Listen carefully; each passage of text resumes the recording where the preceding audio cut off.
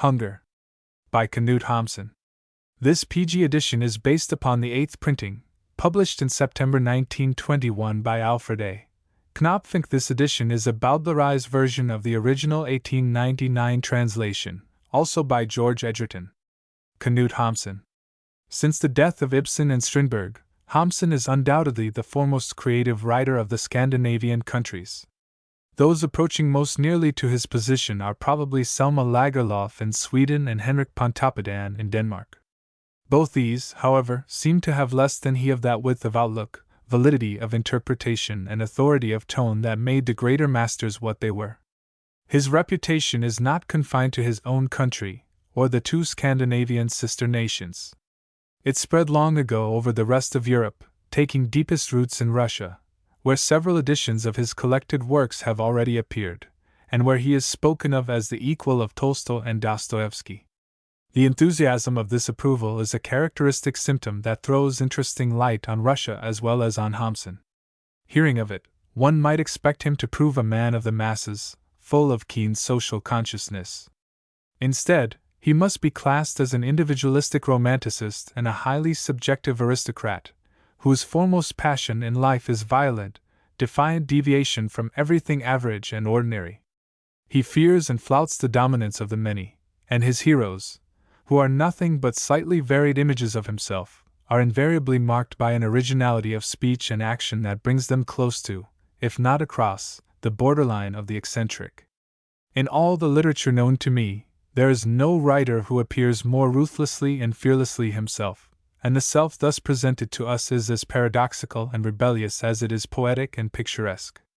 Such a nature, one would think, must be the final blossoming of powerful hereditary tendencies, converging silently through numerous generations to its predestined climax.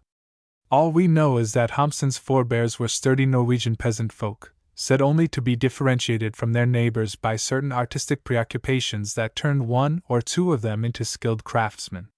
More certain it is that what may or may not have been innate was favored and fostered and exaggerated by physical environment and early social experiences. Hamsun was born on August 4, 1860, in one of the sunny valleys of central Norway. From there his parents moved when he was only 4 to settle in the far northern district of Lofoten, that land of extremes, where the year, and not the day, is evenly divided between darkness and light, where winter is a long dreamless sleep, and summer a passionate dream without sleep, where land and sea meet and intermingle so gigantically that man is all but crushed between the two or else raised to titanic measures by the spectacle of their struggle. The Northland, with its glaring lights and black shadows, its unearthly joys and abysmal despairs, is present and dominant in every line that Hamsun ever wrote. In that country his best tales and dramas are laid. By that country his heroes are stamped wherever they roam. Out of that country they draw their principal claims to probability. Only in that country do they seem quite at home. Today we know, however, that the pathological case represents nothing but an extension of perfectly normal tendencies. In the same way we know that the miraculous atmosphere of the Northland serves merely to develop and emphasize traits that lie slumbering in men and women everywhere. And on this basis the fantastic figures created by Hamsun relate themselves to ordinary humanity, as the microscopic enlargement of a cross-section to the living tissues. What we see is true in everything but proportion. The artist and the vagabond seem equally to have been in the blood of Hamsun from the very start. Apprenticed to a shoemaker, he used his scant savings to arrange for the private printing of a long poem and a short novel produced at the age of 18, when he was still signing himself Knud Petersen Hamsun. This done, he abruptly quit his apprenticeship and entered on that period of restless roving through trades and continents which lasted until his first real artistic achievement with Hunger in 1888-90. It has often been noted that practically every one of Hamsun's heroes is of the same age as he was then, and that their creator takes particular pain to accentuate this fact. It is almost as if, during those days of feverish literary struggle, he had risen to heights where he saw things so clearly that no subsequent experience could add anything but occasional details. Before he reached those heights, he had tried life as coal heaver and schoolteacher, as road mender and surveyor's attendant, as farm hand and streetcar conductor, as lecturer and freelance journalist, as tourist and emigrant. Twice he visited this country during the middle 80s, working chiefly on the plains of North Dakota and in the streets of Chicago. Twice during that time he returned to his own country and passed through the experiences pictured in Hunger, before at last he found his own literary self and thus also a hearing from the world at large.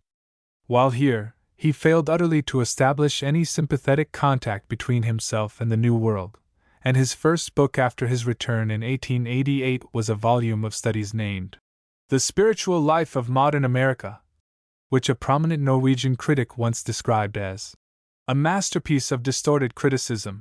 But I own a copy of this book, the fly-leaf of which bears the following inscription in the author's autograph: "A youthful work. It has ceased to represent my opinion of America. May 28, 1903. Knut Hamsun." In its original form, Hunger was merely a sketch, and as such it appeared in 1888 in a Danish literary periodical, New Earth. It attracted immediate widespread attention to the author, both on account of its unusual theme and striking form. It was a new kind of realism that had nothing to do with photographic reproduction of details. It was a professedly psychological study that had about as much in common with the old-fashioned conceptions of man's mental activities as the delirious utterances of a fever patient. It was life, but presented in the impressionistic temper of a Gauguin or Cézanne. On the appearance of the completed novel in 1890, Hamsun was greeted as one of the chief heralds of the neo-romantic movement then spreading rapidly through the Scandinavian north and finding typical expressions not only in the works of theretofore unknown writers, but in the changed moods of masters like Ibsen and Björnson and Strindberg. It was followed 2 years later by Mysteries, which pretends to be a novel, but which may be better described as a delightfully irresponsible and defiantly subjective roaming through any highway or byway of life or letters that happened to take the author's fancy at the moment of writing. Someone has said of that book that in its abrupt swingings from laughter to tears, from irreverence to awe, from the ridiculous to the sublime, one finds the spirits of Dostoevsky and Mark Twain blended. The novels Editor Ling and New Earth, both published in 1893, were social studies of Christiania's Bohemia and chiefly characterized by their violent attacks on the men and women exercising the profession which Hamsun had just made his own. Then came Pan, in 1894, and the real Hamsun, the Hamsun who ever since has moved logically and with increasing authority to The Growth of the Soil, stood finally revealed.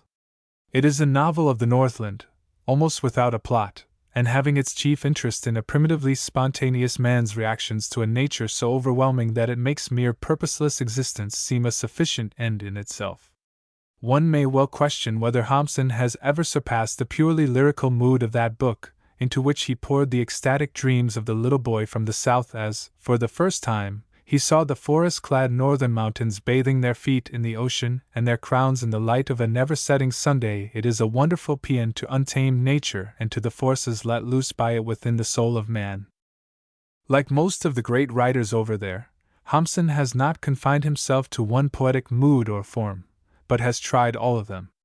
From the line of novels culminating in Pan, he turned suddenly to the drama, and in 1895 appeared his first play, At the Gates of the Kingdom.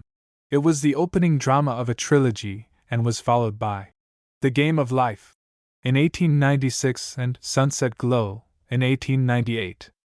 The first play is laid in Christiania, the second in the Northland, and the third in Christiania again. The hero of all three is Ivar Carino, a student and thinker who is first presented to us at the age of 29, then at 39, and finally at 50. His wife and several other characters accompany the central figure through the trilogy, of which the lesson seems to be that every one is a rebel at 30 and a renegade at 50. But when Carino, the irreconcilable rebel of At the Gates of the Kingdom, the heaven-storming truth-seeker of The Game of Life, and the acclaimed radical leader in the first acts of Sunset Glow, surrenders at last to the powers that be in order to gain a safe and sheltered harbor for his declining years, then another man of 29 stands ready to denounce him and to take up the rebel cry of youth to which he has become a traitor. Hamsun's ironical humor and whimsical manner of expression do more than the plot itself to knit the plays into an organic unit, and several of the characters are delightfully drawn, particularly the two women who play the greatest part in Carino's life, his wife Helene, and Teresita, who is one more of his many feminine embodiments of the passionate and changeable Northland nature. Any attempt to give a political tendency to the trilogy must be held wasted. Characteristically, Carino is a sort of Nietzschean rebel against the victorious majority, and Hamsun's seemingly cynical conclusions stress man's capacity for action rather than the purposes toward which that capacity may be directed.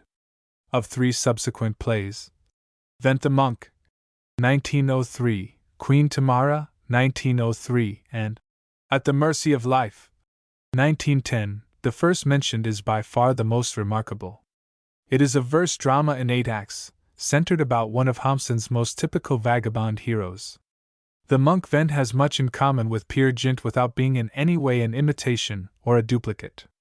He is a dreamer in revolt against the world's alleged injustice, a rebel against the very powers that invisibly move the universe, and a passionate lover of life who in the end accepts it as a joyful battle and then dreams of the long peace to come.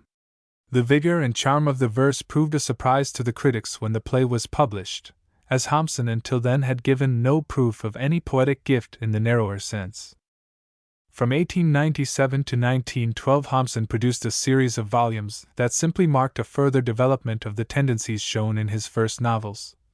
Siesta, Short Stories, 1897, Victoria, a novel with a charming love story that embodies the tenderest note in his production, 1898. In Wonderland, Traveling Sketches from the Caucasus, 1903. Brushwood, Short Stories, 1903. The Wild Choir, a collection of poems, 1904. Dreamers, a novel, 1904. Struggling Life, Short Stories and Traveling Sketches, 1905. Beneath the Autumn Star, a novel, 1906. Benoni, and Rosa, two novels forming to some extent sequels to Pan, 1908. A Wanderer Plays with Muted Strings, a novel, 1909, and The Last Joy, a shapeless work, half novel and half mere uncoordinated reflections, 1912. The later part of this output seemed to indicate a lack of development, a failure to open up new vistas, that caused many to fear that the principal contributions of Hamsun already lay behind him. Then appeared in 1913 a big novel, Children of the Time, which in many ways struck a new note, although led up to by Rosa and Benoni. The horizon is now wider, the picture broader. There is still a central figure, and still he possesses many of the old Hamsun traits, but he has crossed the meridian at last and become an observer rather than a fighter and doer. Nor is he the central figure to the same extent as Lieutenant Glan in Pan, or Carino in the trilogy. The life pictured is the life of a certain spot of ground Sigelfoss Manor, and later the town of Sigelfoss rather than that of one or two isolated individuals. One might almost say that Hamsun's vision has become social at last, were it not for his continued accentuation of the irreconcilable conflict between the individual and the group. Sigelfoss Town, in 1915, and The Growth of the Soil, the title ought to be The Earth's Increase, in 1918 continue along the path Hamsun entered by Children of the Time.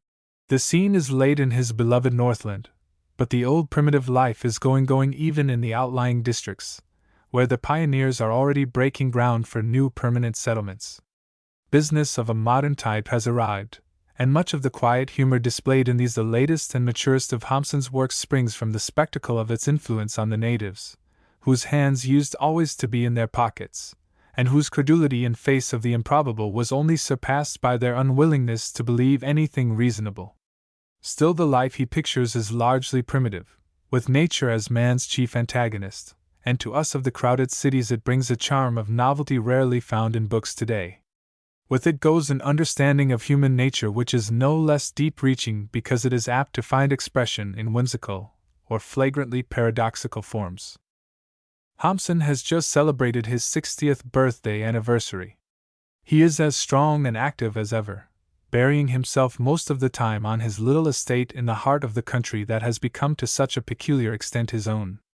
There is every reason to expect from him works that may not only equal but surpass the best of his productions so far. But even if such expectations should prove false, the body of his work already accomplished is such, both in quantity and quality, that he must perforce be placed in the very front rank of the world's living writers. To the English-speaking world he has so far been made known only through the casual publication at long intervals of a few of his books. Hunger, Victoria, and Shallow Soil, rendered in the list above as New Earth. There is now reason to believe that this negligence will be remedied, and that soon the best of Hamsun's work will be available in English. To the American and English publics it ought to prove a welcome tonic because of its very divergence from what they commonly feed on.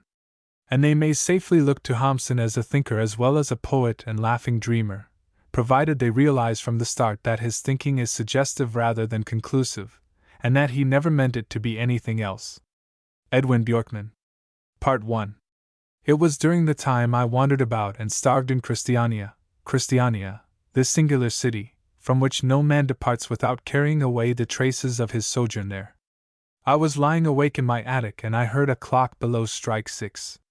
It was already broad daylight, and people had begun to go up and down the stairs. By the door where the wall of the room was papered with old numbers of the Morgenbladet, I could distinguish clearly a notice from the director of lighthouses, and a little to the left of that an inflated advertisement of Fabian Olsen's new baked bread. The instant I opened my eyes I began, from sheer force of habit, to think if I had anything to rejoice over that day. I had been somewhat hard up lately, and one after the other of my belongings had been taken to my uncle. I had grown nervous and irritable. A few times I had kept my bed for the day with vertigo. Now and then, when luck had favored me, I had managed to get 5 shillings for a feuilleton from some newspaper or other. It grew lighter and lighter, and I took to reading the advertisements near the door. I could even make out the grinning lean letters of winding sheets to be had at Miss Anderson's on the right of it. That occupied me for a long while. I heard the clock below strike 8 as I got up and put on my clothes. I opened the window and looked out. From where I was standing I had a view of a clothesline and an open field. Farther away lay the ruins of a burnt-out smithy, which some laborers were busy clearing away. I leant with my elbows resting on the window frame and gazed into open space. It promised to be a clear day autumn, that tender, cool time of the year, when all things change their color and die, had come to us. The ever-increasing noise in the streets lured me out. The bare room, the floor of which rocked up and down with every step I took across it, seemed like a gasping, sinister coffin. There was no proper fastening to the door, either, and no stove. I used to lie on my socks at night to dry them a little by the morning. The only thing I had to divert myself with was a little red rocking chair, in which I used to sit in the evenings and doze and muse on all manner of things. When it blew hard, and the door below stood open, all kinds of eerie sounds moaned up through the floor and from out the walls, and the Morgenbladet near the door was rent in strips a span long. I stood up and searched through a bundle in the corner by the bed for a bite for breakfast, but finding nothing, went back to the window. God knows, thought I, if looking for employment will ever again avail me aught. The frequent repulses, half-promises, and curt no's, the cherished, deluded hopes, and fresh endeavors that always resulted in nothing had done my courage to death. As a last resource, I had applied for a place as debt collector, but I was too late, and besides I could not have found the 50 shillings demanded as security. There was always something or another in my way. I had even offered to enlist in the fire brigade. There we stood and waited in the vestibule, some 100 men, thrusting our chests out to give an idea of strength and bravery, whilst an inspector walked up and down, and scanned the applicants, felt their arms, and put one question or another to them. Me he passed by, merely shaking his head, saying I was rejected on account of my sight. I applied again without my glasses, stood there with knitted brows, and made my eyes as sharp as needles, but the man passed me by again with a smile. He had recognized me. And worse than all, I could no longer apply for a situation in the garb of a respectable man. How regularly and steadily things had gone downhill with me for a long time, till, in the end, I was so curiously bared of every conceivable thing. I had not even a comb left, not even a book to read, when things grew all too sad with me. All through the summer, up in the churchyards or parks, where I used to sit and write my articles for the newspapers, I had thought out column after column on the most miscellaneous subjects. Strange ideas, quaint fancies, conceits of my restless brain. In despair, I had often chosen the most remote themes, that cost me long hours of intense effort, and never were accepted. When one piece was finished, I set to work at another. I was not often discouraged by the editors. No. I used to tell myself constantly that some day I was bound to succeed, and really occasionally when I was in luck's way, and made a hit with something, I could get 5 shillings for an afternoon's work. Once again I raised myself from the window, went over to the washing stand, and sprinkled some water on the shiny knees of my trousers to dull them a little and make them look a trifle newer. Having done this, I pocketed paper and pencil as usual and went out. I stole very quietly down the stairs in order not to attract my landlady's attention. A few days had elapsed since my rent had fallen due, and I had no longer anything wherewith to raise it. It was 9 o'clock.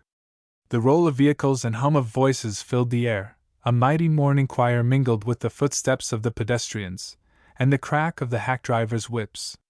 The clamorous traffic everywhere exhilarated me at once, and I began to feel more and more contented. Nothing was farther from my intention than to merely take a morning walk in the open air.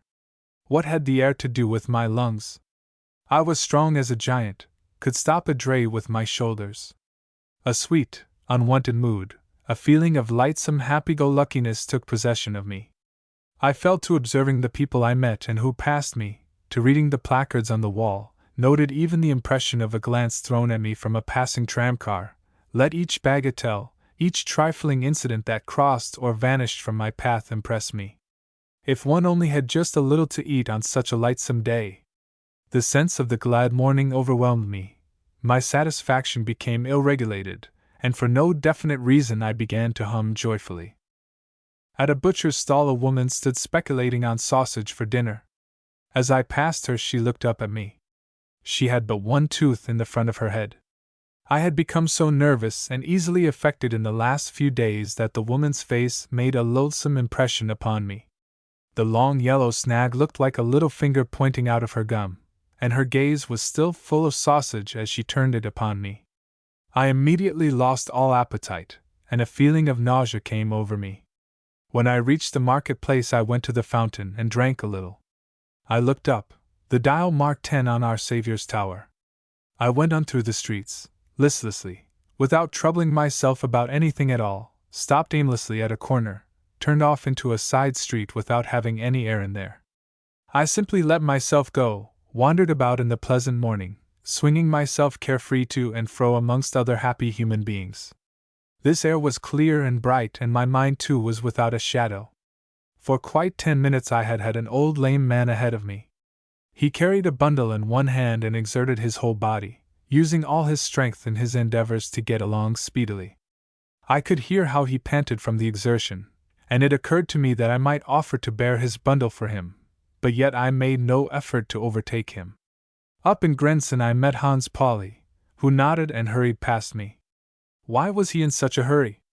I had not the slightest intention of asking him for a shilling, and more than that, I intended at the very first opportunity to return him a blanket which I had borrowed from him some weeks before. Just wait until I could get my foot on the ladder, I would be beholden to no man, not even for a blanket. Perhaps even this very day I might commence an article on the crimes of futurity, freedom of will, or what not, at any rate, something worth reading, something for which I would at least get 10 shillings. And at the thought of this article I felt myself fired with a desire to set to work immediately, and to draw from the contents of my overflowing brain. I would find a suitable place to write in the park and not rest until I had completed my article.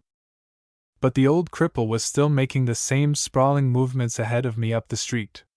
The sight of this infirm creature constantly in front of me commenced to irritate me. His journey seemed endless. Perhaps he had made up his mind to go to exactly the same place as I had, and I must needs have him before my eyes the whole way. In my irritation it seemed to me that he slackened his pace a little at every cross street, as if waiting to see which direction I intended to take, upon which he would again swing his bundle in the air and peg away with all his might to keep ahead of me. I follow and watch this tiresome creature and get more and more exasperated with him. I am conscious that he has, little by little, destroyed my happy mood and dragged the pure, beautiful morning down to the level of his own ugliness.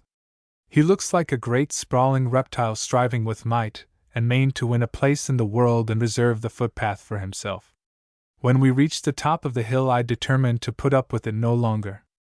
I turned to a shop window and stopped in order to give him an opportunity of getting ahead, but when, after a lapse of some minutes, I again walked on, there was the man still in front of me. He too had stood stock still. Without stopping to reflect, I made 3 or 4 furious onward strides, caught him up, and slapped him on the shoulder.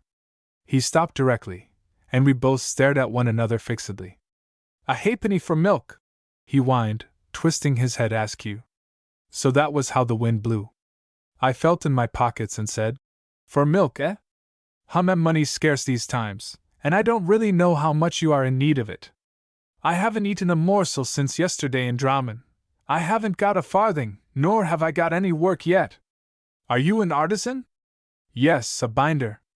"A what?" "A shoebinder. For that matter, I can make shoes too." "Ah, that alters the case," said I.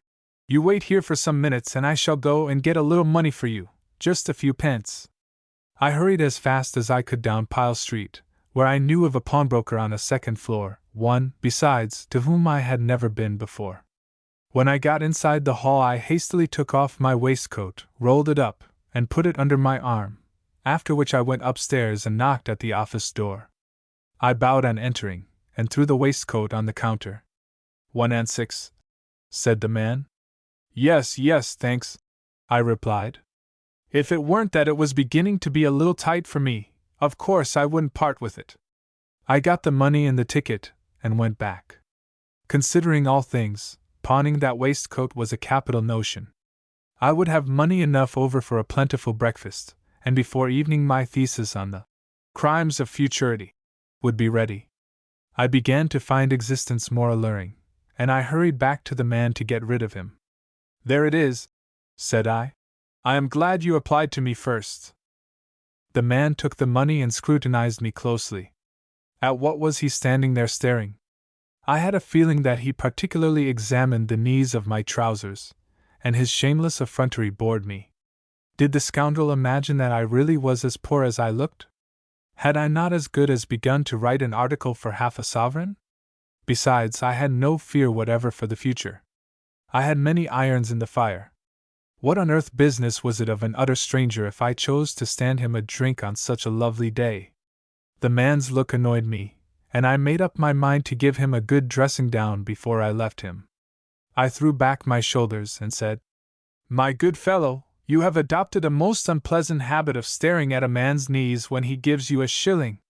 He leant his head back against the wall and opened his mouth widely. Something was working in that empty pate of his, and he evidently came to the conclusion that I meant to best him in some way, for he handed me back the money. I stamped on the pavement, and swearing at him, told him to keep it. Did he imagine I was going to all that trouble for nothing? If all came to all, perhaps I owed him this shilling. I had just recollected an old debt. He was standing before an honest man, honorable to his fingertips. In short, the money was his. Oh, no thanks were needed. It had been a pleasure to me. Goodbye, I went on. At last I was freed from this work-ridden plague, and I could go my way in peace. I turned down Pyle Street again, and stopped before a grocer's shop. The whole window was filled with eatables, and I decided to go in and get something to take with me. A piece of cheese and a French roll, I said, and threw my 6pence on to the counter. Bread and cheese for the whole of it? Asked the woman ironically, without looking up at me. For the whole 6pence? Yes, I answered unruffled. I took them up, bade the fat old woman good morning, with the utmost politeness, and sped, full tilt, up Castle Hill to the park. I found a bench to myself, and began to bite greedily into my provender. It did me good. It was a long time since I had had such a square meal, and by degrees, I felt the same sated quiet steal over me that one feels after a good long cry. My courage rose mightily. I could no longer be satisfied with writing an article about anything so simple and straight ahead as the crimes of futurity that any ass might arrive at, I simply deduct from history. I felt capable of a much greater effort than that. I was in a fitting mood to overcome difficulties, and I decided on a treatise, in 3 sections, on philosophical cognition. This would, naturally, give me an opportunity of crushing pitiably some of Kant's sophistries. But, on taking out my writing materials to commence work, I discovered that I no longer owned a pencil. I had forgotten it in the pawn office. My pencil was lying in my waistcoat pocket. Good Lord! How everything seems to take a delight in thwarting me today! I swore a few times, rose from the seat, and took a couple of turns up and down the path. It was very quiet all around me. Down near the Queen's Arbor 2 nursemaids were trundling their perambulators. Otherwise, there was not a creature anywhere in sight. I was in a thoroughly embittered temper. I paced up and down before my seat like a maniac. How strangely awry things seemed to go. To think that an article in 3 sections should be downright stranded by the simple fact of my not having a pennyworth of pencil in my pocket. Supposing I were to return to Pyle Street and ask to get my pencil back? There would be still time to get a good piece finished before the promenading public commenced to fill the parks. So much, too, depended on this treatise on philosophical cognition, mayhap many human beings' welfare, no one could say, and I told myself it might be of the greatest possible help to many young people. On second thoughts, I would not lay violent hands on Kant. I might easily avoid doing that. I would only need to make an almost imperceptible gliding over when I came to query time and space. But I would not answer for Renat, old Parson Renat. At all events, an article of so and so many columns has to be completed. For the unpaid rent, and the landlady's inquiring look in the morning when I met her on the stairs, tormented me the whole day. It rose up and confronted me again and again, even in my pleasant hours, when I had otherwise not a gloomy thought. I must put an end to it, so I left the park hurriedly to fetch my pencil from the pawnbroker's. As I arrived at the foot of the hill, I overtook 2 ladies, whom I passed. As I did so, I brushed one of them accidentally on the arm. I looked up. She had a full, rather pale, face. But she blushes, and becomes suddenly surprisingly lovely. I know not why she blushes, maybe at some word she hears from a passer-by, maybe only at some lurking thought of her own. Or can it be because I touched her arm? Her high, full bosom heaves violently several times, and she closes her hand tightly above the handle of her parasol. What has come to her? I stopped, and let her pass ahead again. I could, for the moment, go no further. The whole thing struck me as being so singular. I was in a tantalizing mood, annoyed with myself on account of the pencil incident, and in a high degree disturbed by all the food I had taken on a totally empty stomach. Suddenly my thoughts, as if whimsically inspired, take a singular direction. I feel myself seized with an odd desire to make this lady afraid, to follow her, and annoy her in some way. I overtake her again, pass her by, turn quickly round, and meet her face to face in order to observe her well. I stand and gaze into her eyes, and hit, on the spur of the moment, on a name which I have never heard before, a name with a gliding, nervous sound de la jolly. When she is quite close to me, I draw myself up and say impressively, "You are losing your book, madam." I could hear my heart beat audibly as I said it. "My book?" she asks her companion, and she walks on. My devilment waxed apace, and I followed them. At the same time, I was fully conscious that I was playing a mad prank without being able to stop myself. My disordered condition ran away with me. I was inspired with the craziest notions, which I followed blindly as they came to me. I couldn't help it, no matter how much I told myself that I was playing the fool.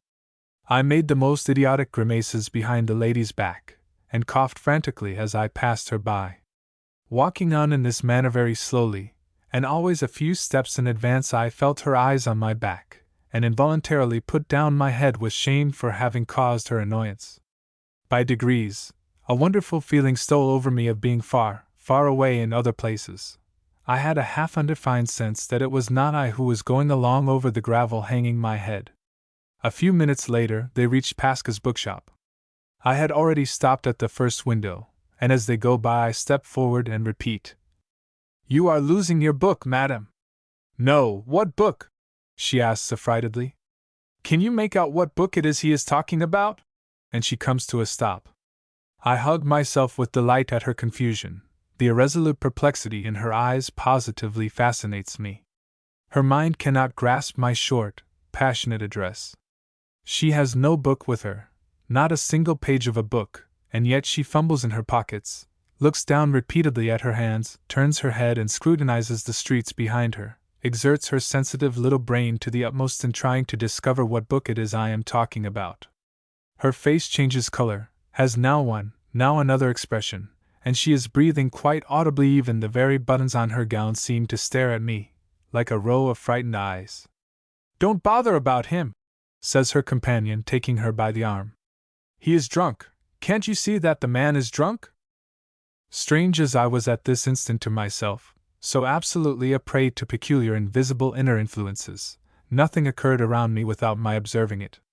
A large, brown dog sprang right across the street towards the shrubbery, and then down towards the Tivoli. He had on a very narrow collar of German silver.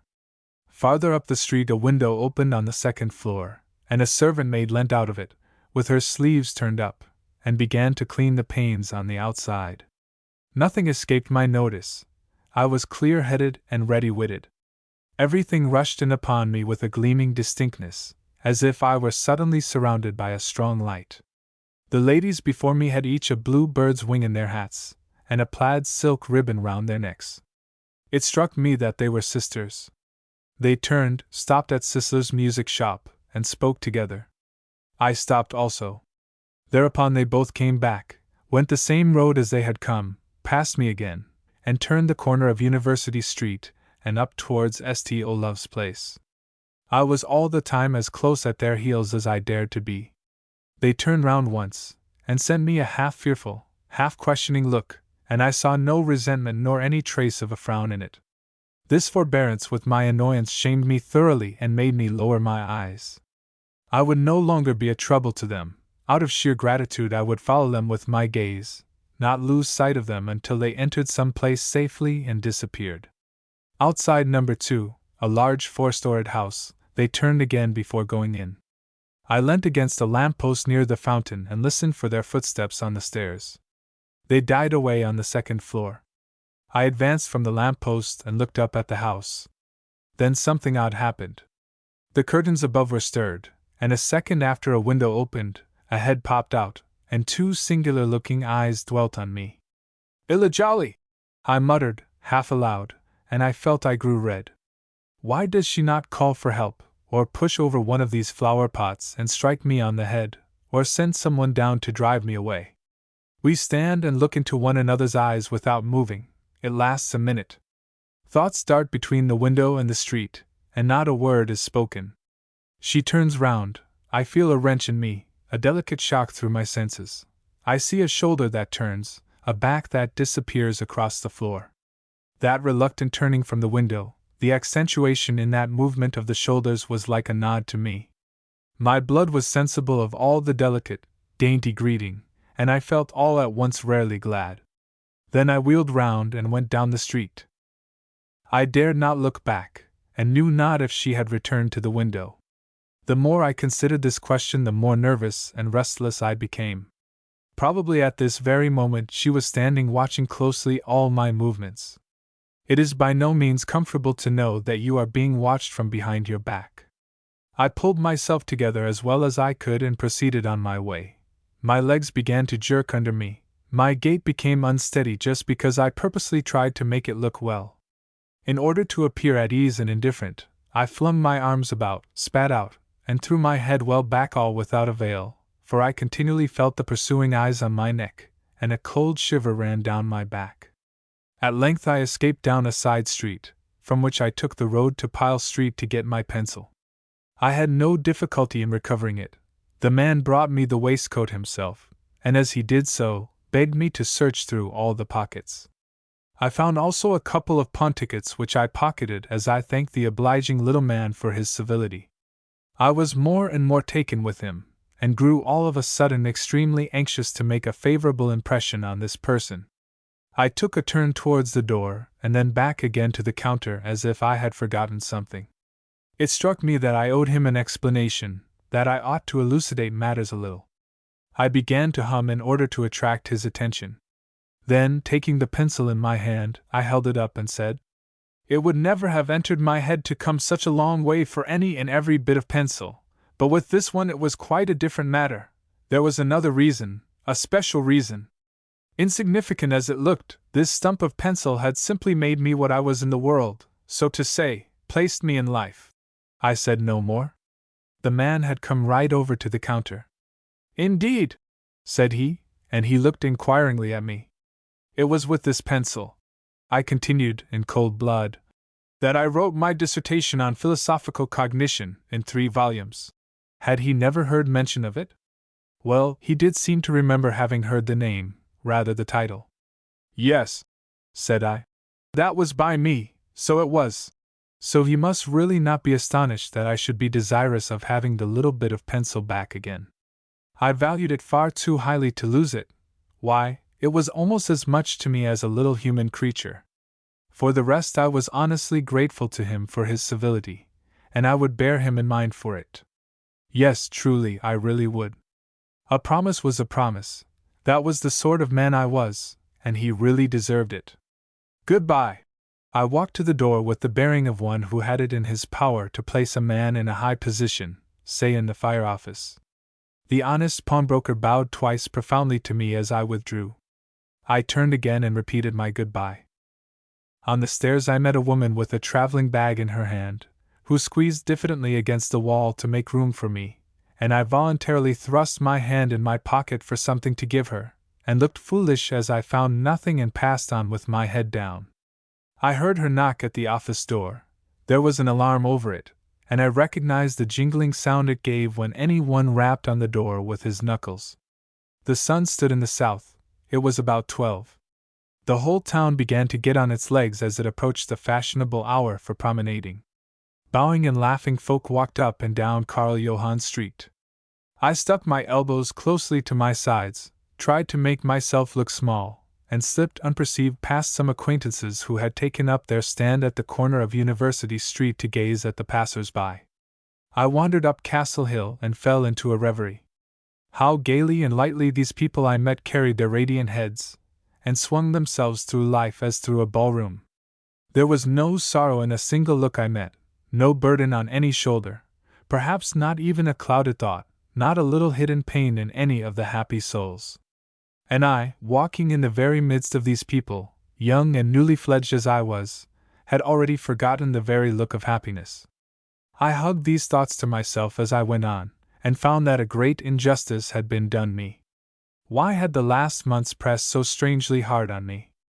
I failed to recognize my own happy temperament, and I met with the most singular annoyances from all quarters. I could not sit down on a bench by myself or set my foot any place without being assailed by insignificant accidents, miserable details, that forced their way into my imagination and scattered my powers to all the 4 winds. A dog that dashed by me, a yellow rose in a man's buttonhole, had the power to set my thoughts vibrating and occupy me for a length of time. What was it that ailed me? Was the hand of the Lord turned against me? But why just against me? Why, for that matter, not just as well against a man in South America? When I considered the matter over, it grew more and more incomprehensible to me that I of all others should be selected as an experiment for a creator's whims. It was, to say the least of it, a peculiar mode of procedure to pass over a whole world of other humans in order to reach me. Why not select just as well bookseller Pacha, or Hennichen the steam agent? As I went my way I sifted this thing, and could not get quit of it. I found the most weighty arguments against the Creator's arbitrariness in letting me pay for all the other sins. Even after I had found a seat and sat down, the query persisted in occupying me, and prevented me from thinking of aught else. From the day in May when my ill luck began I could so clearly notice my gradually increasing debility. I had become, as it were, too languid to control or lead myself whither I would go. A swarm of tiny noxious animals had bored a way into my inner man and hollowed me out. Supposing God Almighty simply intended to annihilate me? I got up and paced backwards and forwards before the seat.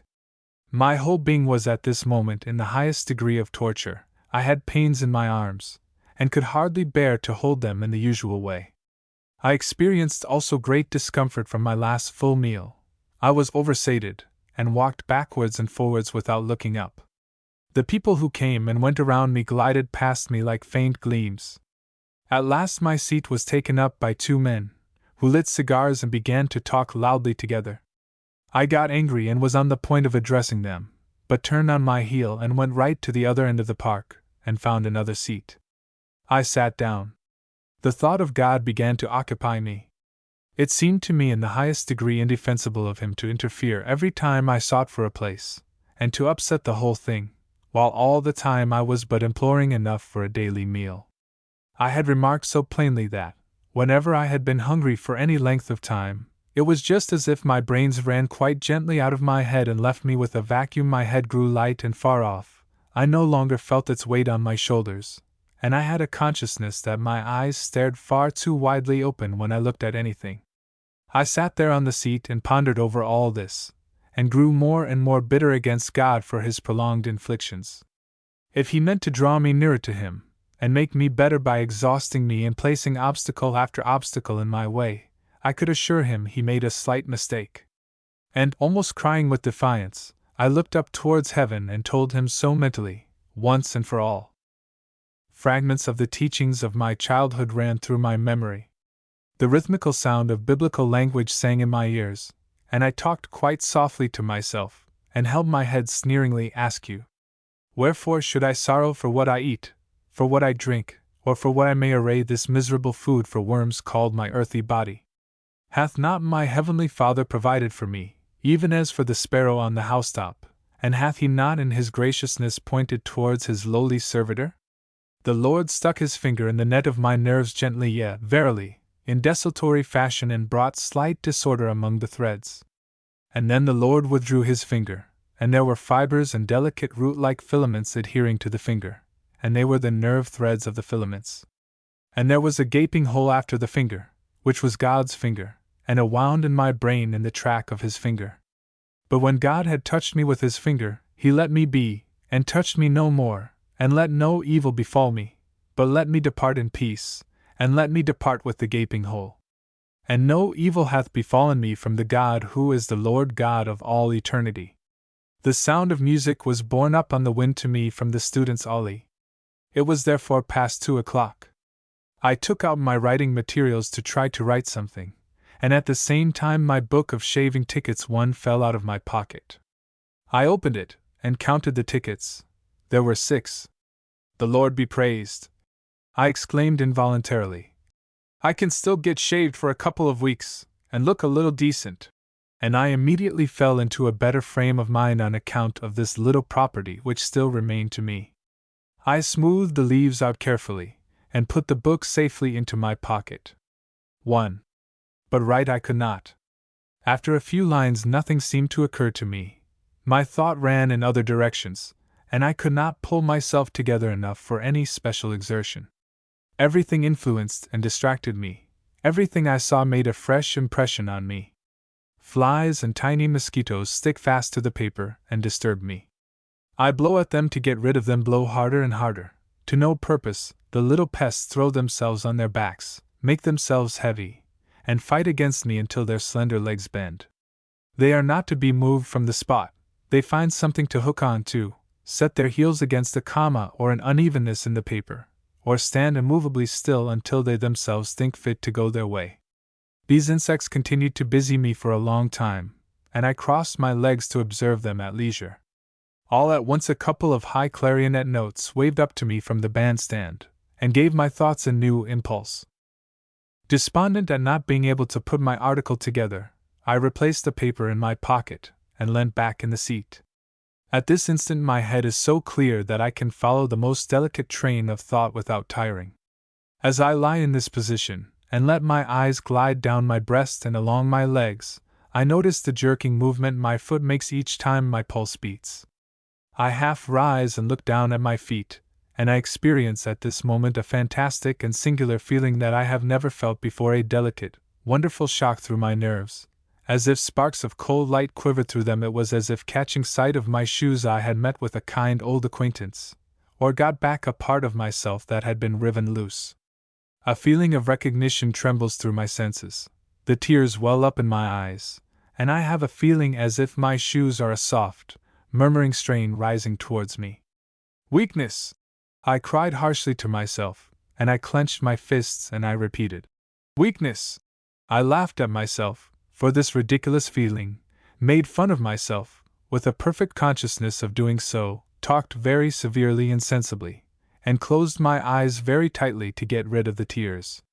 As if I had never seen my shoes before, I set myself to study their looks, their characteristics, and when I stir my foot, their shape and their worn uppers.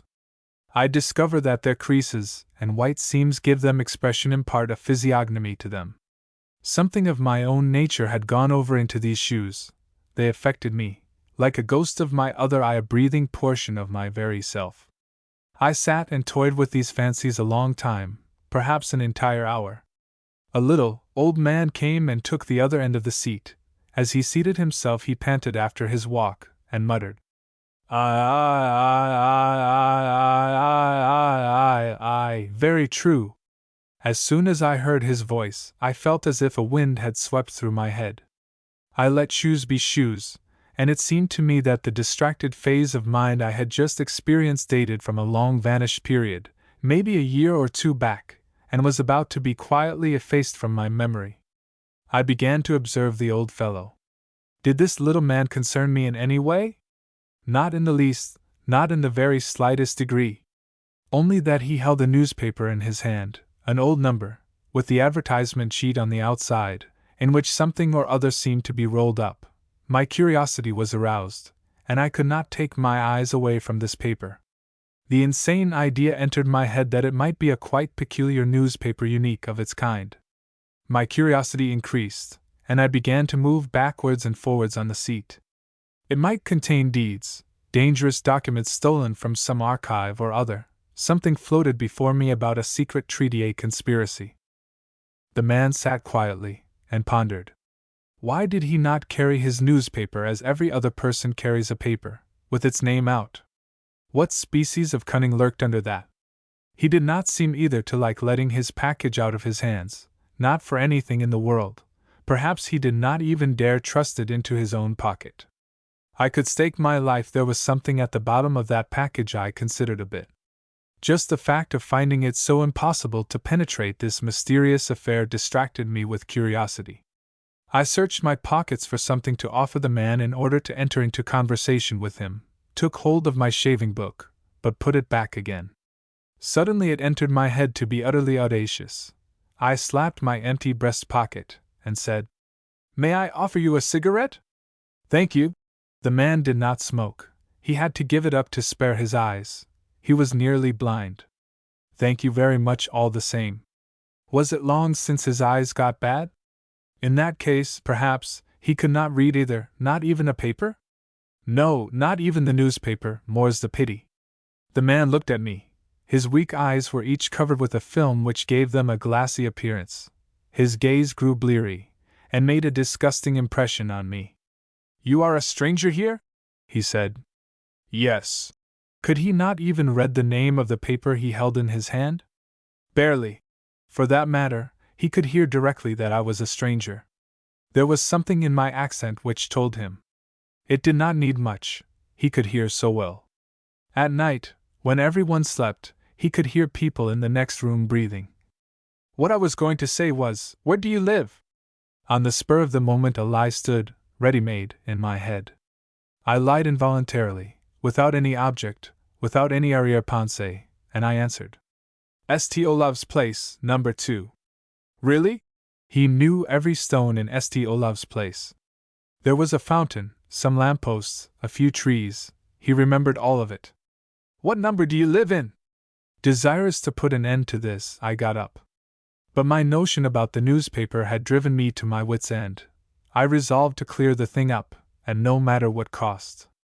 When you cannot read the paper, why? In number 2, I think you said, continued the man, without noticing my disturbance. There was a time I knew every person in number 2.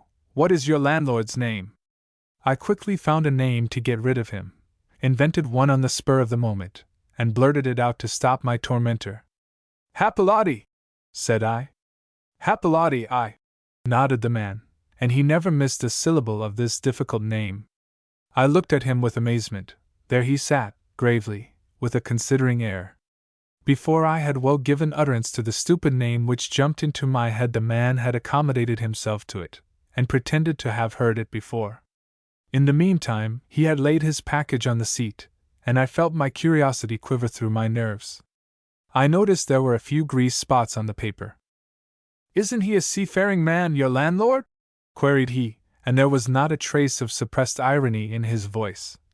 I seem to remember he was. Seafaring man? Excuse me, it must be the brother you know. This man is namely J. A. Happilati the agent. I thought this would finish him, but he willingly fell in with everything I said. If I had found a name like Barabbas Rosebud, it would not have roused his suspicions. He is an able man, I have heard, he said, feeling his way. Oh, a clever fellow, answered I. A thorough business head, agent for every possible thing going. Cranberries from China, feathers and down from Russia, hides, pulp, writing ink. He. The devil he is? Interrupted the old chap, highly excited. This began to get interesting. The situation ran away with me, and one lie after another engendered in my head.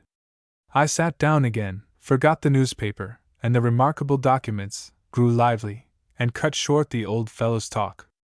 The little goblin's unsuspecting simplicity made me foolhardy. I would stuff him recklessly full of lies, rout him out o' field grandly, and stop his mouth from sheer amazement. Had he heard of the electric psalm book that Happilati had invented? What? With electric letters that could give light in the dark. A perfectly extraordinary enterprise. 1,000,000 crowns to be put in circulation, foundries and printing presses at work, and shoals of regular mechanics to be employed. I had heard as many as 700 men. Aye, isn't it just what I say? Drawled out the man calmly. He said no more. He believed every word I related, and for all that, he was not taken aback. This disappointed me a little. I had expected to see him utterly bewildered by my inventions. I searched my brain for a couple of desperate lies, went the whole hog, hinted that Happilati had been Minister of State for 9 years in Persia. You perhaps have no conception of what it means to be Minister of State in Persia? I asked. It was more than king here, or about the same as sultan, if he knew what that meant, but Happilati had managed the whole thing, and was never at a loss. And I related about his daughter Illijali, a fairy, a princess, who had 300 slaves, and who reclined on a couch of yellow roses. She was the loveliest creature I had ever seen. I had, may the Lord strike me, never seen her match for looks in my life. So, was she so lovely? Remarked the old fellow, with an absent air, as he gazed at the ground. Lovely? She was beauteous, she was sinfully fascinating. Eyes like raw silk, arms of amber. Just one glance from her was as seductive as a kiss, and when she called me, her voice darted like a wine ray right into my soul's phosphor. And why shouldn't she be so beautiful? Did he imagine she was a messenger or something in the fire brigade? She was simply a heaven's wonder, I could just inform him, a fairy tale. Yes, to be sure, said he, not a little bewildered. His quiet bored me. I was excited by the sound of my own voice and spoke in utter seriousness. The stolen archives, treaties with some foreign power or other, no longer occupied my thoughts. The little flat bundle of paper lay on the seat between us, and I had no longer the smallest desire to examine it or see what it contained. I was entirely absorbed in stories of my own which floated in singular visions across my mental eye. The blood flew to my head, and I roared with laughter. At this moment the little man seemed about to go. He stretched himself, and in order not to break off too abruptly added, "He is said to own much property, this Happilati?" How dared this bleary-eyed, disgusting old man toss about the rare name I had invented as if it were a common name stuck up over every huckster shop in the town. He never stumbled over a letter or forgot a syllable. The name had bitten fast in his brain and struck root on the instant. I got annoyed. An inward exasperation surged up in me against this creature whom nothing had the power to disturb and nothing render suspicious. I therefore replied shortly, "I know nothing about that. I know absolutely nothing whatever about that. Let me inform you once for all that his name is Johann Arendt Happilati, if you go by his own initials." "Johann Arendt Happilati!" repeated the man, a little astonished at my vehemence, and with that he grew silent. "You should see his wife," I said beside myself. "A fatter creature, eh? What? Perhaps you don't even believe she is really fat?" Well, indeed, he did not see his way to deny that such a man might perhaps have a rather stout wife. The old fellow answered quite gently and meekly to each of my assertions, and sought for words as if he feared to offend and perhaps make me furious. "Hell and fire, man! Do you imagine that I am sitting here stuffing you chock full of lies?" I roared furiously. "Perhaps you don't even believe that a man of the name of Happilati exists. I never saw your match for obstinacy and malice in any old man. What the devil ails you? Perhaps, too, into the bargain, you have been all this while thinking to yourself I am a poverty-stricken fellow, sitting here in my Sunday best without even a case full of cigarettes in my pocket. Let me tell you, such treatment as yours is a thing I am not accustomed to, and I won't endure it. The Lord strike me dead if I will, neither from you nor anyone else. Do you know that?" The man had risen with his mouth agape. He stood tongue-tied and listened to my outbreak until the end. Then he snatched his parcel from off the seat and went, nearly ran, down the patch, with the short, tottering steps of an old man. I leant back and looked at the retreating figure that seemed to shrink at each step as it passed away. I do not know from where the impression came, but it appeared to me that I had never in my life seen a more vile back than this one, and I did not regret that I had abused the creature before he left me. The day began to decline, the sun sank, it commenced to rustle lightly in the trees around, and the nursemaids who sat in groups near the parallel bars made ready to wheel their perambulators home. I was calmed and in good spirit. The excitement I had just labored under quieted down little by little, and I grew weaker, more languid, and began to feel drowsy. Neither did the quantity of bread I had eaten cause me any longer any particular distress. I leaned against the back of the seat in the best of humors, closed my eyes, and got more and more sleepy. I dozed, and was just on the point of falling asleep, when a park keeper put his hand on my shoulder and said, "You must not sit here and go to sleep."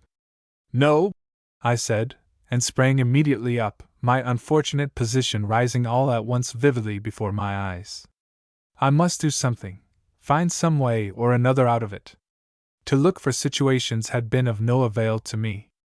Even the recommendations I showed had grown a little old, and were written by people all too little known to be of much use. Besides that, constant refusals all through the summer had somewhat disheartened me. At all events, my rent was due, and I must raise the wind for that. The rest would have to wait a little. Quite involuntarily I had got paper and pencil into my hand again, and I sat and wrote mechanically the date, 1848, in each corner.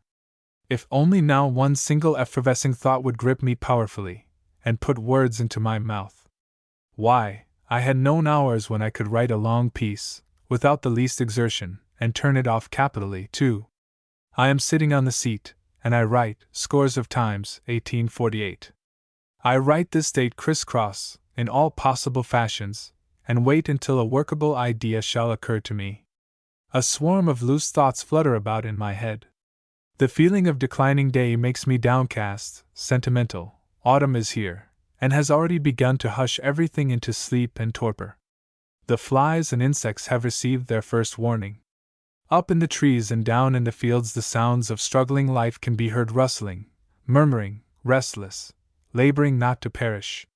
The downtrodden existence of the whole insect world is astir for yet a little while. They poke their yellow heads up from the turf, lift their legs, feel their way with long feelers and then collapse suddenly, roll over, and turn their bellies in the air. Every growing thing has received its peculiar impress. the delicately blown breath of the first cold. The stubbles straggle wanly sunwards, and the falling leaves rustle to the earth, with a sound as of errant silkworms. It is the reign of autumn, the height of the carnival of decay. The roses have got inflammation in their blushes, an uncanny hectic tinge, through their soft damask. I felt myself like a creeping thing on the verge of destruction, gripped by ruin in the midst of a whole world ready for lethargic sleep. I rose, oppressed by weird terrors, and took some furious strides down the path. "No!" I cried out, clutching both my hands. "There must be an end to this." And I reseated myself, grasped a pencil, and set seriously to work at an article. There was no possible use in giving way, with the unpaid rent staring me straight in the face. Slowly, quite slowly, my thoughts collected. I paid attention to them, and wrote quietly and well, wrote a couple of pages as an introduction. It would serve as a beginning to anything. A description of travel, a political leader, just as I thought fit. It was a perfectly splendid commencement for something or anything. So I took to seeking for some particular subject to handle, a person or a thing, that I might grapple with, and I could find nothing. Along with this fruitless exertion, disorder began to hold its sway again in my thoughts. I felt how my brain positively snapped and my head emptied, until it sat at last, light, buoyant, and void on my shoulders. I was conscious of the gaping vacuum in my skull with every fiber of my being. I seemed to myself to be hollowed out from top and toe. In my pain I cried, "Lord, my God and Father!" and repeated this cry many times at a stretch, without adding one word more. The wind soughed through the trees, a storm was brewing. I sat a while longer, and gazed at my paper, lost in thought, then folded it up and put it slowly into my pocket. It got chilly, and I no longer owned a waistcoat. I buttoned my coat right up to my throat and thrust my hands in my pockets. Thereupon I rose and went on. If I had only succeeded this time, just this once. Twice my landlady had asked me with her eyes for payment, and I was obliged to hang my head and slink past her with a shamefaced air. I could not do it again. The very next time I met those eyes I would give warning and account for myself honestly. Well, anyway, things could not last long at this rate. On coming to the exit of the park I saw the old chap I had put to flight. The mysterious new paper parcel lay opened on the seat next him, filled with different sorts of victuals, of which he ate as he Saturday. I immediately wanted to go over and ask pardon for my conduct, but the sight of food repelled me. The decrepit fingers looked like tin claws as they clutched loathsomely at the greasy bread and butter. I felt qualmish, and passed by without addressing him. He did not recognize me. His eyes stared at me, dry as horn, and his face did not move a muscle. And so I went on my way. As customary, I halted before every newspaper placard I came to read the announcements of situations vacant, and was lucky enough to find one that I might try for. A grocer in Groenlandsluret wanted a man every week for a couple of hours bookkeeping, remuneration according to agreement. I noted my man's address, and prayed to God in silence for this place. I would demand less than any one else for my work. 6 pence was ample, or perhaps 5 pence. That would not matter in the least. On going home, a slip of paper from my landlady lay on my table, in which she begged me to pay my rent in advance, or else move as soon as I could. I must not be offended, it was absolutely a necessary request. Friendly Mrs. Gunderson. I wrote an application to Christie the grocer, number 13 Groenlandsluret, put it in an envelope, and took it to the pillar at the corner. Then I returned to my room and sat down in the rocking chair to think, whilst the darkness grew closer and closer. Sitting up late began to be difficult now. I woke very early in the morning. It was still quite dark as I opened my eyes, and it was not till long after that I heard 5 strokes of the clock downstairs. I turned round to doze again, but sleep had down. I grew more and more wakeful, and lay and thought of 1,000 things. Suddenly a few good sentences fitted for a sketch or story strike me, delicate linguistic hits of which I have never before found the equal. I lie and repeat these words over to myself, and find that they are capital. Little by little others come and fit themselves to the preceding ones. I grow keenly wakeful. I get up and snatch paper and pencil from the table behind my bed. It was as if a vein had burst in me. One word follows another, and they fit themselves together harmoniously with telling effect. Scene piles on scene, actions and speeches bubble up in my brain, and a wonderful sense of pleasure empowers me. I write as one possessed, and fill page after page, without a moment's pause. Thoughts come so swiftly to me and continue to flow so richly that I miss a number of telling bits, that I cannot set down quickly enough, although I work with all my might. They continue to invade me. I am full of my subject, and every word I write is inspired. This strange period lasts such a blessedly long time before it comes to an end. I have 15-20 written pages lying on my knees before me, when at last I cease and lay my pencil aside. So sure as there is any worth in these pages, so sure am I saved. I jump out of bed and dress myself. It grows lighter. I can half distinguish the lighthouse director's announcement down near the door, and near the window it is already so light that I could, in case of necessity, see to write. I set to work immediately to make a fair copy of what I have written. An intense, peculiar exhalation of light and color emanates from these fantasies of mine. I start with surprise as I note one good thing after another, and tell myself that this is the best thing I have ever read. My head swims with a sense of satisfaction, delight inflates me, I grow grandiose. I weigh my writing in my hand, and value it, at a loose guess, for 5 shillings on the spot. It could never enter any one's head to chaffer about 5 shillings. On the contrary, getting it for half a sovereign might be considered dirt cheap, considering the quality of the thing. I had no intention of turning off such special work gratis. As far as I was aware, one did not pick up stories of that kind on the wayside, and I decided on half a sovereign. The room brightened and brightened. I threw a glance towards the door, and could distinguish without particular trouble the skeleton-like letters of Miss Anderson's winding sheet advertisement to the right of it. It was also a good while since the clock has struck 7. I rose and came to a standstill in the middle of the floor. Everything well considered, Mrs. Gunderson's warning came rather opportunely. This was, properly speaking, no fit room for me. There were only common enough green curtains at the windows, and neither were there any pegs too many on the wall. The poor little rocking chair over in the corner was in reality a mere attempt at a rocking chair. With the smallest sense of humor, one might easily split one's sides with laughter at it. It was far too low for a grown man, and besides that, one needed, so to speak, the aid of a boot jack to get out of it. To cut it short, the room was not adopted for the pursuit of things intellectual, and I did not intend to keep it any longer. On no account would I keep it.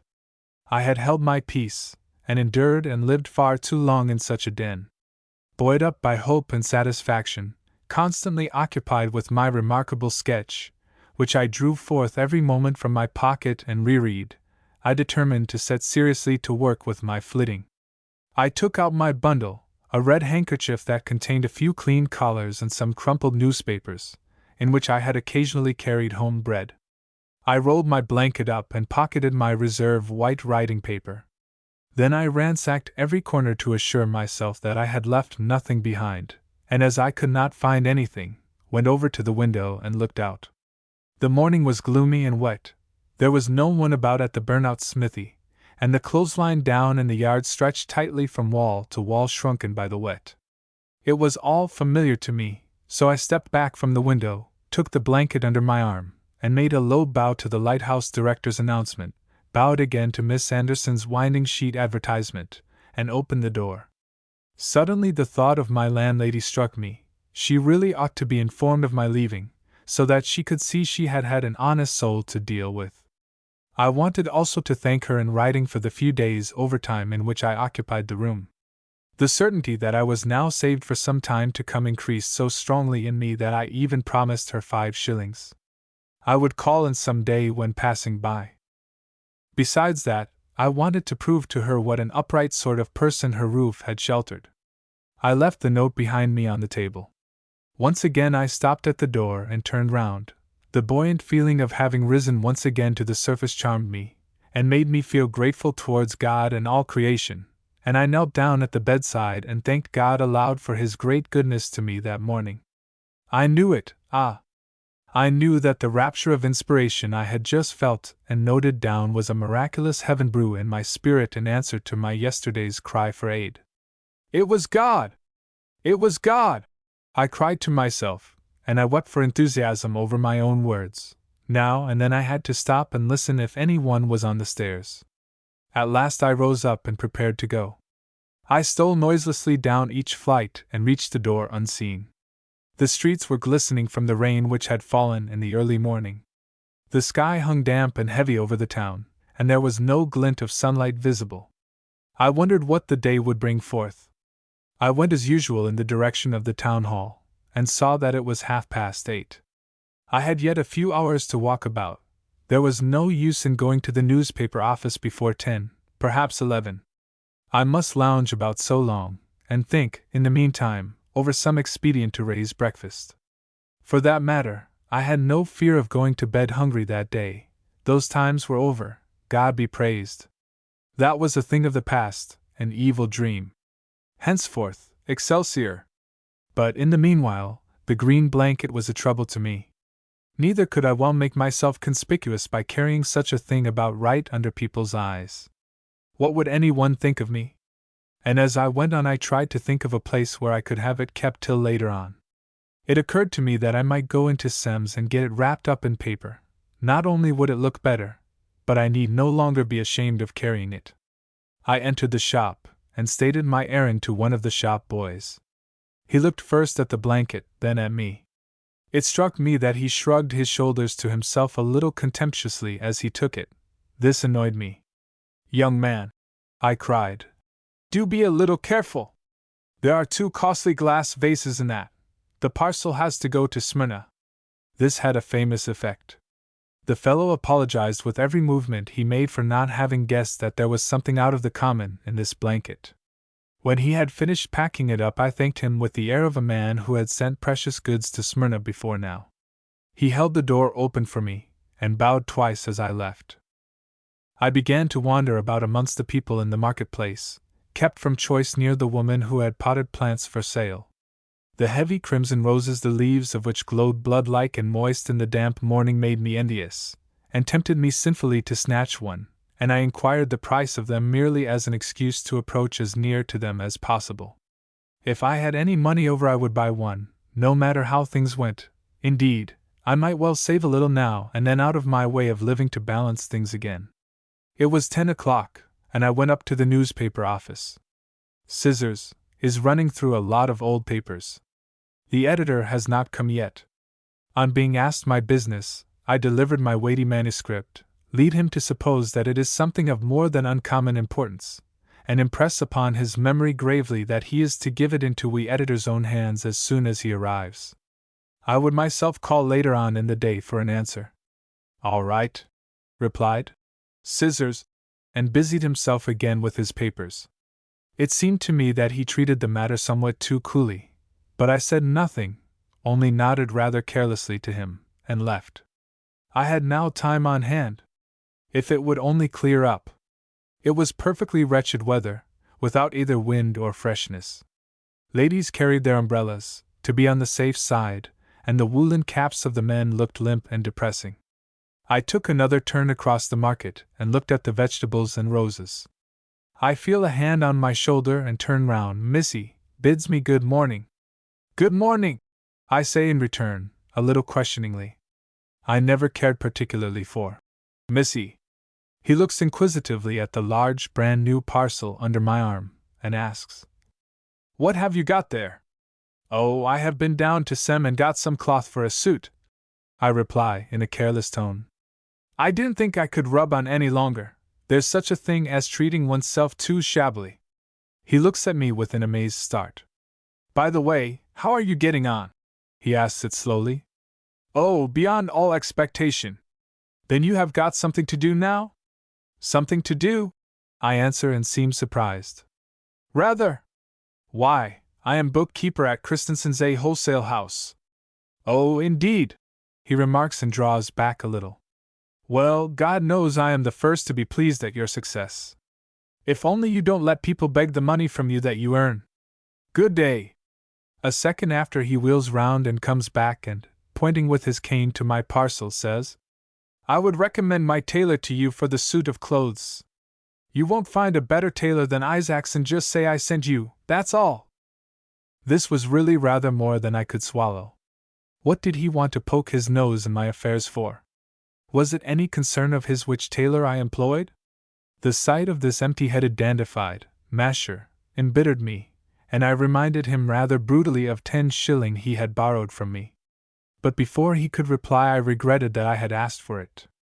I got ashamed and avoided meeting his eyes, and, as a lady came by just then, I stepped hastily aside to let her pass, and seized the opportunity to proceed on my way. What should I do with myself whilst I waited?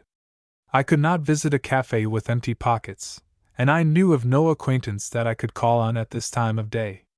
I wended my way instinctively uptown, killed a good deal of time between the marketplace and the Grenson, read the Aftenpost, which was newly posted up on the board outside the office, took a turn down Karl Johann, wheeled round and went straight on to Our Saviour's Cemetery, where I found a quiet seat on the slope near the mortuary chapel. I sat there in complete quietness, dozed in the damp air, mused, half slept and shivered. And time passed. Now, was it certain that the story really was a little masterpiece of inspired art? God knows if it might not have its faults here and there. All things well weighed, it was not certain that it would be accepted. No, simply not even accepted. It was perhaps mediocre enough in its way, perhaps downright worthless. What security had I that it was not already at this moment lying in the waste paper basket? My confidence was shaken. I sprang up and stormed out of the graveyard. Down in Akersgate, and I peeped into a shop window, and saw that it was only a little past noon. There was no use in looking up the editor before 4. The fate of my story filled me with gloomy forebodings. The more I thought about it, the more absurd it seemed to me that I could have written anything usable with such suddenness, half asleep, with my brain full of fever and dreams. Of course I had deceived myself and been happy all through the long morning for nothing. Of course. I rushed with hurried strides up Olivoldsveien, past St. Hans Hill, until I came to the open fields, on through the narrow quaint lanes in Segeen, past waste plots and small tilled fields, and found myself at last on a country road, the end of which I could not see. Here I halted and decided to turn. I was warm from the walk, and returned slowly and very downcast. I met 2 hay carts. The drivers were lying flat upon the top of their loads, and sang. Both were bareheaded, and both had round, carefree faces. I passed them and thought to myself that they were sure to accost me, sure to fling some taunt or other at me, play me some trick, and as I got near enough, one of them called out and asked what I had under my arm. "A blanket." "What o'clock is it?" he asked then. "I don't know rightly, about 3, I think," whereupon they both laughed, and drove on.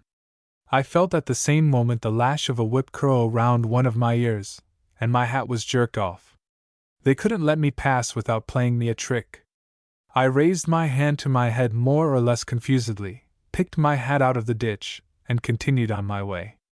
Down at St. Hans Hill I met a man who told me it was past 4. Past 4!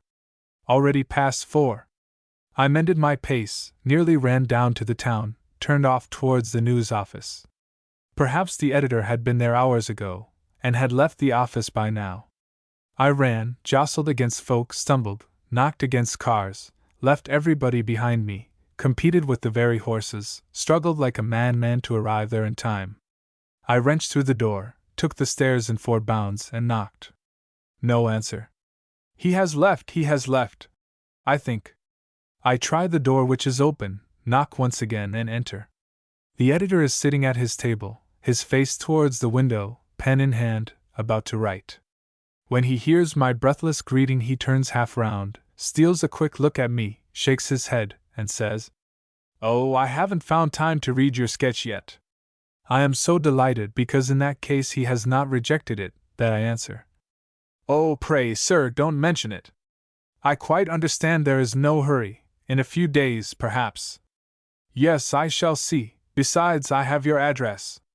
I forgot to inform him that I no longer had an address, and the interview is over. I bow myself out, and leave. Hope flames up again in me, As yet, nothing is lost. On the contrary, I might, for that matter, yet win all. And my brain began to spin a romance about a great council in heaven, in which it had just been resolved that I should triumphantly win 10 shillings for a story. If I only had some place in which to take refuge for the night. I consider where I can stow myself away, and am so absorbed in this query that I come to a standstill in the middle of the street. I forget where I am, and pose like a solitary beacon on a rock in mid-sea, whilst the tides rush and roar about it. A newspaper boy offers me the Viking. "It's real good value, sir." I look up and start. I am outside Sem's shop again. I quickly turn to the right about, holding the parcel in front of me, and hurry down Kirkgaden, ashamed and afraid that any one might have seen me from the window. I pass by Ingebret's and the theatre, turn round by the box office, and go towards the sea, near the fortress. I find a seat once more, and begin to consider afresh. Where in the world shall I find a shelter for the night? Was there a hole to be found where I could creep in and hide myself till morning? My pride forbade my returning to my lodging. Besides, it could never really occur to me to go back on my word. I rejected this thought with great scorn, and I smiled superciliously as I thought of the little red rocking chair.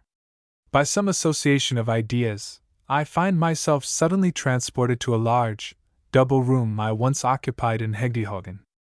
I could see a tray on the table, filled with great slices of bread and butter.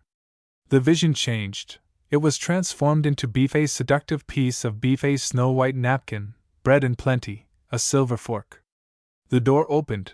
Enter my landlady, offering me more tea. Visions, senseless dreams. I tell myself that were I to get food now, my head would become dizzy once more, fever would fill my brain, and I would have to fight again against many mad fancies. I could not stomach food. My inclination did not lie that way. That was peculiar to me, an idiosyncrasy of mine. Maybe as night drew on a way could be found to procure shelter. There was no hurry. At the worst, I could seek a place out in the woods. I had the entire environs of the city at my disposal. As yet, there was no degree of cold worth speaking of in the weather. And outside there the sea rocked in drowsy rest. Ships and clumsy, broad-nosed prams ploughed graves in its bluish surface, and scattered rays to the right and left, and glided on, whilst the smoke rolled up in downy masses from the chimney stacks, and the stroke of the engine pistons pierced the clammy air with a dull sound. There was no sun and no wind. The trees behind me were almost wet, and the seat upon which I sat was cold and damp. Time went. I settled down to doze, waxed tired, and a little shiver ran down my back. A while after I felt that my eyelids began to droop, and I let them droop. When I awoke it was dark all around me. I started up, bewildered and freezing. I seized my parcel and commenced to walk. I went faster and faster in order to get warm, slapped my arms, chafed my legs, which by now I could hardly feel under me, and thus reached the watch-house of the fire brigade. It was 9 o'clock. I had been asleep for several hours. Whatever shall I do with myself? I must go to some place. I stand there and stare up at the watch-house, and query if it would not be possible to succeed in getting into one of the passages if I were to watch for a moment when the watchman's back was turned. I ascend the steps, and prepare to open a conversation with the man. He lifts his axe in salute, and waits for what I may have to say.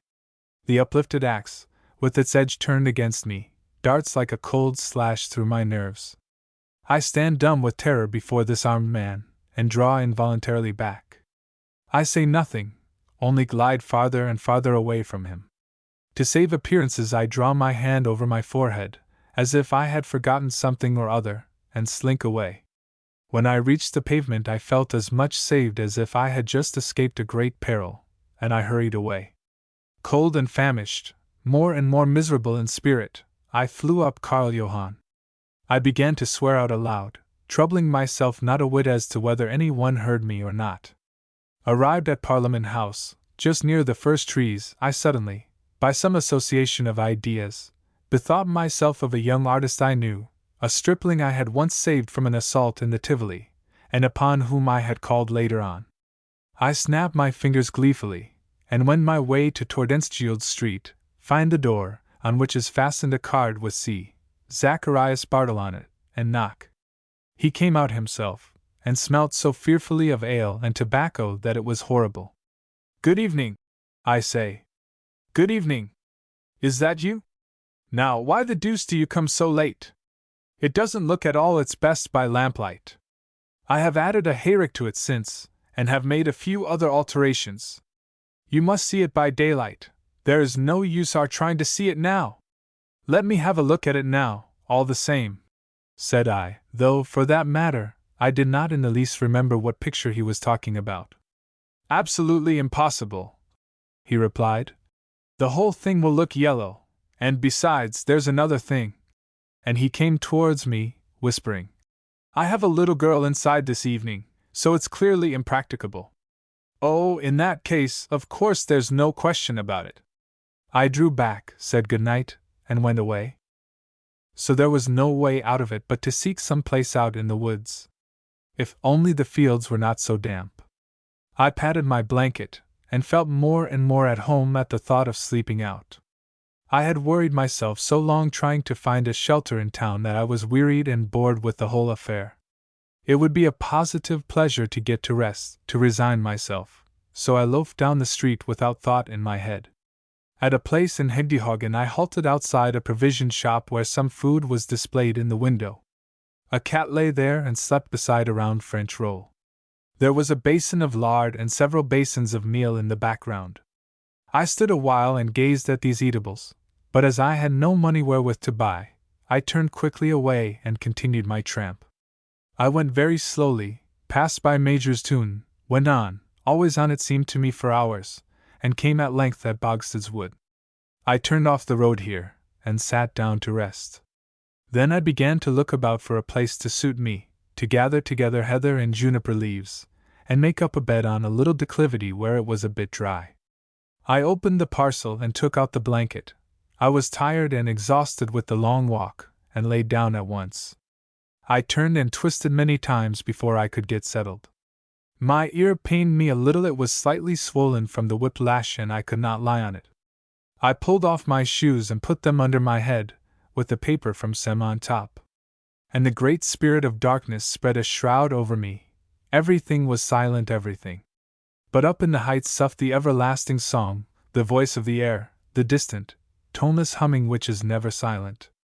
I listened so long to the ceaseless faint murmur that it began to bewilder me. It was surely a symphony from the rolling spheres above. Stars that intone a song. It was broad daylight when I opened my eyes, and I had a feeling that it was going on towards noon. I pulled on my shoes, packed up the blanket again, and set out for town. There was no sun to be seen today either. I shivered like a dog, my feet were benumbed, and water commenced to run from my eyes, as if they could not bear the daylight. It was 3 o'clock.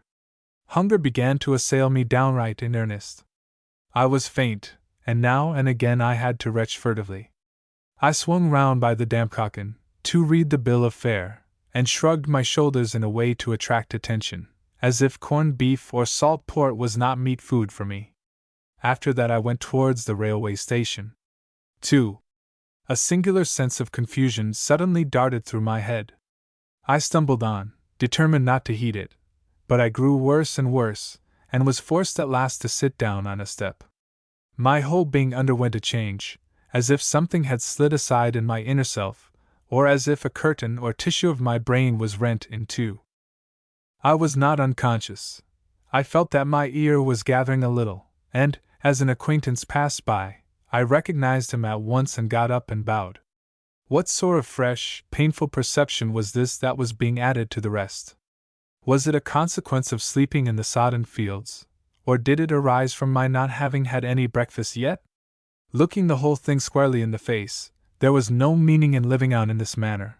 By Christ's holy pains, there wasn't. I failed to see either how I had made myself deserving of this special persecution, and it suddenly entered my head that I might just as well turn rogue at once and go to my uncle's with the blanket. I could pawn it for a shilling, and get 3 full meals, and so keep myself going until I thought of something else. 'Tis true I would have to swindle Hans Pauli. I was already on my way to the pawn shop, but stopped outside the door, shook my head irresolutely, then turned back. The farther away I got, the more gladsome, delighted I became, that I had conquered this strong temptation. The consciousness that I was yet pure and honorable rose to my head, filled me with a splendid sense of having principle, character, of being a shining white beacon in a muddy, human sea amidst floating wreck. Pawn another man's property for the sake of a meal, eat and drink one's self to perdition, brand one's soul with the first little scar, set the first black mark against one's honor, call one's self a blackguard to one's own face, and needs must cast one's eyes down before one's self? Never! Never! It could never have been my serious intention. It had really never seriously taken hold of me. In fact, I could not be answerable for every loose, fleeting, desultory thought, particularly with such a headache as I had, and nearly killed carrying a blanket, too, that belonged to another fellow. There would surely be some way or another of getting help when the right time came. Now, there was the grocer in Groenlandsleret. Had I importuned him every hour in the day since I sent in my application? Had I rung the bell early and late, and been turned away? Why, I had not even applied personally to him or sought an answer. It did not follow, surely, that it must needs be an absolutely vain attempt. Maybe I had luck with me this time. Luck often took such a devious course, and I started for Groenlandsleret. The last spasm that had darted through my head had exhausted me a little, and I walked very slowly and thought over what I would say to him. Perhaps he was a good soul. If the whim seized him, he might pay me for my work a shilling in advance, even without my asking for it. People of that sort had sometimes the most capital ideas. I stole into a doorway and blackened the knees of my trousers with spittle to try and make them look a little respectable, left the parcel behind me in a dark corner at the back of a chest, and entered the little shop. A man is standing pasting together bags made of old newspaper. "I would like to see Mr. Christie," I said. "That's me," replied the man. "Indeed? Well, my name was so-and-so." I had taken the liberty of sending him an application. I did not know if it had been of any use. He repeated my name a couple of times and commenced to laugh. "Well, now you shall see," he said, taking my letter out of his breast pocket. "If you will just be good enough to see how you deal with dates, sir. You dated your letter 1848. And the man roared with laughter. "Yes, that was rather a mistake," I said, abashed, a distraction, a want of thought. I admitted it. "You see, I must have a man who, as a matter of fact, makes no mistakes in figures," said he. "I regret it, your handwriting is clear, and I like your letter too, but—" I waited a while. This could not possibly be the man's final say. He busied himself again with the bags. "Yes, it was a pity," I said. "Really an awful pity, but of course it would not occur again. And after all, surely this little error could not have rendered me quite unfit to keep books." "No, I didn't say that," he answered. "But in the meantime it had so much weight with me that I decided at once upon another man." "So the place is filled?" "Yes." Well, then there's nothing more to be said about it." "No. I'm sorry, but—" "Good evening," said I. Fury welled up in me, blazing with brutal strength.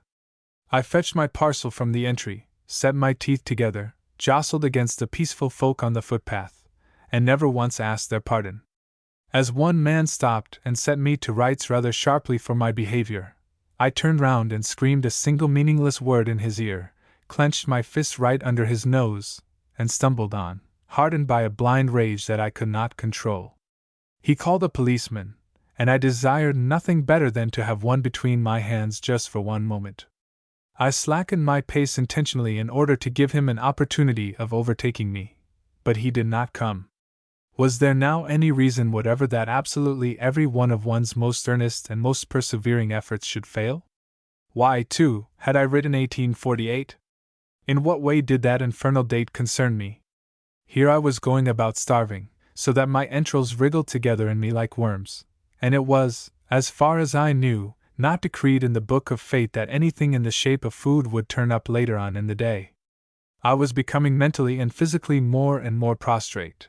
I was letting myself down each day to less and less honest actions, so that I lied on each day without blushing, cheated poor people out of their rent, struggled with the meanest thoughts of making away with other men's blankets, all without remorse or prick of conscience. Foul places began to gather in my inner being, black spores which spread more and more. And up in heaven God Almighty sat and kept a watchful eye on me, and took heed that my destruction proceeded in accordance with all the rules of art, uniformly and gradually, without a break in the measure.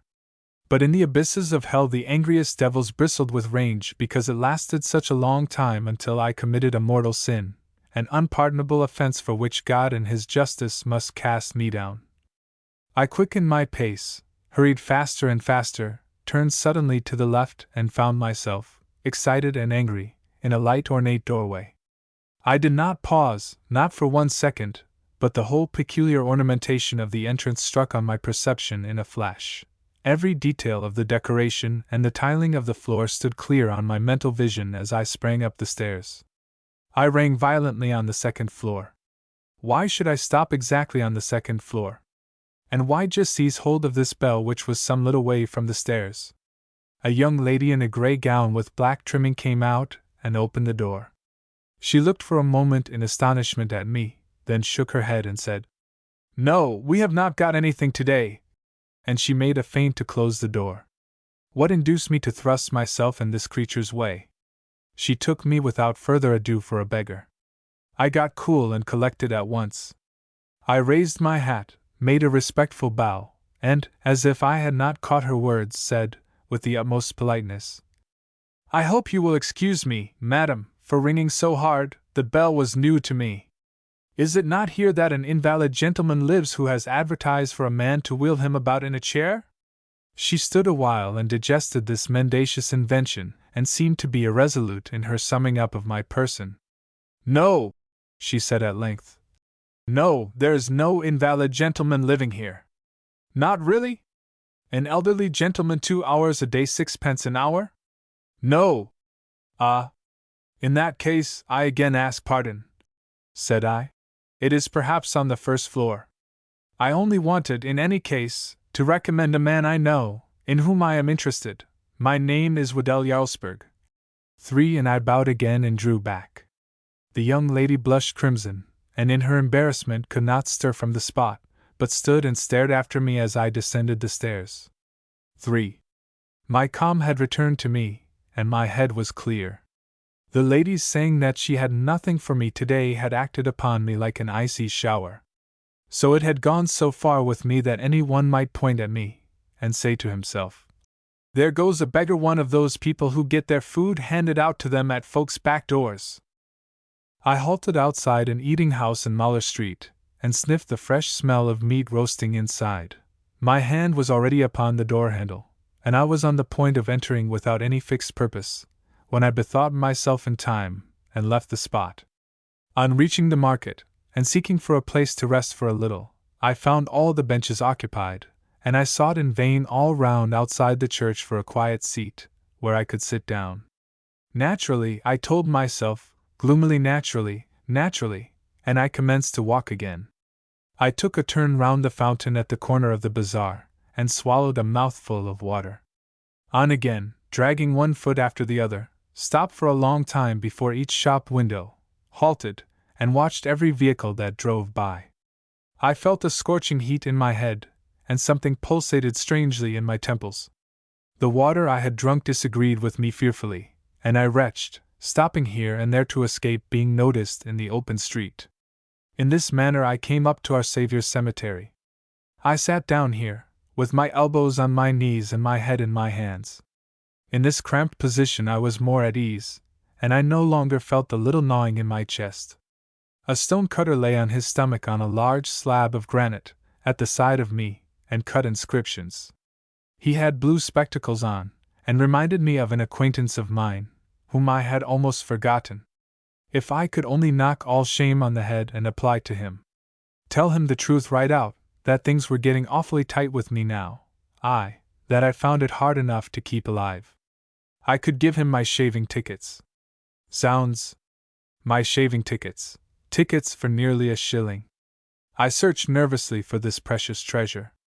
As I do not find them quickly enough, I spring to my feet and search, in a sweat of fear.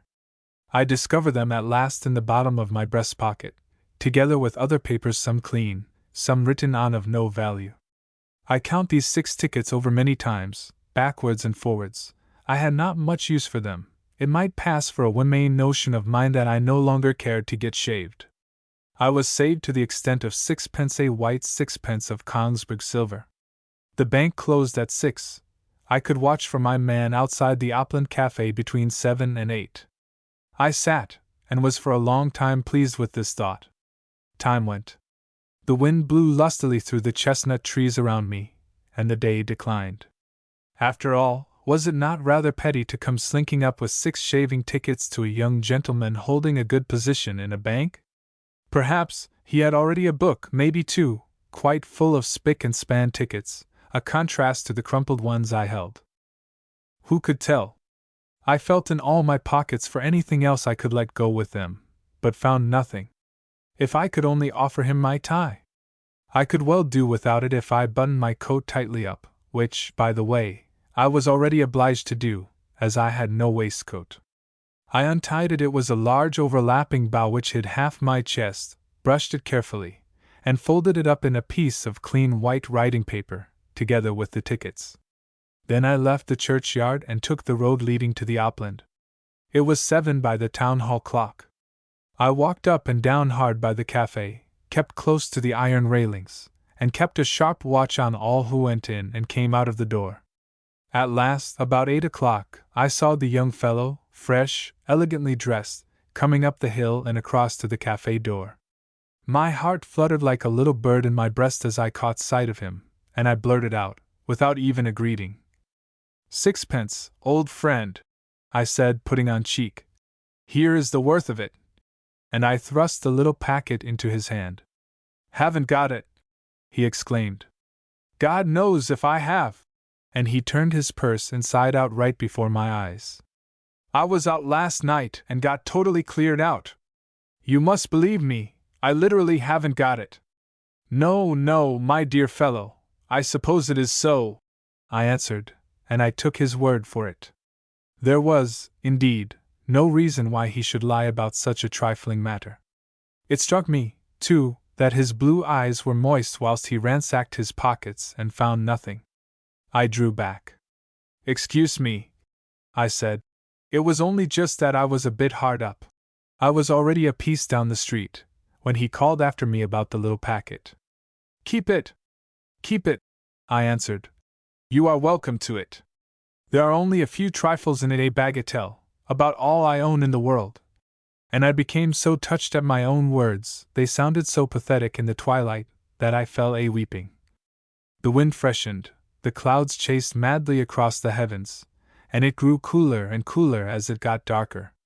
I walked, and cried as I walked down the whole street, felt more and more commiseration with myself, and repeated, time after time, a few words, an ejaculation, which called forth fresh tears whenever they were on the point of ceasing.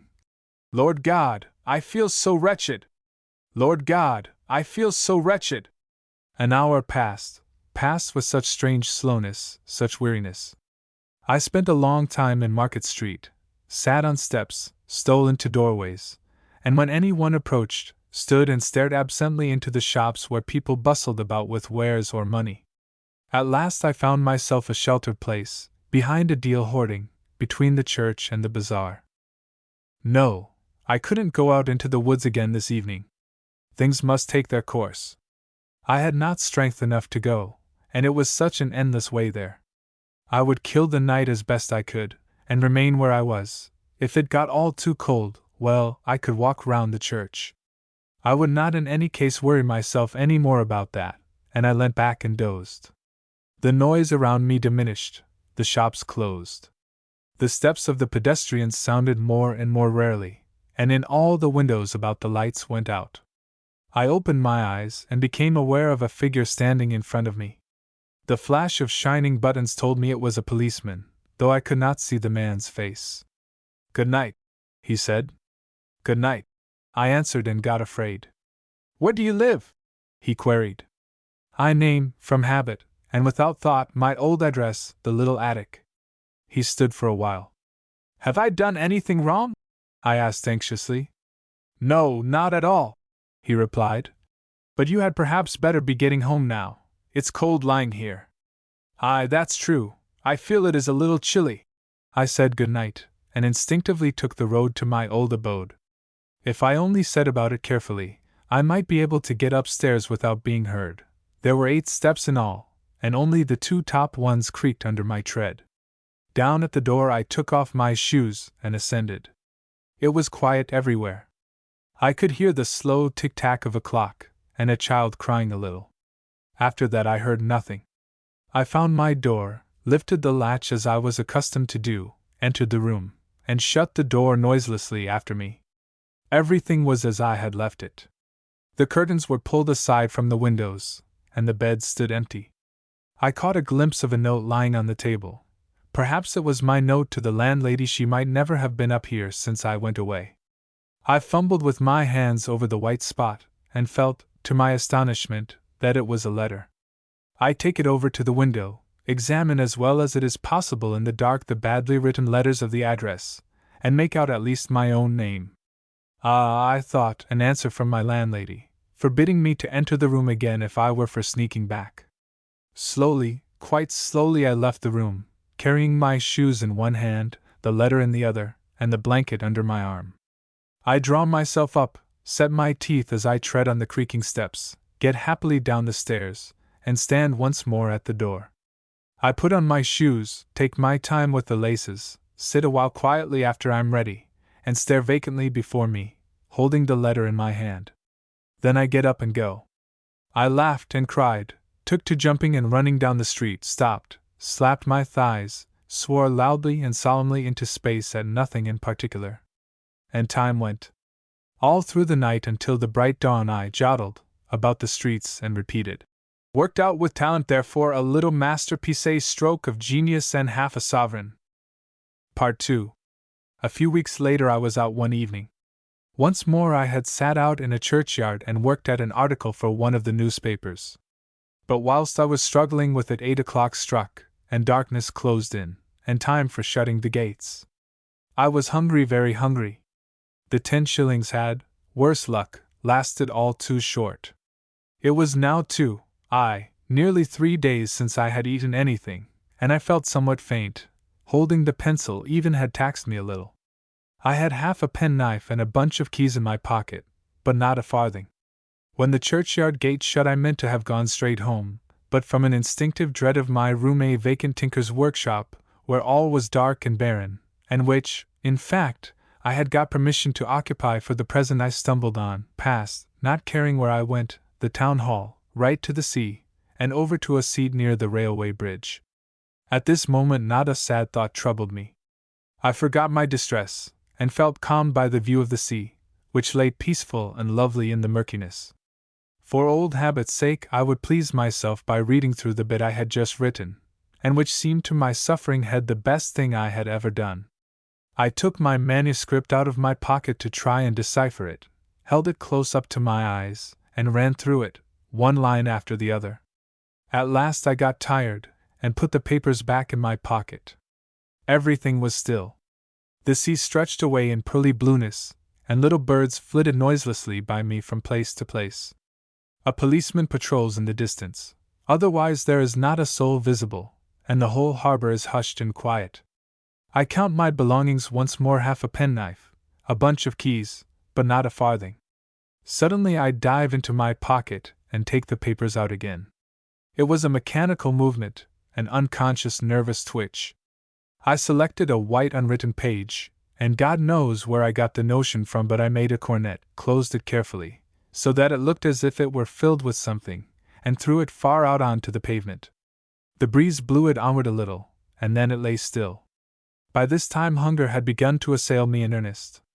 I sat and looked at the white paper cornet, which seemed as if it might be bursting with shining silver pieces, and incited myself to believe that it really did contain something. I sat and coaxed myself quite audibly to guess the sum. If I guessed aright, it was to be mine. I imagined the tiny, pretty penny bits at the bottom and the thick fluted shillings on top, a whole paper cornet full of money. I sat and gazed at it with wide open eyes, and urged myself to go and steal it. Then I hear the constable cough. What puts it into my head to do the same? I rise up from the seat and repeat the cough 3 times so that he may hear it. Won't he jump at the corner when he comes?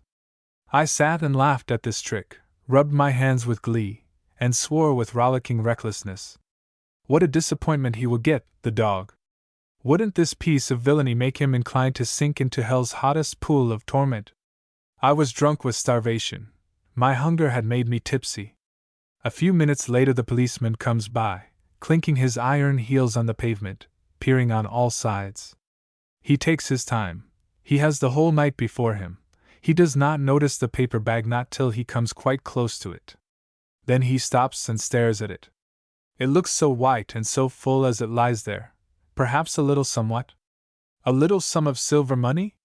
And he picks it up. It is light, very light, maybe an expensive feather, some hat trimming. He opened it carefully with his big hands, and looked in. I laughed, slapped my thighs, and laughed like a maniac. And not a sound issued from my throat. My laughter was hushed and feverish to the intensity of tears. Clink, clink again over the paving stones, and the policeman took a turn towards the landing stage. I sat there, with tears in my eyes, and hiccuped for breath, quite beside myself with feverish merriment. I commenced to talk aloud to myself all about the cornet, imitated the poor policeman's movements, peeped into my hollow hand, and repeated over and over again to myself. He coughed as he threw it away, he coughed as he threw it away. I added new words to these, gave them additional point, changed the whole sentence, and made it catching and piquant. He coughed once, Cahew. I exhausted myself in weaving variations on these words, and the evening was far advanced before my mirth ceased. Then a drowsy quiet overcame me, a pleasant languor which I did not attempt to resist. The darkness had intensified, and a slight breeze furrowed the pearl blue sea. The ships, the masts of which I could see outlined against the sky, looked with their black hulls like voiceless monsters that bristled and lay in wait for me. I had no pain, my hunger had taken the edge off it. In its stead I felt pleasantly empty, untouched by everything around me, and glad not to be noticed by anyone. I put my feet up on the seat and leant back. Thus I could best appreciate the well-being of perfect isolation. There was not a cloud on my mind, not a feeling of discomfort, and so far as my thought reached, I had not a whim, not a desire unsatisfied. I lay with open eyes, in a state of utter absence of mind. I felt myself charmed away. Moreover, not a sound disturbed me. Soft darkness had hidden the whole world from my sight, and buried me in ideal rest. Only the lonely, crooning voice of silence strikes in monotones on my ear, and the dark monsters out there will draw me to them when night comes, and they will bear me far across the sea, through strange lands where no man dwells, and they will bear me to Princess Ilajali's palace, where an undreamt of grandeur awaits me, greater than that of any other man. And she herself will be sitting in a dazzling hall where all is amethyst, on a throne of yellow roses, and will stretch out her hands to me when I alight, will smile and call as I approach and kneel. Welcome, welcome, night, to me and my land! I have waited 20 summers for you, and called for you on all bright nights. And when you sorrowed I have wept here, and when you slept I have breathed sweet dreams in you. And the fair one clasps my hand and, holding it, leads me through long corridors where great crowds of people cry, "Hurrah!" through bright gardens where 300 tender maidens laugh and play, and through another hall where all is of emerald, and here the sun shines. In the corridors and galleries choirs of musicians march by, and rills of perfume are wafted towards me. I clasp her hand in mine. I feel the wild witchery of enchantment shiver through my blood, and I fold my arms around her, and she whispers, "Not here, come yet farther!" And we enter a crimson room, where all is of ruby, a foaming glory, in which I faint. Then I feel her arms encircle me, her breath fans my face with a whispered, "Welcome, loved one! Kiss me more, more!" I see from my seat stars shooting before my eyes, and my thoughts are swept away in a hurricane of light. I had fallen asleep where I lay, and was awakened by the policeman. There I sat, recalled mercilessly to life and misery. My first feeling was of stupid amazement at finding myself in the open air, but this was quickly replaced by a bitter despondency.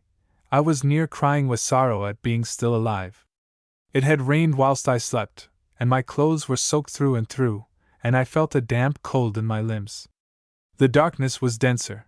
It was with difficulty that I could distinguish the policeman's face in front of me. "So, that's right," he said. "Get up now." I got up at once. If he had commanded me to lie down again, I would have obeyed too. I was fearfully dejected, and utterly without strength. Added to that, I was almost instantly aware of the pangs of hunger again. "Hold on there!" the policeman shouted after me. "Why, you're walking off without your hat, you juggins! So there, now go on." I indeed thought there was something I had forgotten. I stammered absently. "Thanks, good night," and I stumbled away. If one only had a little bread to eat, one of those delicious little brown loaves that one could bite into as one walked along the street, and as I went on I thought over the particular sort of brown bread that would be so unspeakably good to munch. I was bitterly hungry, wished myself dead and buried. I got maudlin, and wept. There never was any end to my misery. Suddenly I stopped in the street, stamped on the pavement, and cursed loudly. What was it he called me? A juggins? I would just show him what calling me a juggins means. I turned round and ran back. I felt red-hot with anger. Down the street I stumbled, and fell, but I paid no heed to it, jumped up again, and ran on. But by the time I reached the railway station I had become so tired that I did not feel able to proceed all the way to the landing stage. Besides, my anger had cooled down with the run. At length I pulled up and drew breath. Was it not, after all, a matter of perfect indifference to me what such a policeman said? Yes, but one couldn't stand everything. Right enough, I interrupted myself, but he knew no better. And I found this argument satisfactory. I repeated twice to myself, "He knew no better," and with that I returned again. "Good Lord!" thought I wrathfully. "What things you do take into your head, running about like a madman through the soaking wet streets on dark nights."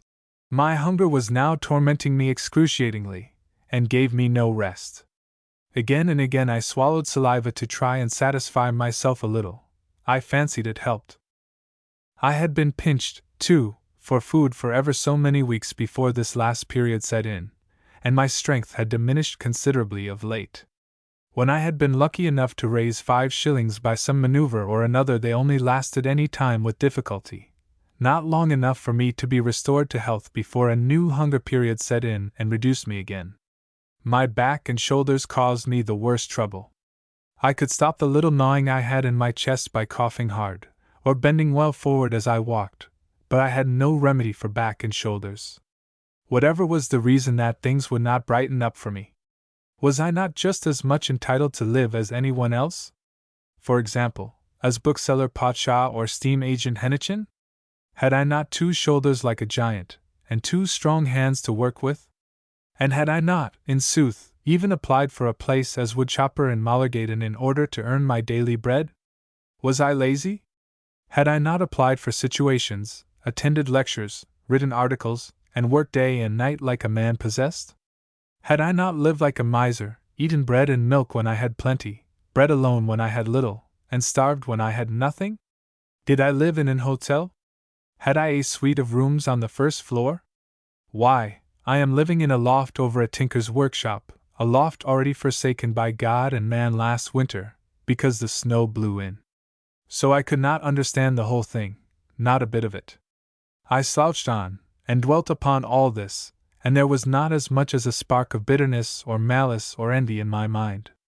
I halted at a paint shop and gazed into the window.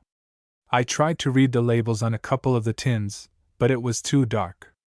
Vexed with myself over this new whim, and excited, almost angry at not being able to make out what these tins held, I rapped twice sharply on the window and went on.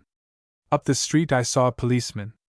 I quickened my pace, went close up to him, and said, without the slightest provocation, "It is 10 o'clock." "No, it's 2," he answered, amazed.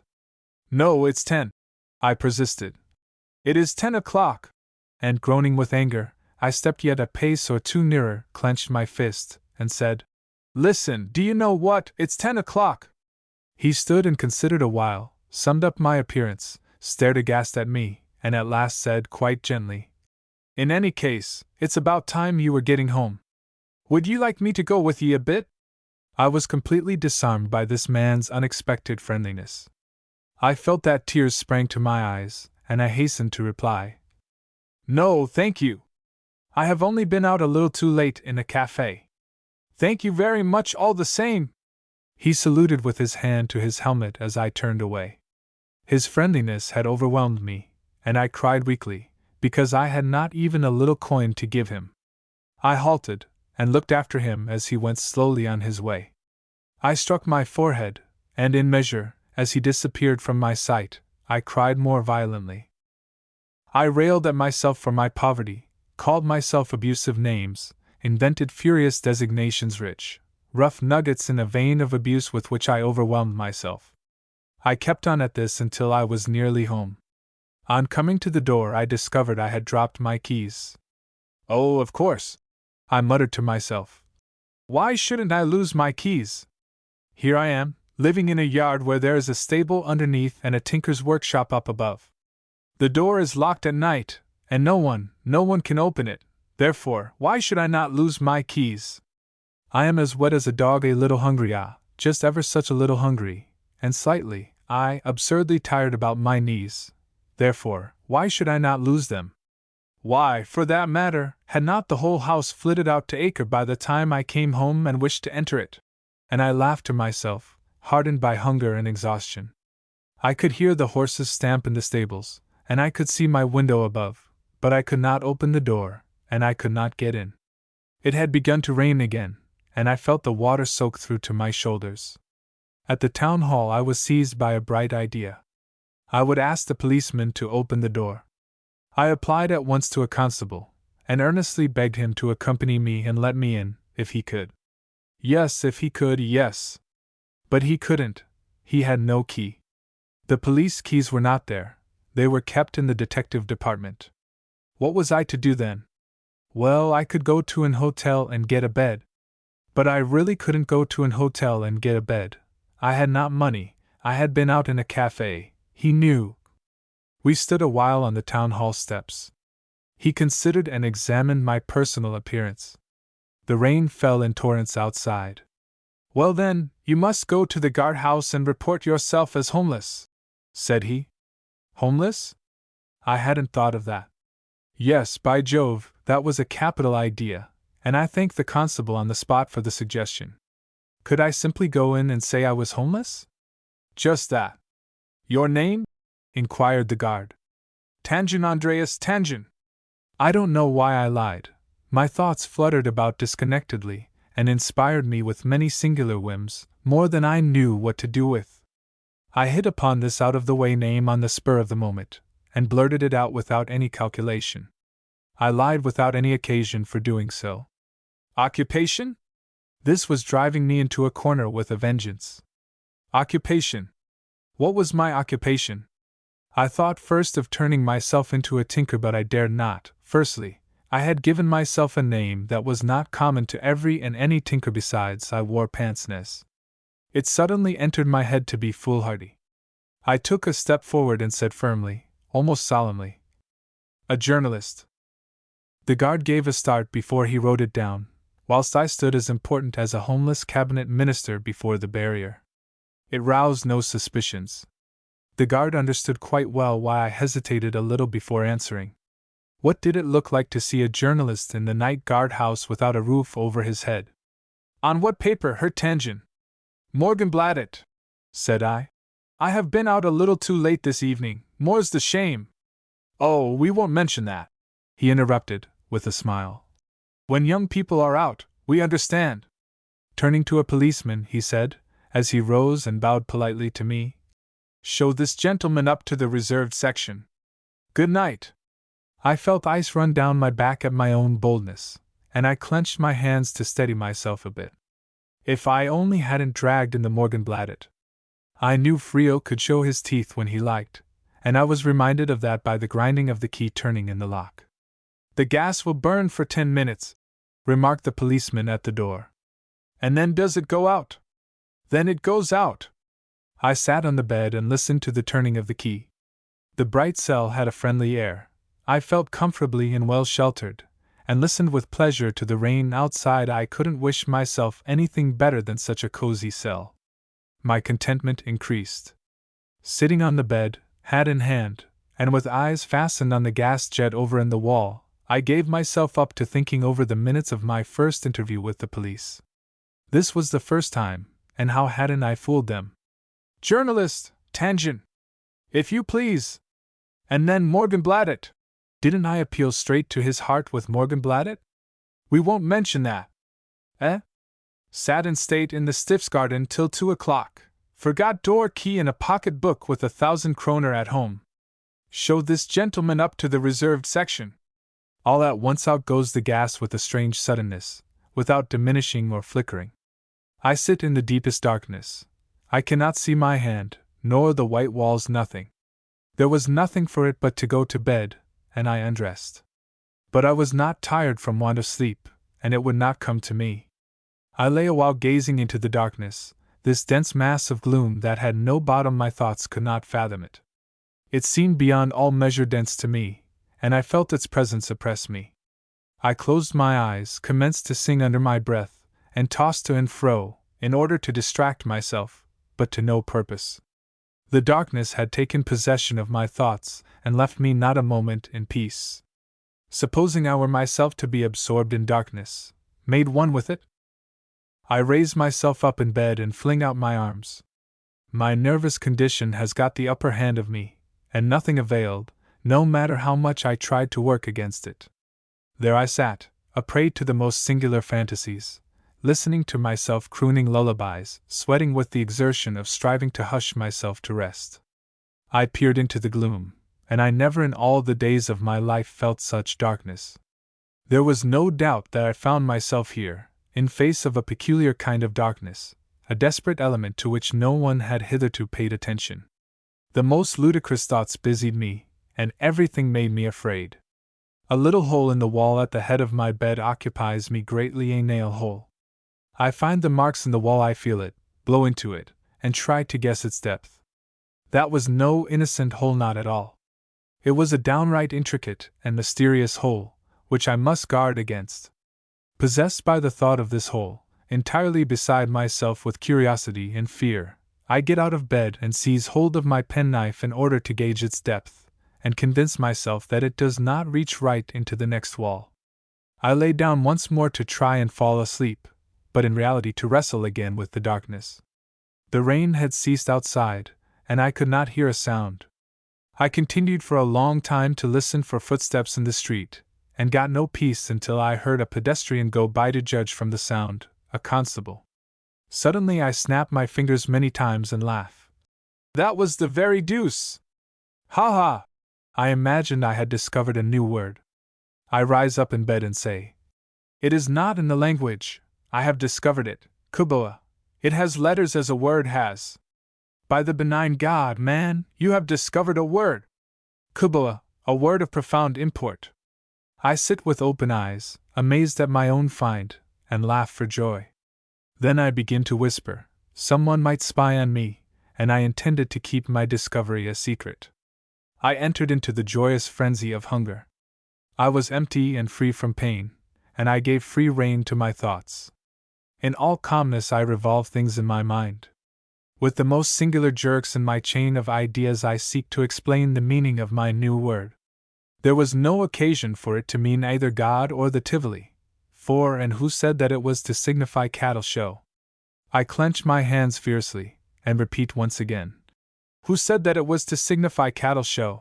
No, on second thoughts, it was not absolutely necessary that it should mean padlock, or sunrise. It was not difficult to find a meaning for such a word as this. I would wait and see. In the meantime I could sleep on it. 4.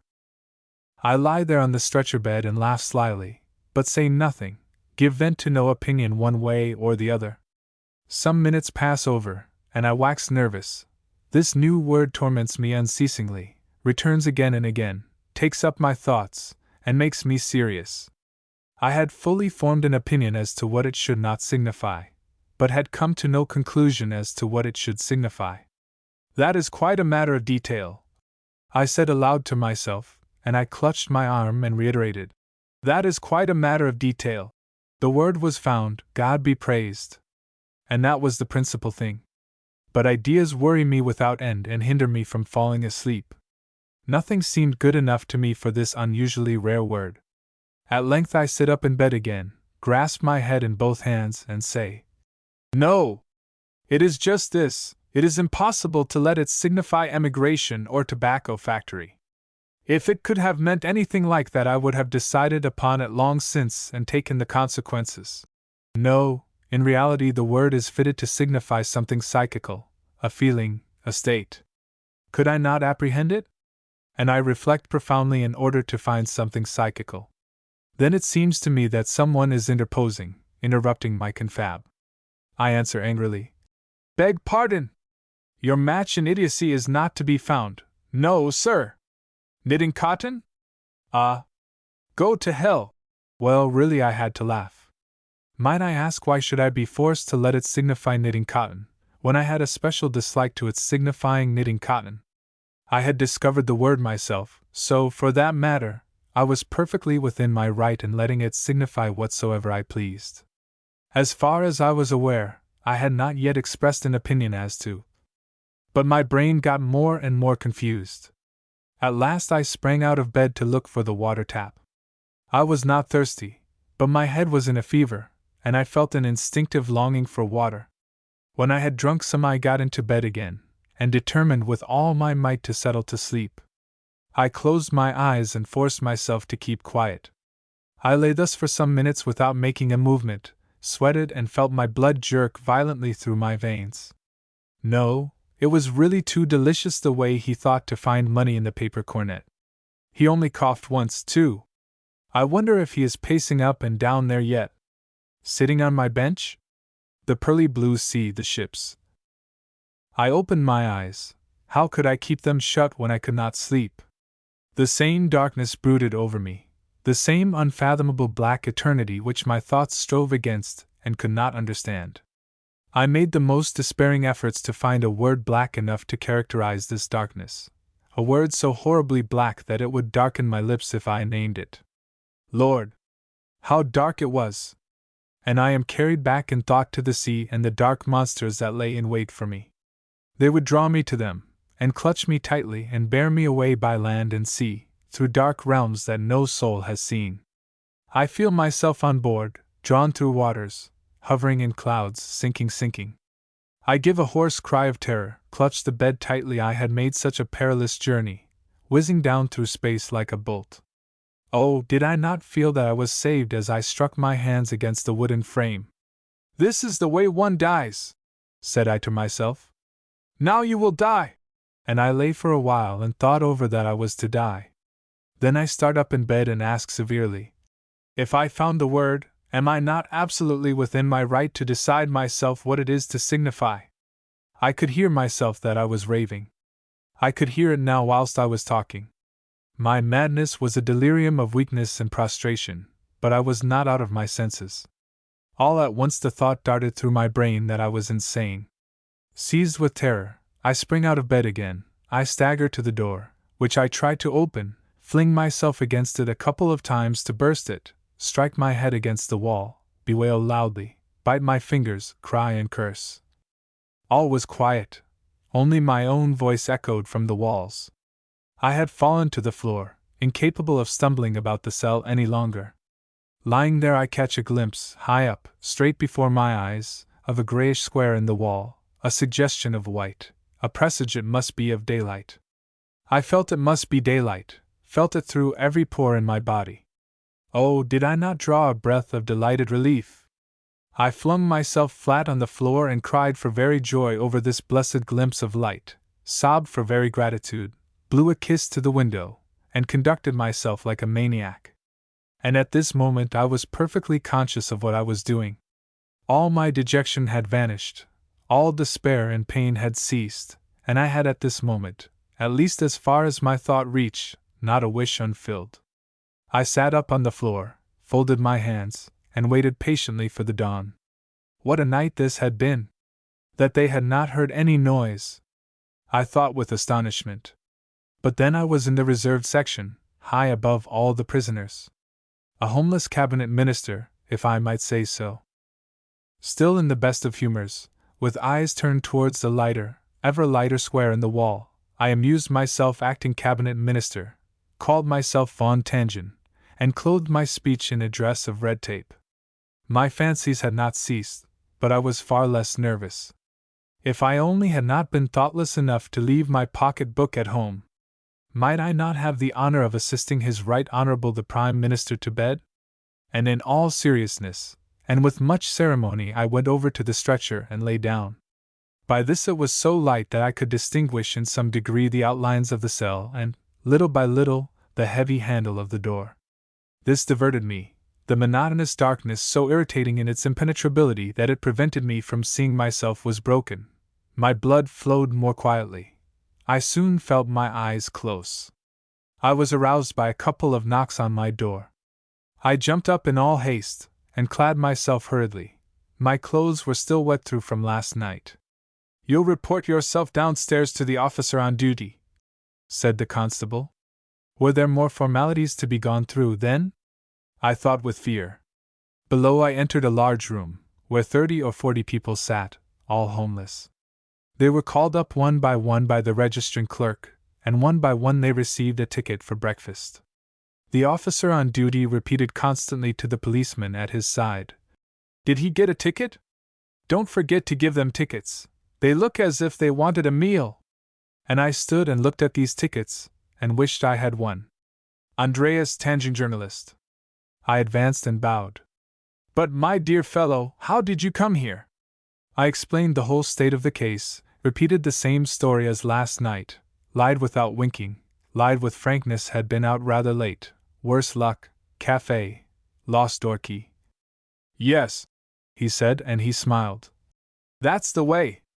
Did you sleep well then?" I answered. "Like a cabinet minister, like a cabinet minister." "I am glad to hear it," he said, and he stood up. "Good morning." And I went. A ticket. A ticket for me too. I have not eaten for more than 3 long days and nights. A loaf. But no one offered me a ticket, and I dared not demand one. It would have roused suspicion at once. They would begin to poke their noses into my private affairs, and discover who I really was. They might arrest me for false pretenses. And so, with elevated head, the carriage of a millionaire, and hands thrust under my coat-tails, I stride out of the guardhouse. The sun shone warmly, early as it was. It was 10 o'clock, and the traffic in Young's Market was in full swing. Which way should I take? I slapped my pockets and felt for my manuscript. At 11 I would try and see the editor. I stand a while on the balustrade, and watch the bustle under me. Meanwhile, my clothes commenced to steam. Hunger put in its appearance afresh, gnawed at my breast, clutched me, and gave small, sharp stabs that caused me pain. Had I not a friend and acquaintance whom I could apply to? I ransacked my memory to find a man good for a penny piece, and failed to find him. Well, it was a lovely day, anyway. Sunlight bright and warm surrounded me. The sky stretched away like a beautiful sea over the Lyre Mountains. Without knowing it, I was on my way home. I hungered sorely. I found a chip of wood in the street to chew that helped a bit. To think that I hadn't thought of that sooner. The door was open. The stable boy bade me good morning as usual. "Fine weather," said he. "Yes," I replied. That was all I found to say. Could I ask for the loan of a shilling? He would be sure to lend it willingly if he could. Besides that, I had written a letter for him once. He stood and turned something over in his mind before he ventured on saying it. "Fine weather! Ahem! I ought to pay my landlady today. You wouldn't be so kind as to lend me 5 shillings, would you? Only for a few days, sir. You did me a service once before, so you did." "No, I really can't do it, Jens Olage," I answered. "Not now, perhaps later on, maybe in the afternoon." And I staggered up the stairs to my room. I flung myself on my bed and laughed. How confoundedly lucky it was that he had forestalled me. My self-respect was saved. 5 shillings. God bless you, man, you might just as well have asked me for 5 shares in the Dampkokken, or an estate out in Acre. May I ask, will you take a glass of wine? No.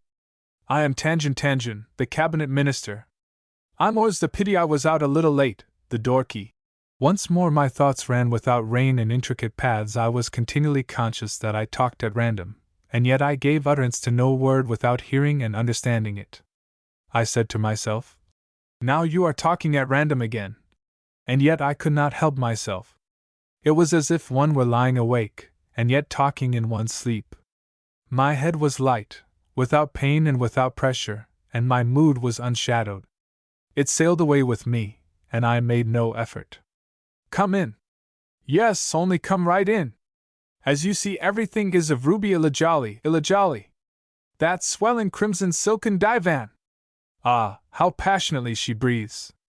Kiss me, loved, one more. Your arms are like pale amber, your mouth blushes. Waiter, I asked for a plate of beef. The sun gleamed in through the window, and I could hear the horses below chewing oats. I sat and mumbled over my chip gaily, glad at heart as a child.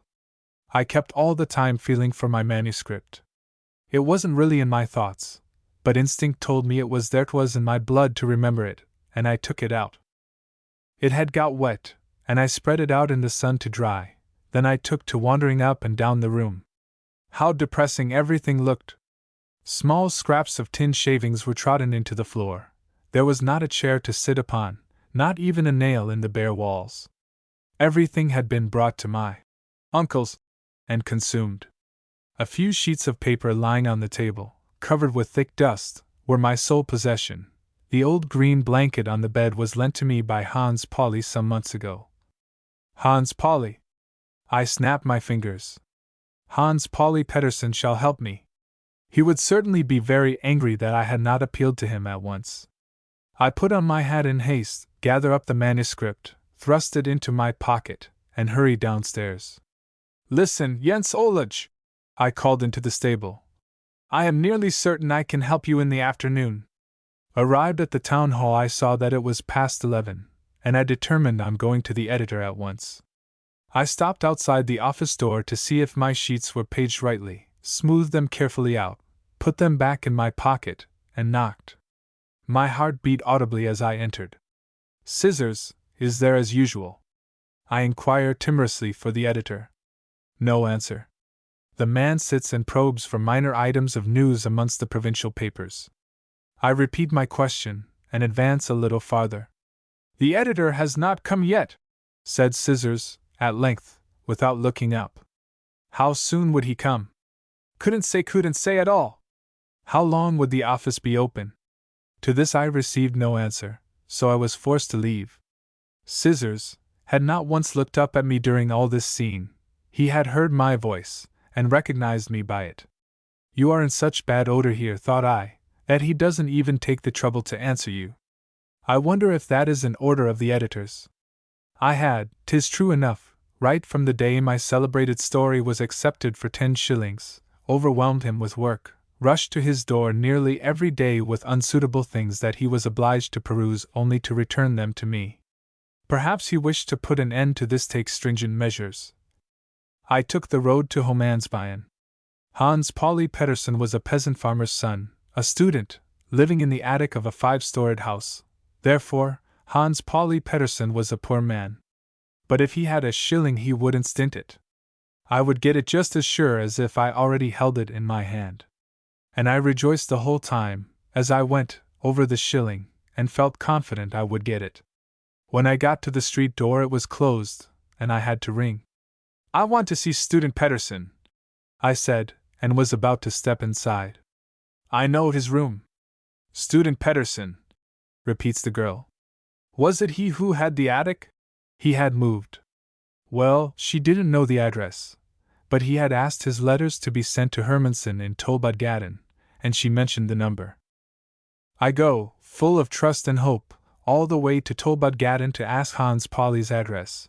Being my last chance, I must turn it to account. On the way I came to a newly built house, where a couple of joiners stood planing outside. I picked up a few satiny shavings from the heap, stuck one in my mouth, and the other in my pocket for by and by, and continued my journey. I groaned with hunger. I had seen a marvelously large penny loaf at a baker's, the largest I could possibly get for the price. I come to find out Student Pedersen's address. Burnt Acres Street, number 10, in the attic. Was I going out there? Well, would I perhaps be kind enough to take out a couple of letters that had come for him? I trudge uptown again, along the same road, pass by the joiners who are sitting with their cans between their knees, eating their good warm dinner from the damp cock, and past the baker's, where the loaf is still in its place, and at length reach Burnt Acres Street, half dead with fatigue. The door is open, and I mount all the weary stairs to the attic. I take the letters out of my pocket in order to put Hans Pauli into a good humor on the moment of my entrance. He would be certain not to refuse to give me a helping hand when I explained how things were with me. No, certainly not. Hans Pauli had such a big heart, I had always said that of him. I discovered his card fastened to the door. H. P. Pedersen, theological student, gone home. I sat down without more ado, sat down on the bare floor, dulled with fatigue, fairly beaten with exhaustion. I mechanically mutter, a couple of times, "Gone home, gone home!" Then I keep perfectly quiet. There was not a tear in my eyes. I had not a thought, not a feeling of any kind. I sat and stared, with wide open eyes, at the letters, without coming to any conclusion. 10 minutes went over, perhaps 20 or more. I sat stolidly on the one spot, and did not move a finger. This numb feeling of drowsiness was almost like a brief slumber. I hear someone come up the stairs. It was Student Pedersen. I have 2 letters for him. He has gone home, replies the woman, but he will return after the holidays. I could take the letters if you like. Yes, thanks. That was all right, said I. He could get them then when he came back. They might contain matters of importance. Good morning. When I got outside, I came to a standstill and said loudly in the open street, as I clenched my hands, "I will tell you one thing, my good Lord God, you are a bungler!" And I gnawed furiously, with set teeth, up to the clouds. "I will be hanged if you are not a bungler!" Then I took a few strides and stopped again. Suddenly, changing my attitude, I fold my hands, hold my head to one side, and ask, with an unctuous, sanctimonious tone of voice, "Hast thou appealed also to him, my child?" It did not sound right. With a large H, I say, with an H as big as a cathedral. Once again, "Hast thou invoked him, my child?"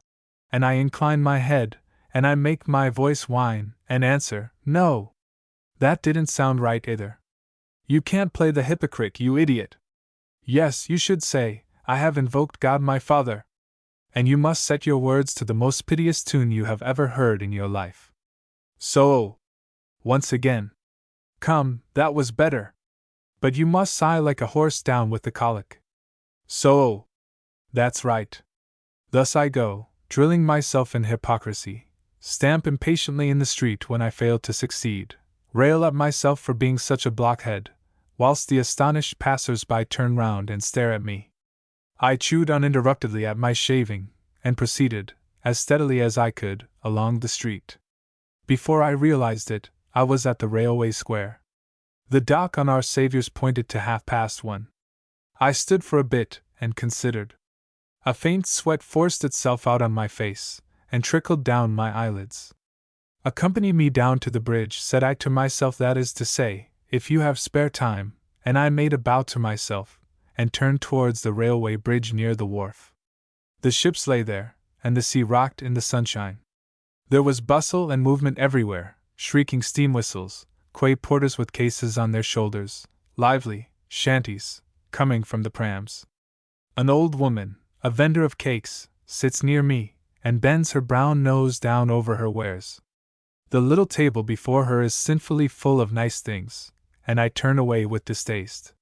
She is filling the whole quay with her smell of cakes few. Up with the windows! I accosted a gentleman sitting at my side, and represented forcibly to him the nuisance of having cake sellers here, cake sellers there. Eh? Yes, but he must really admit that. But the good man smelt a rat, and did not give me time to finish speaking, for he got up and left. I rose, too, and followed him, firmly determined to convince him of his mistake. "If it was only out of consideration for sanitary conditions," said I, and I slapped him on the shoulders. "Excuse me, I am a stranger here, and know nothing of the sanitary conditions," he replied, and stared at me with positive fear. "Oh, that alters the case. If he was a stranger, could I not render him a service in any way? Show him about? Really not? Because it would be a pleasure to me, and it would cost him nothing." But the man wanted absolutely to get rid of me, and he sheered off, in all haste, to the other side of the street. I returned to the bench and sat down. I was fearfully disturbed, and the big street organ that had begun to grind a tune a little farther away made me still worse. A regular metallic music, a fragment of Weber, to which a little girl is singing a mournful strain. The flute-like sorrowfulness of the organ thrills through my blood, my nerves vibrate in responsive echo. A moment later, and I fall back on the seat, whimpering and crooning in time to it. Oh, what strange freaks one's thoughts are guilty of when one is starving! I feel myself lifted up by these notes, dissolved in tones, and I float out, I feel so clearly. How I float out, soaring high above the mountains, dancing through zones of light. "A halfpenny," whines the little organ girl, reaching forth her little tin plate. "Only a halfpenny." "Yes," I said unthinkingly, and I sprang to my feet and ransacked all my pockets. But the child thinks I only want to make fun of her, and she goes away at once without saying a word. This dumb forbearance was too much for me. If she had abused me, it would have been more endurable. I was stung with pain, and recalled her. "I don't possess a farthing, but I will remember you later on, maybe tomorrow." "What is your name?" "Yes, that is a pretty name, I won't forget it." "Till tomorrow, then." But I understood quite well that she did not believe me, although she never said one word, and I cried with despair because this little street wench would not believe in me.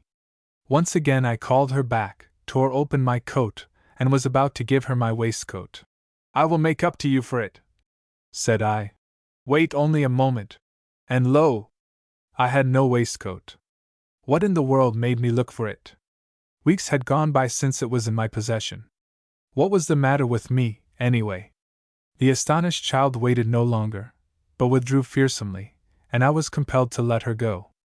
People throng round me, laugh aloud. A policeman thrusts his way through to me, and wants to know what is the row. "Nothing," I reply. "Nothing at all. I only wanted to give the little girl over there my waistcoat, for her father. You needn't stand there and laugh at that. I have only to go home and put on another." "No disturbance in the street," says the constable. "So, march." And he gives me a shove on. "Is them your papers?" he calls after me. "Yes, by Jove! My newspaper leader. Many important papers. However could I be so careless?"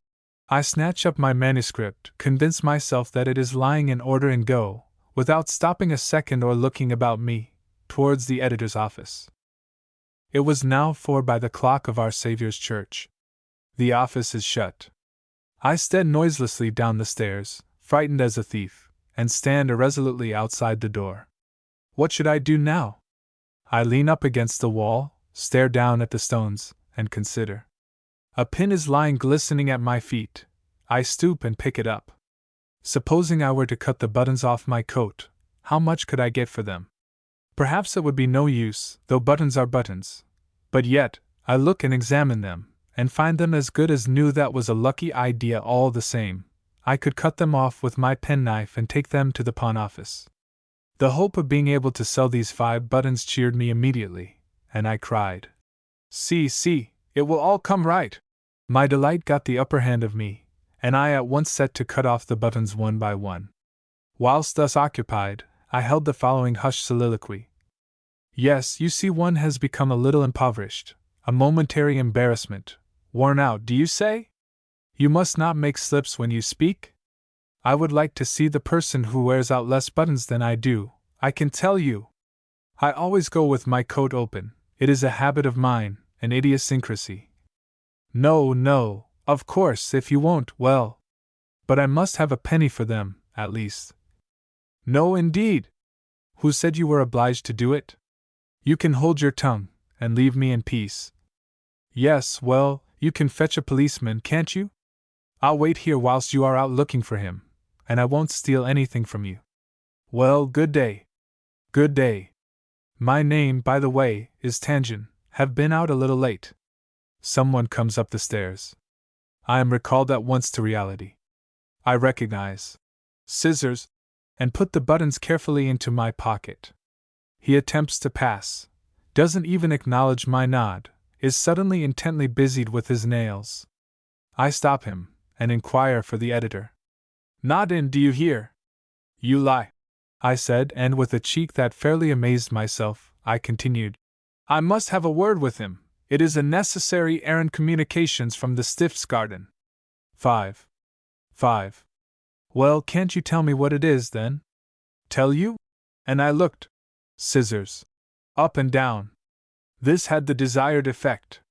He accompanied me at once, and opened the door.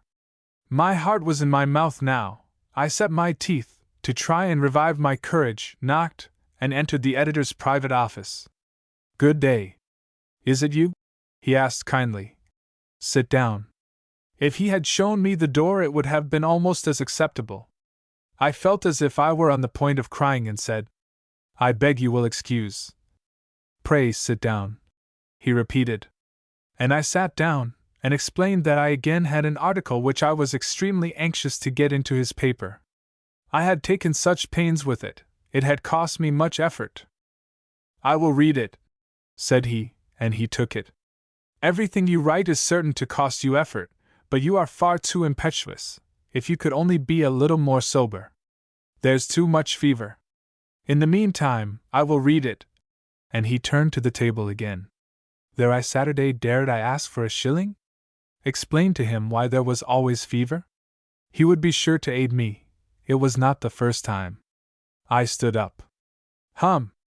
But the last time I was with him he had complained about money, and had sent a messenger out to scrape some together for me. Maybe it might be the same case now. No, it should not occur. Could I not see then that he was sitting at work? Was there otherwise anything? He inquired. No, I answered, and I compelled my voice to sound steady. About how soon shall I call in again? Oh, any time you are passing in a couple of days or so. I could not get my request over my lips. This man's friendliness seemed to me beyond bounds, and I ought to know how to appreciate it. Rather die of hunger. I went. Not even when I was outside the door, and felt once more the pangs of hunger, did I repent having left the office without having asked for that shilling. I took the other shaving out of my pocket and stuck it into my mouth. It helped. Why hadn't I done so before? You ought to be ashamed of yourself, I said aloud. Could it really have entered your head to ask the man for a shilling and put him to inconvenience again? And I got downright angry with myself for the effrontery of which I had almost been guilty. That is, by God, the shabbiest thing I ever heard, said I. To rush at a man and nearly tear the eyes out of his head just because you happen to need a shilling, you miserable dog. So, march! Quicker! Quicker! You big thumping lout, I'll teach you. I commenced to run to punish myself, left one street after the other behind me at a bound, goaded myself on with suppressed cries, and shrieked dumbly and furiously at myself whenever I was about to halt. Thus I arrived a long way up Pyle Street, when at last I stood still, almost ready to cry with vexation at not being able to run any farther. I was trembling over my whole body, and I flung myself down on a step. No, stop! I said, and in order to torture myself rightly, I arose again, and forced myself to keep standing. I jeered at myself, and hugged myself with pleasure at the spectacle of my own exhaustion. At length, after the lapse of a few moments, I gave myself, with a nod, permission to be seated, though, even then, I chose the most uncomfortable place on the steps. Lord! How delicious it was to rest! I dried the sweat off my face, and drew great refreshing breaths. How had I not run? But I was not sorry. I had richly deserved it. Why did I want to ask for that shilling? Now I could see the consequences, and I began to talk mildly to myself, dealing out admonitions as a mother might have done.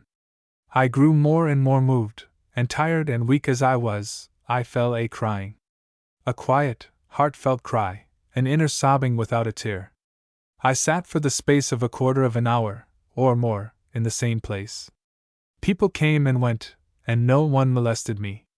Little children played about around me, and a little bird sang on a tree on the other side of the street.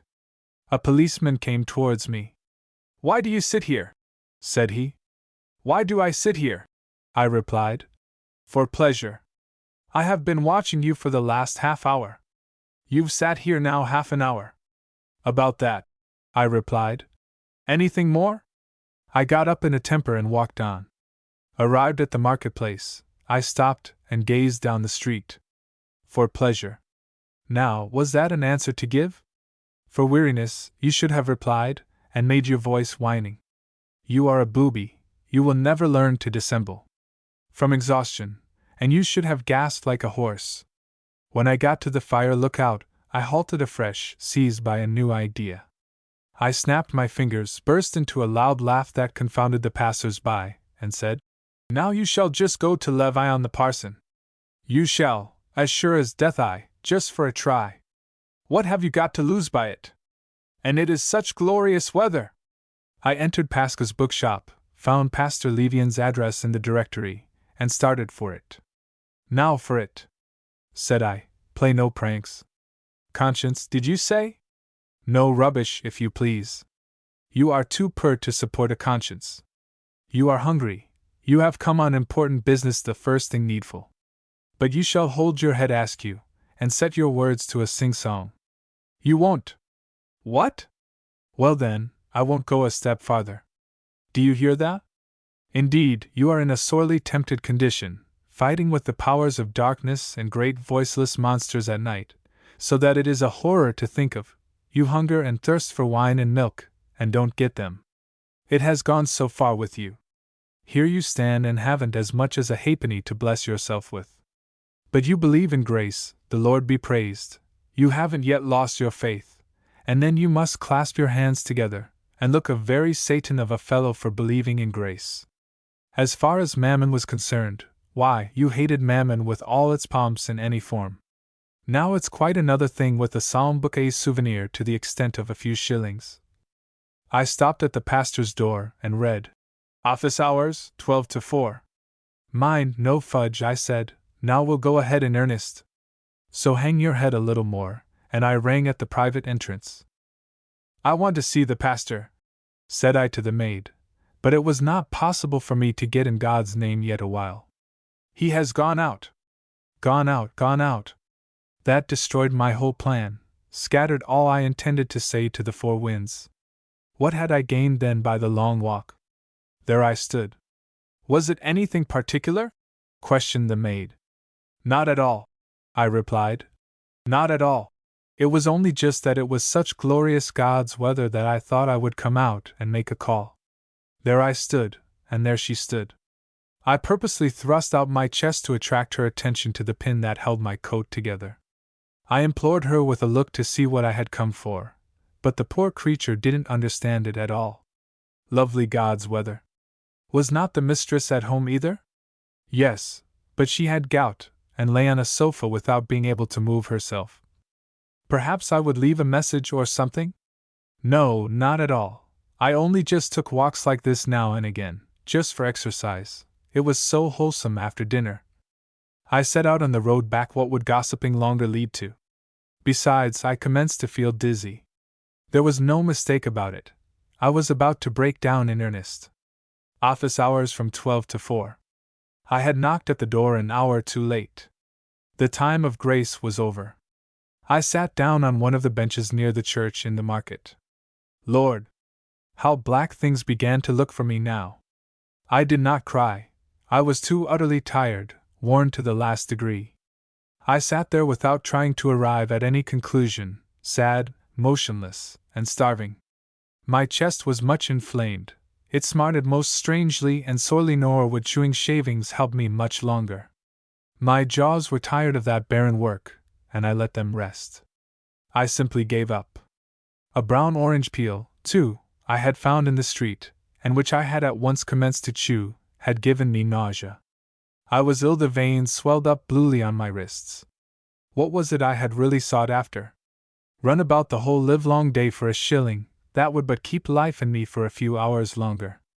Considering all, was it not a matter of indifference if the inevitable took place one day earlier or one day later? If I had conducted myself like an ordinary being, I should have gone home long ago, and laid myself down to rest, and given in. My mind was clear for a moment. Now I was to die. It was in the time of the fall, and all things were hushed to sleep. I had tried every means, exhausted every resource of which I knew. I fondled this thought sentimentally, and each time I still hoped for a possible succor, I whispered repudiatingly, "You fool, you have already begun to die." I ought to write a couple of letters, make all ready, prepare myself. I would wash myself carefully and tidy my bed nicely. I would lay my head upon the sheets of white paper, the cleanest things I had left, and the green blanket. Aye, the green blanket. Like a shot I was wide awake. The blood mounted to my head, and I got violent palpitation of the heart.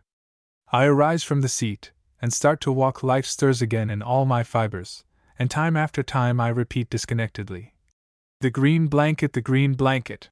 I go faster and faster, as if it is a case of fetching something, and stand after a little time in my tinker's workshop. Without pausing a moment, or wavering in my resolution, I go over to the bed, and roll up Hans Pauli's blanket. It was a strange thing if this bright idea of mine couldn't save me. I rose infinitely superior to the stupid scruples which sprang up in me, half inward cries about a certain stain on my honor. I bade good-bye to the whole of them. I was no hero, no virtuous idiot. I had my senses left. So I took the blanket under my arm and went to number 5 Stenner Street. I knocked, and entered the big, strange room for the first time. The bell on the door above my head gave a lot of violent jerks. A man enters from a side room, chewing, his mouth is full of food, and stands behind the counter. Lend me 6 pence on my eyeglasses?" said I. "I shall release them in a couple of days without fail." "No. They're steel, aren't they?" "Yes." "No, can't do it." "Ah, no, I suppose you can't. Well, it was really at best only a joke. Well, I have a blanket with me for which, properly speaking, I have no longer any use, and it struck me that you might take it off my hands. I have more's the pity, a whole store full of bedclothes," he replied, and when I had opened it he just cast one glance over it and said, "No, excuse me, but I haven't any use for that either." "I wanted to show you the worst side first," said I. "It's much better on the other side." Aye, it's no good. I won't own it, and you wouldn't raise a penny on it anywhere." "No, it's clear it isn't worth anything," I said, "but I thought it might go with another old blanket at an auction." "Well, no, it's no use." "3 pence?" said I. "No, I won't have it at all, man. I wouldn't have it in the house." I took it under my arm and went home. I acted as if nothing had passed, spread it over the bed again, smoothed it well out, as was my custom, and tried to wipe away every trace of my late action. I could not possibly have been in my right mind at the moment when I came to the conclusion to commit this rascally trick. The more I thought over it, the more unreasonable it seemed to me. It must have been an attack of weakness, some relaxation in my inner self that had surprised me when off my guard. Neither had I fallen straight into the trap. I had half felt that I was going the wrong road, and I expressly offered my glasses first, and I rejoiced greatly that I had not had the opportunity of carrying into effect this fault which would have sullied the last hours I had to live. I wandered out into the city again. I let myself sink upon one of the seats by Our Saviour's Church, dozed with my head on my breast, apathetic after my last excitement, sick and famished with hunger. And time went by. I should have to sit out this hour, too. It was a little lighter outside than in the house, and it seemed to me that my chest did not pain quite so badly out in the open air. I should get home, too, soon enough, and I dozed, and thought, and suffered fearfully. I had found a little pebble, I wiped it clean on my coat sleeve and put it into my mouth so that I might have something to mumble. Otherwise I did not stir, and didn't even wink an eyelid. People came and went. The noise of cars, the tramp of hoofs, and chatter of tongues filled the air. I might try with the buttons. Of course there would be no use in trying, and besides I was now in a rather bad way. But when I came to consider the matter closely, I would be obliged, as it were, to pass in the direction of my uncle's, as I went home. At last I got up, dragging myself slowly to my feet, and reeled down the streets. It began to burn over my eyebrows, fever was setting in, and I hurried as fast as I could. Once more I passed the baker's shop where the little loaf lay. "Well, we must stop here," I said with affected decision. But supposing I were to go in and beg for a bit of bread? Surely that was a fleeting thought, a flash. It could never really have occurred to me seriously. "Fie!" I whispered to myself, and shook my head, and held on my way. In Rebslager a pair of lovers stood in a doorway and talked together softly. A little farther up a girl popped her head out of a window. I walked so slowly and thoughtfully that I looked as if I might be deep in meditation on nothing in particular, and the wench came out into the street. "How is the world treating you, old fellow? What, are you ill?" "Nay, the Lord preserve us, what a face!" And she drew away frightened. I pulled up at once. What's amiss with my face? Had I really begun to die? I felt over my cheeks with my hand. Thin naturally, I was thin, my cheeks were like two hollowed bowls. But Lord, I reeled along again, but again came to a standstill. I must be quite inconceivably thin. Who knows but that my eyes were sinking right into my head? How did I look in reality? It was the very deuce that one must let oneself turn into a living deformity for sheer hunger's sake. Once more I was seized by fury, a last flaring up, a final spasm. Preserve me, what a face! Here I was, with a head that couldn't be matched in the whole country, with a pair of fists that, by the Lord, could grind a navvy into finest dust, and yet I went and hungered myself into a deformity, right in the town of Christiania. Was there any rhyme or reason in that? I had sat in saddle, toiled day and night like a carrier's horse. I had read my eyes out of their sockets, had starved the brains out of my head, and what the devil had I gained by it? Even a street hussy prayed God to deliver her from the sight of me. Well, now, there should be a stop to it. Do you understand that? Stop it shall, or the devil take a worse hold of me. With steadily increasing fury, grinding my teeth under the consciousness of my impotence, with tears and oaths I raged on, without looking at the people who passed me by. I commenced once more to martyr myself, ran my forehead against lampposts on purpose, dug my nails deep into my palms, bit my tongue with frenzy when it didn't articulate clearly, and laughed insanely each time it hurt much. Yes, but what shall I do? I asked myself at last, and I stamped many times on the pavement and repeated, what shall I do? A gentleman just going by remarks, with a smile, you ought to go and ask to be locked up. I looked after him. One of our well-known ladies' doctors, nicknamed the Duke. Not even he understood my real condition, a man I knew, whose hand I had shaken. I grew quiet. Locked up? Yes, I was mad. He was right. I felt madness in my blood, felt its darting pain through my brain. So that was to be the end of me. Yes, and I resumed my wearisome, painful walk. There was the haven in which I was to find rest. Suddenly I stop again. But not locked up. I say, not that, and I grew almost hoarse with fear. I implored grace for myself, begged to the wind and weather not to be locked up. I should have to be brought to the guard-house again, imprisoned in a dark cell which had not a spark of light in it. Not that. There must be other channels yet open that I had not tried, and I would try them. I would be so earnestly painstaking, would take good time for it, and go indefatigably round from house to house. For example, there was Sisler the music seller. I hadn't been to him at all.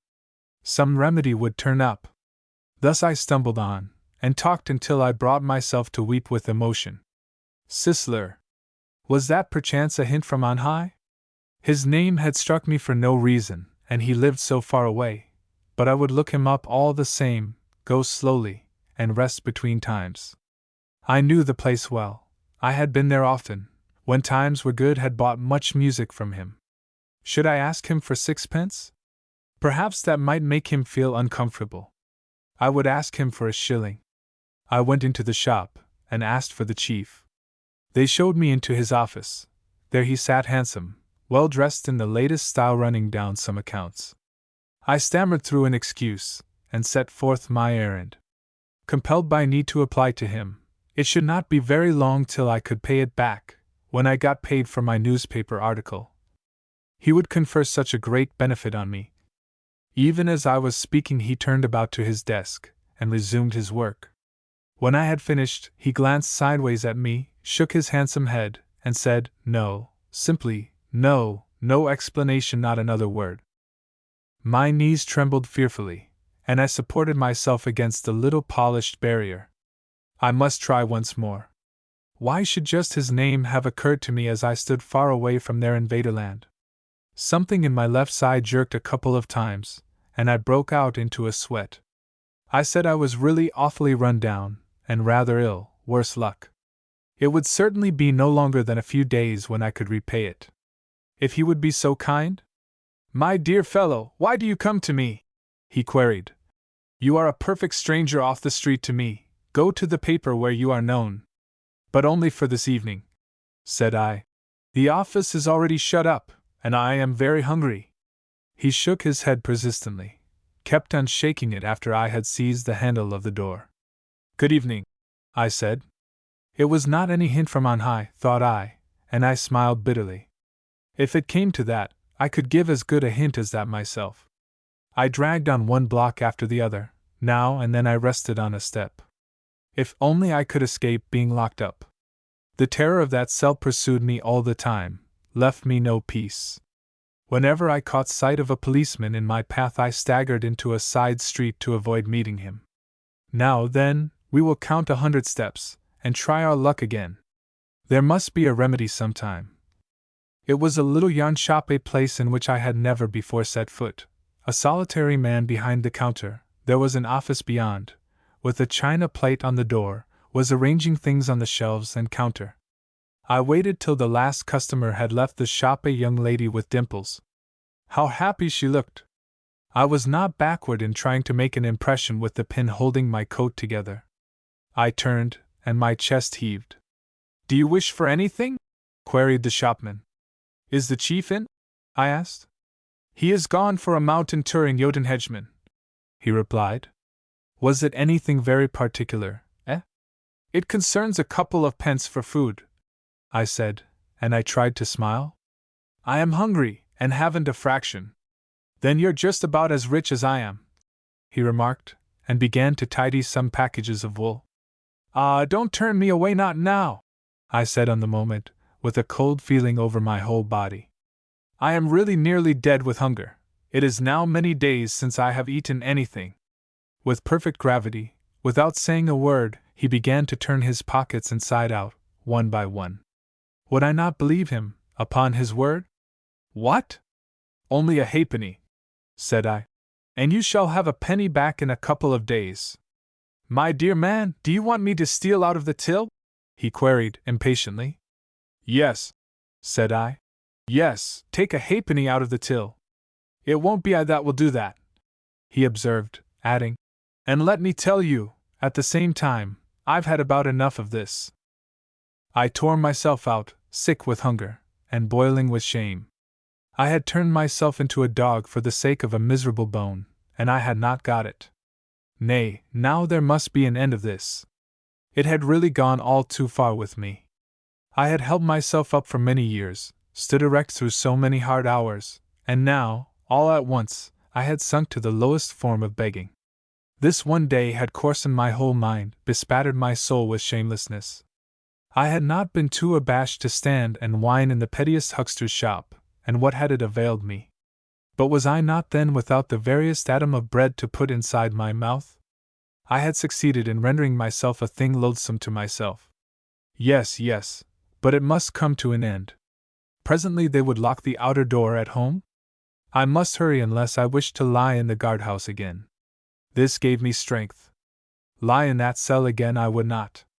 With body bent forward, and my hands pressed hard against my left ribs to deaden the stings a little, I struggled on, keeping my eyes fastened upon the paving stones that I might not be forced to bow to possible acquaintances, and hastened to the fire lookout. God be praised! It was only 7 o'clock by the dial on Our Saviour's. I had 3 hours yet before the door would be locked. What a fright I had been in! Well, there was not a stone left unturned. I had done all I could. To think that I really could not succeed once in a whole day. If I told it, no one could believe it. If I were to write it down, they would say I had invented it. Not in a single place. Well, well, there is no help for it. Before all, don't go and get pathetic again. Bah! How disgusting! I can assure you, it makes me have a loathing for you. If all hope is over, why, there is an end of it. Couldn't I, for that matter, steal a handful of oats in the stable? A streak of light a ray, yet I knew the stable was shut. I took my ease, and crept home at a slow snail's pace.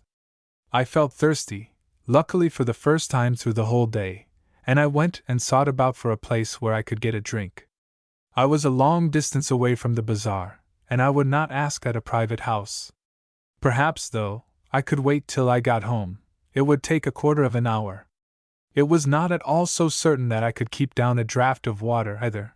My stomach no longer suffered in any way. I even felt nausea at the spittle I swallowed. But the buttons!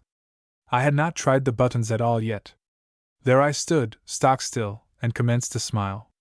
Maybe there was a remedy, in spite of all. I wasn't totally doomed. I should certainly get a penny for them.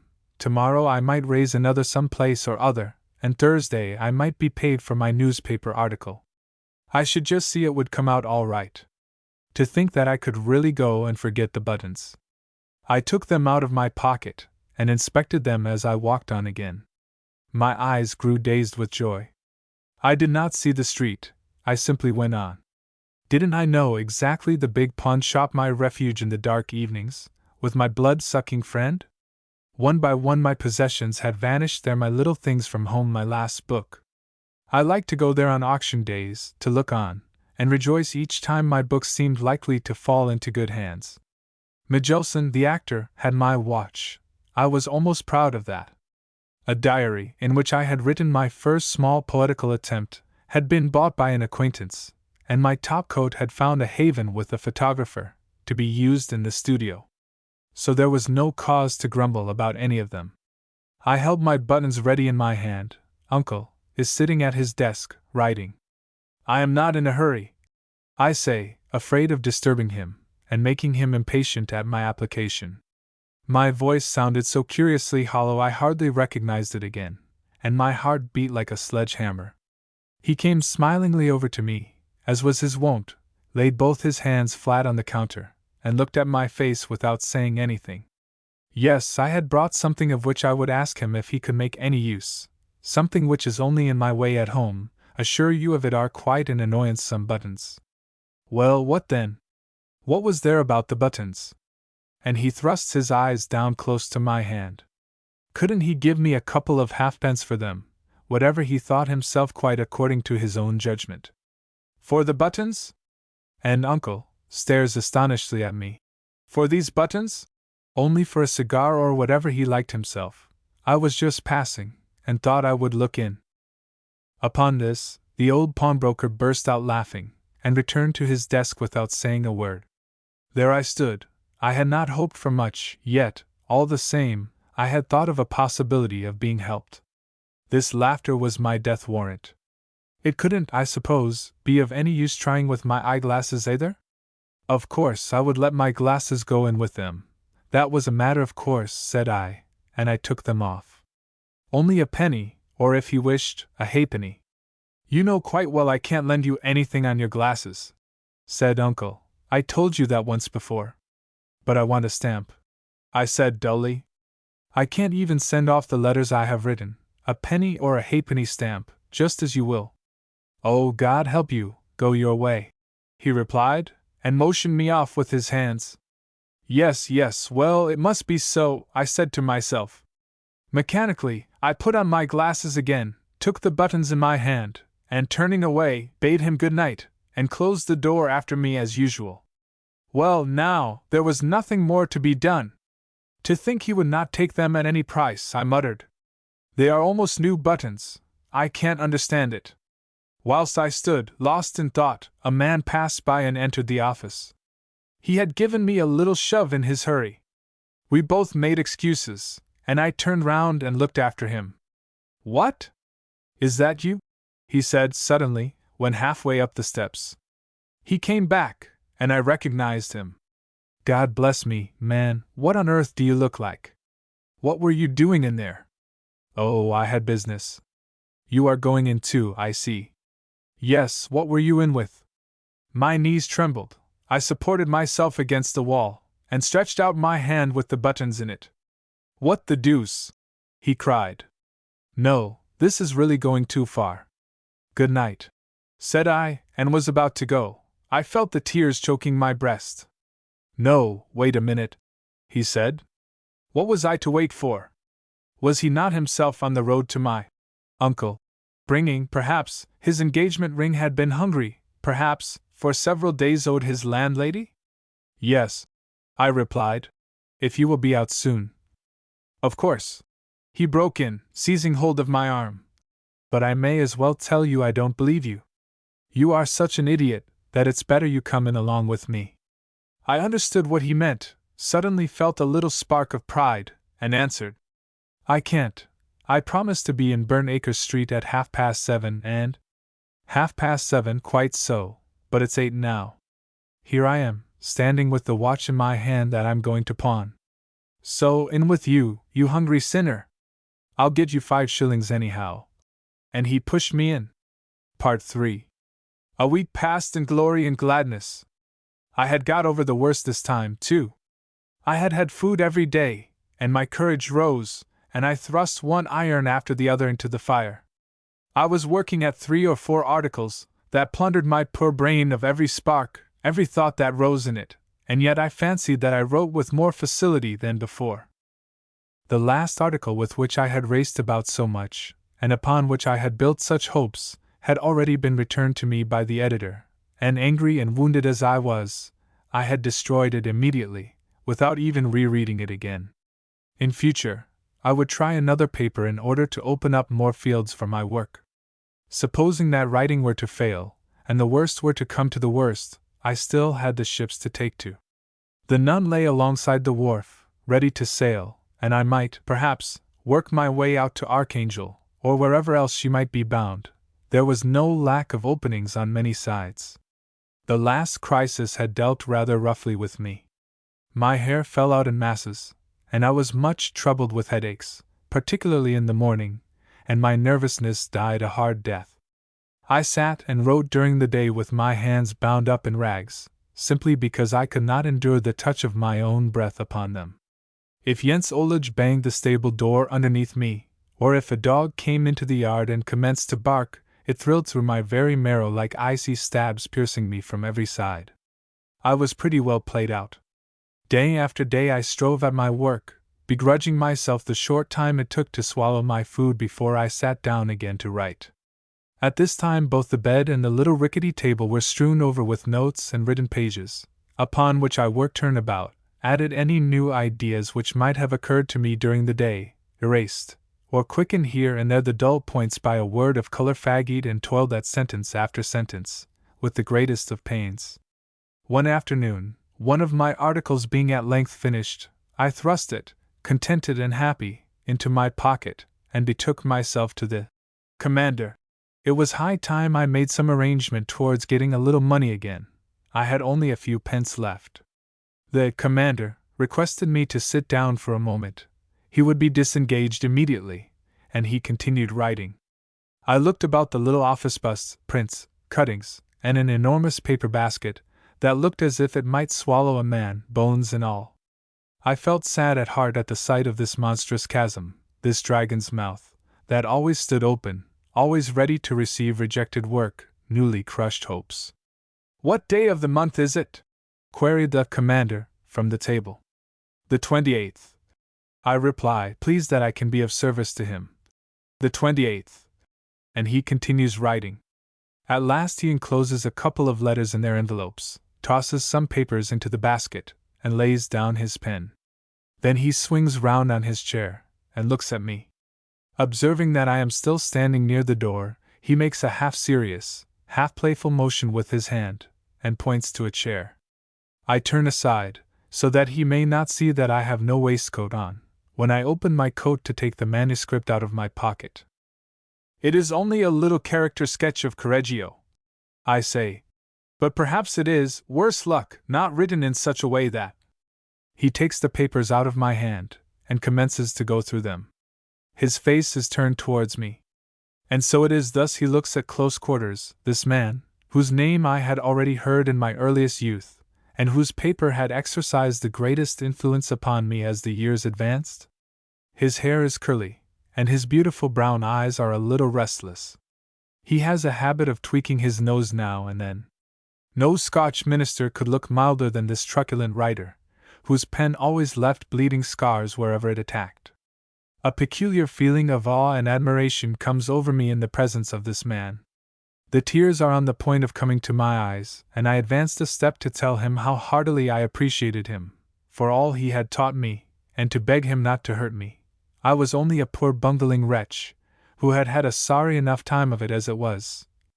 He looked up, and placed my manuscript slowly together, whilst he sat and considered. To make it easier for him to give me a refusal, I stretch out my hand a little, and say, "Ah, well, of course, it is not of any use to you." And I smile to give him the impression that I take it easily. "Everything has to be of such a popular nature to be of any use to us," he replies. "You know the kind of public we have. But can't you try and write something a little more commonplace, or hit upon something that people understand better?" His forbearance astonishes me. I understand that my article is rejected, and yet I could not have received a prettier refusal. Not to take up his time any longer, I reply. "Oh yes, I dare say I can." I go towards the door. He must pray forgive me for having taken up his time with this. I bow, and turn the door handle. "If you need it," he says, "you are welcome to draw a little in advance. You can write for it, you know." Now, as he had just seen that I was not capable of writing, this offer humiliated me somewhat, and I answered, "No, thanks, I can pull through yet a while, thanking you very much, all the same. Good day." "Good day," replies the commander, turning at the same time to his desk again. He had none the less treated me with undeserved kindness, and I was grateful to him for it, and I would know how to appreciate it too. I made a resolution not to return to him until I could take something with me that satisfied me perfectly, something that would astonish the commander a bit, and make him order me to be paid half a sovereign without a moment's hesitation. I went home, and tackled my writing once more. During the following evenings, as soon as it got near 8 o'clock and the gas was lit, the following thing happened regularly to me. As I come out of my room to take a walk in the streets after the labor and troubles of the day, a lady, dressed in black, stands under the lamp post exactly opposite my door. She turns her face towards me and follows me with her eyes. When I pass her by, I remark that she always has the same dress on, always the same thick veil that conceals her face and falls over her breast, and that she carries in her hand a small umbrella with an ivory ring in the handle. This was already the third evening I had seen her there, always in the same place. As soon as I have passed her by, she turns slowly and goes down the street away from me. My nervous brain vibrated with curiosity, and I became at once possessed by the unreasonable feeling that I was the object of her visit. At last I was almost on the point of addressing her, of asking her if she was looking for anyone, if she needed my assistance in any way, or if I might accompany her home. Badly dressed, as I unfortunately was, I might protect her through the dark streets, but I had an undefined fear that it perhaps might cost me something, a glass of wine, or a drive, and I had no money left at all. My distressingly empty pockets acted in a far too depressing way upon me, and I had not even the courage to scrutinize her sharply as I passed her by. Hunger had once more taken up its abode in my breast, and I had not tasted food since yesterday evening. This, 'tis true, was not a long period. I had often been able to hold out for a couple of days at a time, but latterly I had commenced to fall off seriously. I could not go hungry 1/4 as well as I used to do. A single day made me feel dazed, and I suffered from perpetual retching the moment I tasted water. Added to this was the fact that I lay and shivered all night, lay fully dressed as I stood and walked in the daytime, lay blue with cold, lay and froze every night with fits of icy shivering, and grew stiff during my sleep. The old blanket could not keep out the draughts, and I woke in the mornings with my nose stopped by the sharp outside frosty air which forced its way into the dilapidated room. I go down the street and think over what I am to do to keep myself alive until I get my next article finished. If I only had a candle I would try to fag on through the night. It would only take a couple of hours if I once warmed to my work, and then tomorrow I could call on the commander. I go without further ado into the Opland Cafe and look for my young acquaintance in the bank, in order to procure a penny for a candle. I passed unhindered through all the rooms. I passed a dozen tables at which men sat chatting, eating, and drinking.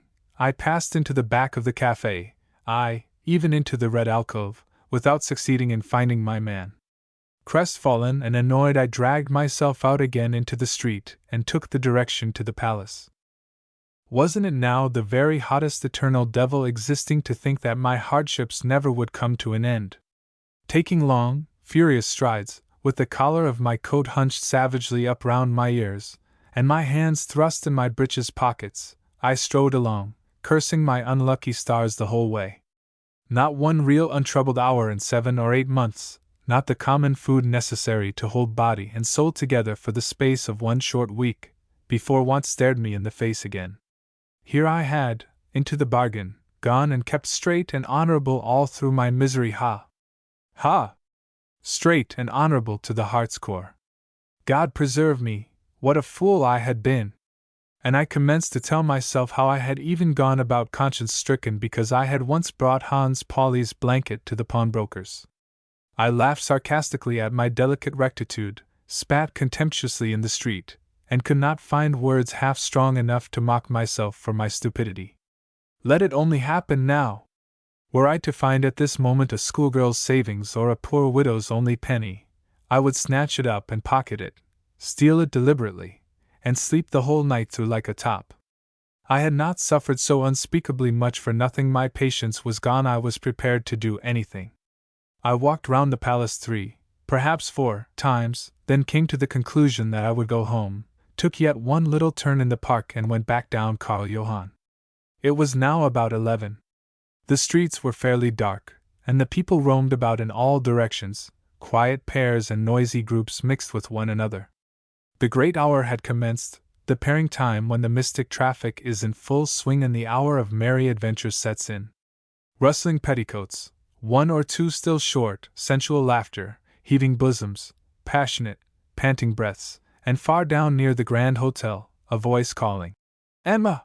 The whole street was a swamp, from which hot vapors exuded. I feel involuntarily in my pockets for a few shillings. The passion that thrills through the movements of every one of the passers-by, the dim light of the gas lamps, the quiet pregnant night, all commence to affect me. This air, that is laden with whispers, embraces, trembling admissions, concessions, half-uttered words and suppressed cries. A number of cats are declaring their love with loud yells in Blomquist's doorway. And I did not possess even a florin. It was a misery, a wretchedness without parallel to be so impoverished. What humiliation, too, what disgrace! I began again to think about the poor widow's last mite, that I would have stolen a schoolboy's cap or handkerchief, or a beggar's wallet, that I would have brought to a rag dealer without more ado, and caroused with the proceeds. In order to console myself, to indemnify myself in some measure, I take to picking all possible faults in the people who glide by. I shrug my shoulders contemptuously, and look slightingly at them according as they pass. These easily pleased, confectionery-eating students, who fancy they are sowing their wild oats in truly continental style if they tickle a sempstress under the ribs. These young bucks, bank clerks, merchants, flaneurs who would not disdain a sailor's wife, blows-e-malls, ready to fall down in the first doorway for a glass of beer. What sirens! the place at their sides still warm from the last night's embrace of a watchman or a stable boy. The throne always vacant, always open to newcomers. Pray mount. I spat out over the pavement, without troubling if it hit anyone. I felt enraged, filled with contempt for these people who scraped acquaintanceship with one another, and paired off right before my eyes. I lifted my head, and felt in myself the blessing of being able to keep my own sty clean. At Stortingsplads, Parliament Place, I met a girl who looked fixedly at me as I came close to her. "Good night," said I. "Good night." She stopped. Was she out walking so late? Did not a young lady run rather a risk in being in Karl Johann at this time of night? Really not? Yes, but was she never spoken to, molested, I meant, to speak plainly, asked to go along home with anyone? She stared at me with astonishment, scanned my face closely, to see what I really meant by this, then thrust her hand suddenly under my arm, and said, "Yes, and we went too." I walked on with her. But when we had gone a few paces past the car stand, I came to a standstill, freed my arm, and said, "Listen, my dear, I don't own a farthing." And with that I went on. At first she would not believe me, but after she had searched all my pockets, and found nothing, she got vexed, tossed her head, and called me a dry cod. "Good night," said I. "Wait a minute," she called. "Are those eyeglasses that you've got gold?" "No." "Then go to blazes with you." And I went. A few seconds after she came running behind me, and called out to me, "You can come with me all the same." I felt humiliated by this offer from an unfortunate street wench, and I said, "No." Besides, it was growing late at night, and I was due at a place. Neither could she afford to make sacrifices of that kind. "Yes, but now I will have you come with me." "But I won't go with you in this way." "Oh, naturally, you are going with someone else." "No," I answered.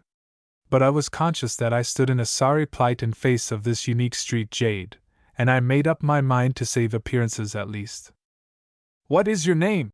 I inquired. "Mary, eh? Well, listen to me now, Mary." And I set about explaining my behavior. The girl grew more and more astonished in measure as I proceeded. Had she then believed that I, too, was one of those who went about the street at night and ran after little girls? Did she really think so badly of me? Had I perhaps said anything rude to her from the beginning? Did one behave as I had done when one was actuated by any bad motive? Briefly, in so many words, I had accosted her, and accompanied her those few paces, to see how far she would go on with it. For the rest, my name was so-and-so, Pastor so-and-so. Good night, depart, and sin no more. With these words I left her. I rubbed my hands with delight over my happy notion, and soliloquized aloud. What a joy there is in going about doing good actions! Perhaps I had given this fallen creature an upward impulse for her whole life. Save her, once for all, from destruction, and she would appreciate it when she came to think over it, remember me yet in her hour of death with thankful heart. Ah! In truth, it paid to be honorable, upright, and righteous. My spirits were effervescing. I felt fresh and courageous enough to face anything that might turn up. If I only had a candle, I might perhaps complete my article. I walked on, jingling my new door key in my hand, hummed, and whistled, and speculated as to means of procuring a candle. There was no other way out of it. I would have to take my writing materials with me into the street, under a lamp-post. I opened the door, and went up to get my papers. When I descended once more, I locked the door from the outside, and planted myself under the light. All around was quiet. I heard the heavy clanking footstep of a constable down in Tergade, and far away in the direction of St. Hans Hill a dog barked. There was nothing to disturb me. I pulled my coat collar up round my ears, and commenced to think with all my might.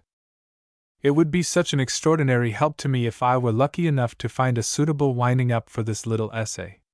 I had stuck just at a rather difficult point in it, where there ought to be a quite imperceptible transition to something fresh, then a subdued gliding finale, a prolonged murmur, ending at last in a climax as bold and as startling as a shot, or the sound of a mountain avalanche full stop. But the words would not come to me. I read over the whole piece from the commencement, read every sentence aloud, and yet failed absolutely to crystallize my thoughts, in order to produce this scintillating climax. And into the bargain, whilst I was standing laboring away at this, the constable came and, planting himself a little distance away from me, spoilt my whole mood. Now, what concern was it of his if I stood and strove for a striking climax to an article for the commander? Lord, how utterly impossible it was for me to keep my head above water, no matter how much I tried. I stayed there for the space of an hour. The constable went his way. The cold began to get too intense for me to keep still. Disheartened and despondent over this abortive effort, I opened the door again, and went up to my room. It was cold up there, and I could barely see my window for the intense darkness. I felt my towards the bed, pulled off my shoes, and set about warming my feet between my hands. Then I lay down, as I had done for a long time now, with all my clothes on. The following morning I sat up in bed as soon as it got light, and set to work at the essay once more. I sat thus till noon. I had succeeded by then in getting 10, perhaps 20 lines down, and still I had not found an ending. I rose, put on my shoes, and began to walk up and down the floor to try and warm myself. I looked out. There was rime on the window. It was snowing. Down in the yard a thick layer of snow covered the paving stones and the top of the pump. I bustled about the room, took aimless turns to and fro, scratched the wall with my nail, leant my head carefully against the door for a while, tapped with my forefinger on the floor, and then listened attentively, all without any object, but quietly and pensively as if it were some matter of importance in which I was engaged, and all the while I murmured aloud, time upon time, so that I could hear my own voice. But great God, surely this is madness. And yet I kept on just as before. After a long time, perhaps a couple of hours, I pulled myself sharply together, bit my lips, and manned myself as well as I could. There must be an end to this. I found a splinter to chew, and set myself resolutely to again. A couple of short sentences formed themselves with much trouble, a score of poor words which I tortured forth with might and main to try and advance a little. Then I stopped. My head was barren. I was incapable of more. And, as I could positively not go on, I set myself to gaze with wide open eyes at these last words, this unfinished sheet of paper. I stared at these strange, shaky letters that bristled up from the paper like small hairy creeping things, till at last I could neither make head nor tail of any of it. I thought on nothing. Time went. I heard the traffic in the street, the rattle of cars and tramp of hoofs. Jens Oled's voice ascended towards me from the stables as he chid the horses. I was perfectly stunned. I sat and moistened my lips a little, but otherwise made no effort to do anything. My chest was in a pitiful state. The dusk closed in. I sank more and more together, grew weary, and lay down on the bed again. In order to warm my fingers a little, I stroked them through my hair backwards and forwards and crosswise. Small loose tufts came away, flakes that got between my fingers, and scattered over the pillow. I did not think anything about it just then. It was as if it did not concern me. I had hair enough left, anyway. I tried afresh to shake myself out of this strange daze that enveloped my whole being like a mist. I sat up, struck my knees with my flat hands, laughed as hard as my sore chest permitted me, only to collapse again. Naught availed. I was dying helplessly, with my eyes wide open, staring straight up at the roof. At length I stuck my forefinger in my mouth, and took to sucking it. Something stirred in my brain, a thought that bored its way in there, a stark mad notion. Supposing I were to take a bite? And without a moment's reflection, I shut my eyes, and clenched my teeth on it. I sprang up. At last I was thoroughly awake. A little blood trickled from it, and I licked it as it came. It didn't hurt very much, either was the wound large, but I was brought at one bound to my senses.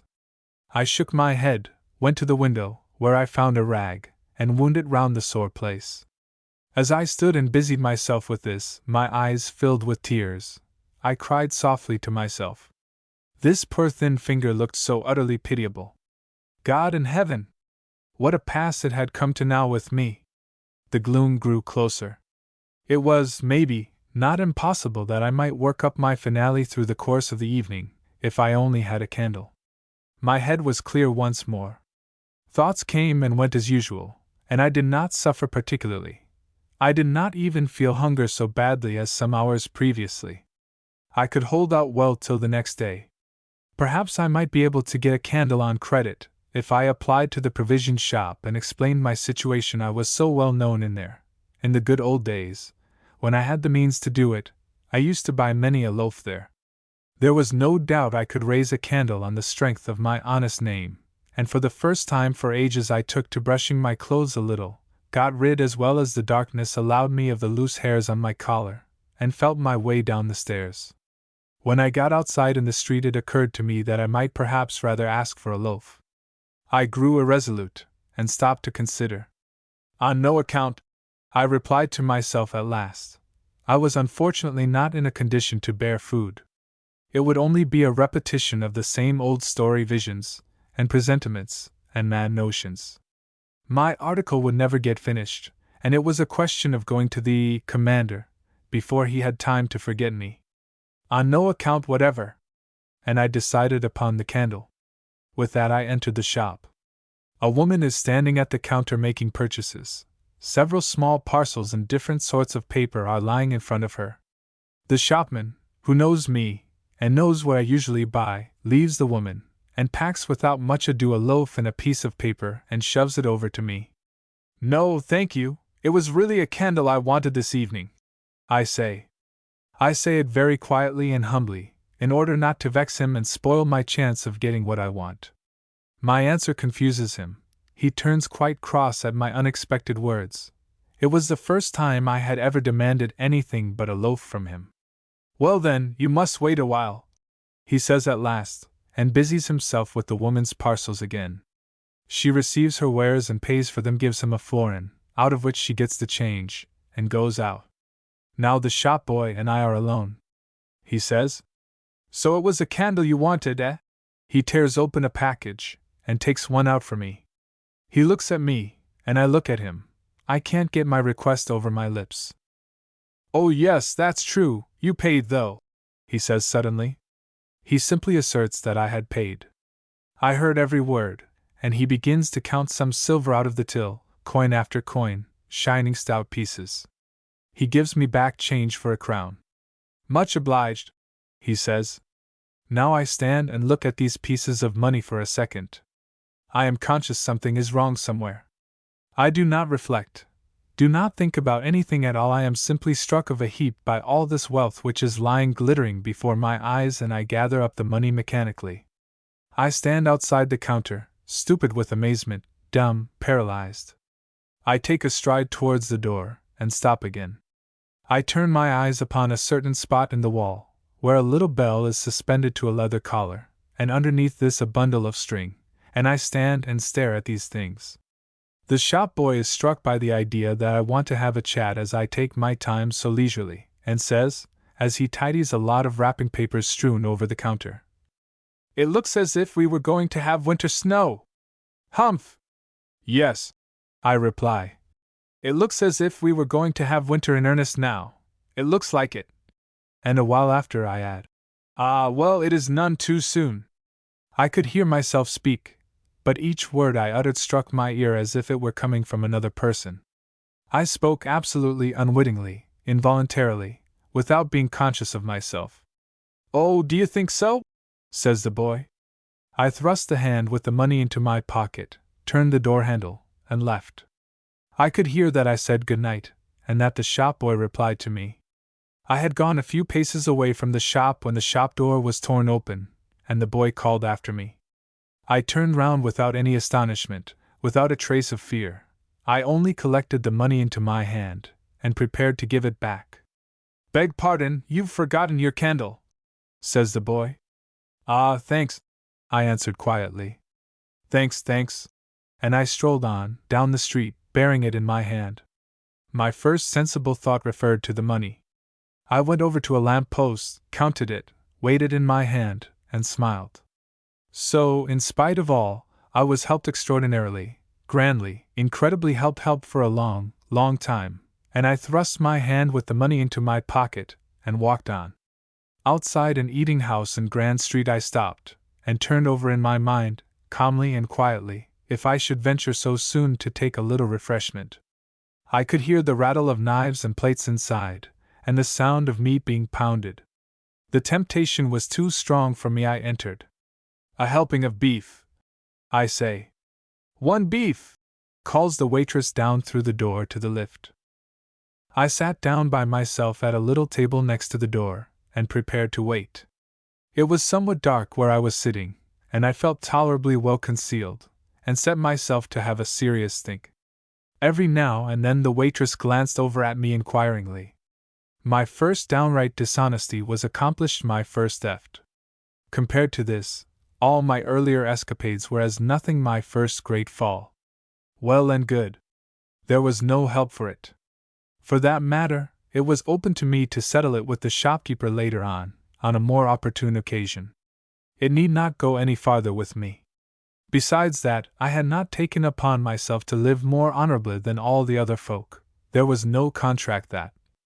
"Do you think that beef will soon be here?" "Yes, immediately." The waitress opens the trapdoor, and looks down into the kitchen. But suppose the affair did crop up some day? If the shop boy were to get suspicious and begin to think over the transaction about the bread, and the florin of which the woman got the change? It was not impossible that he would discover it some day, perhaps the next time I went there. Well then, Lord! I shrugged my shoulders unobserved. "If you please," says the waitress, kindly placing the beef on the table. "Wouldn't you rather go to another compartment, it's so dark here?" "No, thanks, just let me be here," I reply. Her kindliness touches me at once. I pay for the beef on the spot, put whatever change remains into her hand, close her fingers over it. She smiles, and I say in fun, with the tears near my ears, "There, you're to have the balance to buy yourself a farm." "Ah, you're very welcome to it." I commenced to eat, got more and more greedy as I did so, swallowed whole pieces without chewing them, enjoyed myself in an animal-like way at every mouthful, and tore at the meat like a cannibal. The waitress came over to me again. "Will you have anything to drink?" she asks, bending down a little towards me. I looked at her. She spoke very low, almost shyly, and dropped her eyes. "I mean a glass of ale, or whatever you like best, from me, without, that is, if you will." "No, many thanks," I answer. "Not now, I shall come back another time." She drew back, and sat down at the desk. I could only see her head. What a singular creature! When finished, I made at once for the door. I felt nausea already. The waitress got up. I was afraid to go near the light, afraid to show myself too plainly to the young girl, who never for a moment suspected the depth of my misery, so I wished her a hasty good night, bowed to her, and left. The food commenced to take effect. I suffered much from it, and could not keep it down for any length of time. I had to empty my mouth a little at every dark corner I came to. I struggled to master this nausea which threatened to hollow me out anew, clenched my hands, and tried to fight it down, stamped on the pavement, and gulped down furiously whatever sought to come up. All in vain. I sprang at last into a doorway, doubled up, head foremost, blinded with the water which gushed from my eyes, and vomited once more. I was seized with bitterness, and wept as I went along the street. I cursed the cruel powers, whoever they might be, that persecuted me so, consigned them to hell's damnation and eternal torments for their petty persecution. There was but little chivalry in fate, really little enough chivalry, one was forced to admit that. I went over to a man staring into a shop window, and asked him in great haste what, according to his opinion, should one give a man who had been starving for a long time. It was a matter of life and death, I said. He couldn't even keep beef down. "I have heard say that milk is a good thing, hot milk," answered the man, astonished. "Who is it, by the way, you are asking for?" Thanks, I say. "That idea of hot milk might not be half a bad notion." And I go. I entered the first cafe I came to going along, and asked for some boiled milk.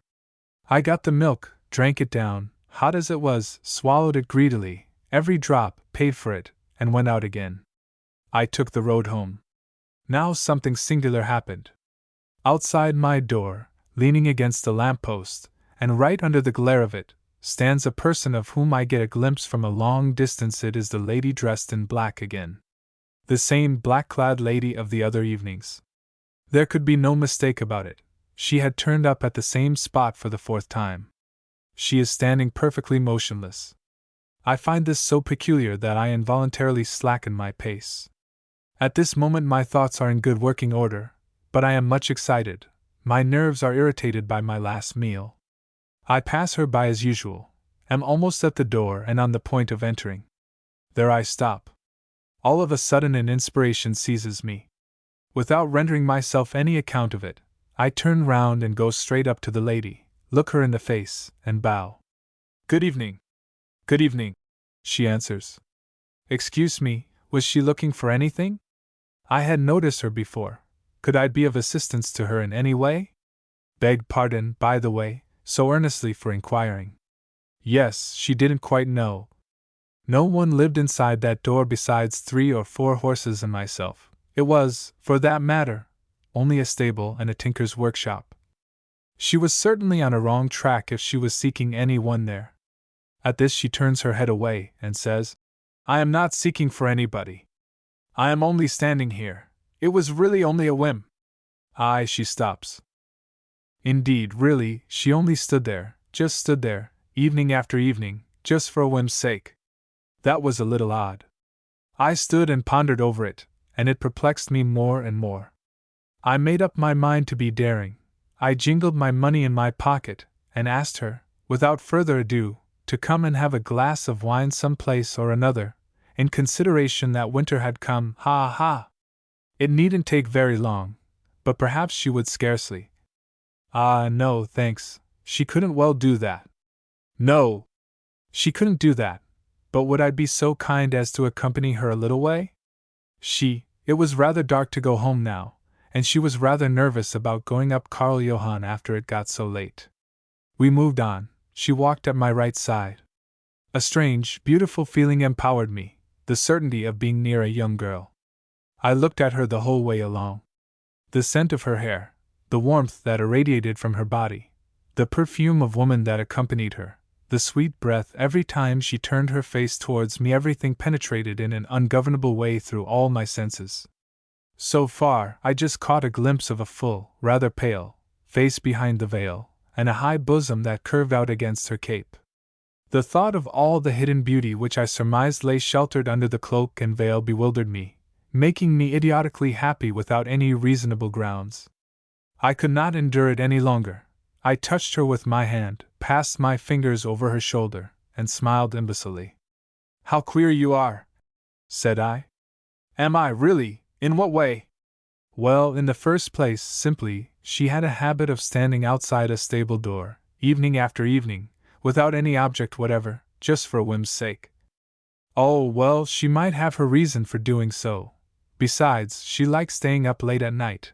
It was a thing she had always had a great fancy for. Did I care about going to bed before 12? If there was anything in the world I hated, it was to go to bed before 12 o'clock at night. Ah, there, you see. She, too, was just the same. She took this little tour in the evenings when she had nothing to lose by doing so. She lived up in St. Olav's place. "Illegally," I cried. "I beg pardon?" "I only said illegally. It's all right. Continue." She lived up in St. Olav's place, lonely enough, together with her mother, to whom one couldn't talk because she was so deaf. Was there anything odd in her liking to get out for a little? "No, not at all," I replied. "No? Well, what then?" I could hear by her voice that she was smiling. "Hadn't she a sister?" "Lately?" "Yes, 5 weeks ago." From where did I learn that she had a sister? I didn't learn it at all, I only asked. We kept silence. A man passes us, with a pair of shoes under his arm. Otherwise, the street is empty as far as we can see. Over at the Tivoli a long row of colored lamps are burning. It no longer snows, the sky is clear. "Gracious! Don't you freeze without an overcoat?" inquires the lady, suddenly looking at me. Should I tell her why I had no overcoat, make my sorry condition known at once, and frighten her away? As well first as last. Still, it was delightful to walk here at her side and keep her in ignorance yet a while longer. So I lied. I answered, "No, not at all." And in order to change the subject, I asked, "Have you seen the menagerie in the Tivoli?" "No," she answered. "Is there really anything to see?" Suppose she were to take it into her head to wish to go there? Into that blaze of light, with the crowd of people. Why, she would be filled with shame. I would drive her out again, with my shabby clothes and lean face. Perhaps she might even notice that I had no waistcoat on. Ah, no, there is sure to be nothing worth seeing. And a lot of happy ideas occurred to me, of which I at once made use. A few sparse words, fragments left in my desiccated brain. What would one expect from such a small menagerie? On the whole, it did not interest me in the least to see animals in cases. These animals know that one is standing staring at them. They feel hundreds of inquisitive looks upon them, are conscious of them. No, I would prefer to see animals that didn't know one observed them, shy creatures that nestle in their lair, and lie with sluggish green eyes, and lick their claws, and muse, Yes, I was certainly right in that. It was only animals in all their peculiar fearfulness and peculiar savagery that possessed a charm. The soundless, stealthy tread in the total darkness of night, the hidden monsters of the woods, the shrieks of a bird flying past, the wind, the smell of blood, the rumbling in space, in short, the reigning spirit of the kingdom of savage creatures hovering over savagery, the unconscious poetry. But I was afraid this bored her. The consciousness of my great poverty seized me anew, and crushed me. If I had only been in any way well enough dressed to have given her the pleasure of this little tour in the Tivoli. I could not make out this creature, who could find pleasure in letting herself be accompanied up the whole of Karl Johann Street by a half-naked beggar. What, in the name of God, was she thinking of? And why was I walking there, giving myself airs, and smiling idiotically at nothing? Had I any reasonable cause either for letting myself be worried into a long walk by this dainty, silken-clad bird? Mayhap it did not cost me an effort? Did I not feel the ice of death go right into my heart at even the gentlest puff of wind that blew against us? Was not madness running riot in my brain, just for lack of food for many months at a stretch? Yet she hindered me from going home to get even a little milk into my parched mouth, a spoonful of sweet milk, that I might perhaps be able to keep down. Why didn't she turn her back on me, and let me go to the deuce? I became distracted. My despair reduced me to the last extremity. I said, "Considering all things, you ought not to walk with me. I disgrace you right under everyone's eyes, if only with my clothes. Yes, it is positively true, I mean it." She starts, looks up quickly at me, and is silent. Then she exclaims suddenly, "Indeed, though? More she doesn't say." "What do you mean by that?" I queried. "Ugh, no, you make me feel ashamed. We have not got very far now." And she walked on a little faster. We turned up University Street, and could already see the lights in St. Olave's Place. Then she commenced to walk slowly again. "I have no wish to be indiscreet," I say, "but won't you tell me your name before we part? And won't you, just for 1 second, lift up your veil so that I can see you? I would be really so grateful." A pause. I walked on in expectation. "You have seen me before," she replies. "Illa jolly," I say again. "Beg pardon. You followed me once for half a day, almost right home. Were you tipsy that time?" I could hear again that she smiled. "Yes," I said. "Yes, worse luck, I was tipsy that time." "That was horrid of you." And I admitted contritely that it was horrid of me. We reached the fountains. We stop and look up at the many lighted windows of number 2. "Now you mustn't come any farther with me," she says. "Thank you for coming so far." I bowed. I daren't say anything. I took off my hat and stood bareheaded. I wonder if she would give me her hand. "Why don't you ask me to go back a little way with you?" she asks, in a low voice, looking down at the toe of her shoe. "Great heavens!" I reply, beside myself. Great heavens, if you only would! Yes, but only a little way. And we turned round. I was fearfully confused. I absolutely did not know if I were on my head or my heels. This creature upset all my chain of reasoning, turned it topsy-turvy. I was bewitched and extraordinarily happy. It seemed to me as if I were being dragged enchantingly to destruction. She had expressly willed to go back. It wasn't my notion, it was her own desire. I walk on and look at her, and get more and more bold. She encourages me, draws me to her by each word she speaks. I forget for a moment my poverty, my humble position, my whole miserable condition. I feel my blood course madly through my whole body, as in the days before I caved in, and resolved to feel my way by a little ruse. By the way, it wasn't you I followed that time, said I. It was your sister. Was it my sister? She questions, in the highest degree amazed. She stands still, looks up at me, and positively waits for an answer. She puts the question in all sober earnest. Yes, I replied. That is to say, it was the younger of the two ladies who went on in front of me. The youngest, eh? Eh? Aha! She laughed out all at once, loudly, heartily, like a child. Oh, how sly you are! You only said that just to get me to raise my veil, didn't you? Ah, I thought so, but you may just wait till you are blue first, just for punishment. We began to laugh and jest. We talked incessantly all the time. I do not know what I said, I was so happy. She told me that she had seen me once before, a long time ago, in the theater. I had then comrades with me, and I behaved like a man. I must certainly have been tipsy that time too, more's the shame. Why did she think that? Oh, I had laughed so. Really, yes, I used to laugh a lot in those days. But now not any more? Oh yes, now too. It is a splendid thing to exist sometimes. We reached Karl Johann. She said, now we won't go any farther. And we returned through University Street. When we arrived at the fountain once more I slackened my pace a little. I knew that I could not go any farther with her. Well, now you must turn back here, she said and stopped. Yes, I suppose I must. But a second after she thought I might as well go as far as the door with her. Gracious me, there couldn't be anything wrong in that, could there? No, I replied. But when we were standing at the door all my misery confronted me clearly.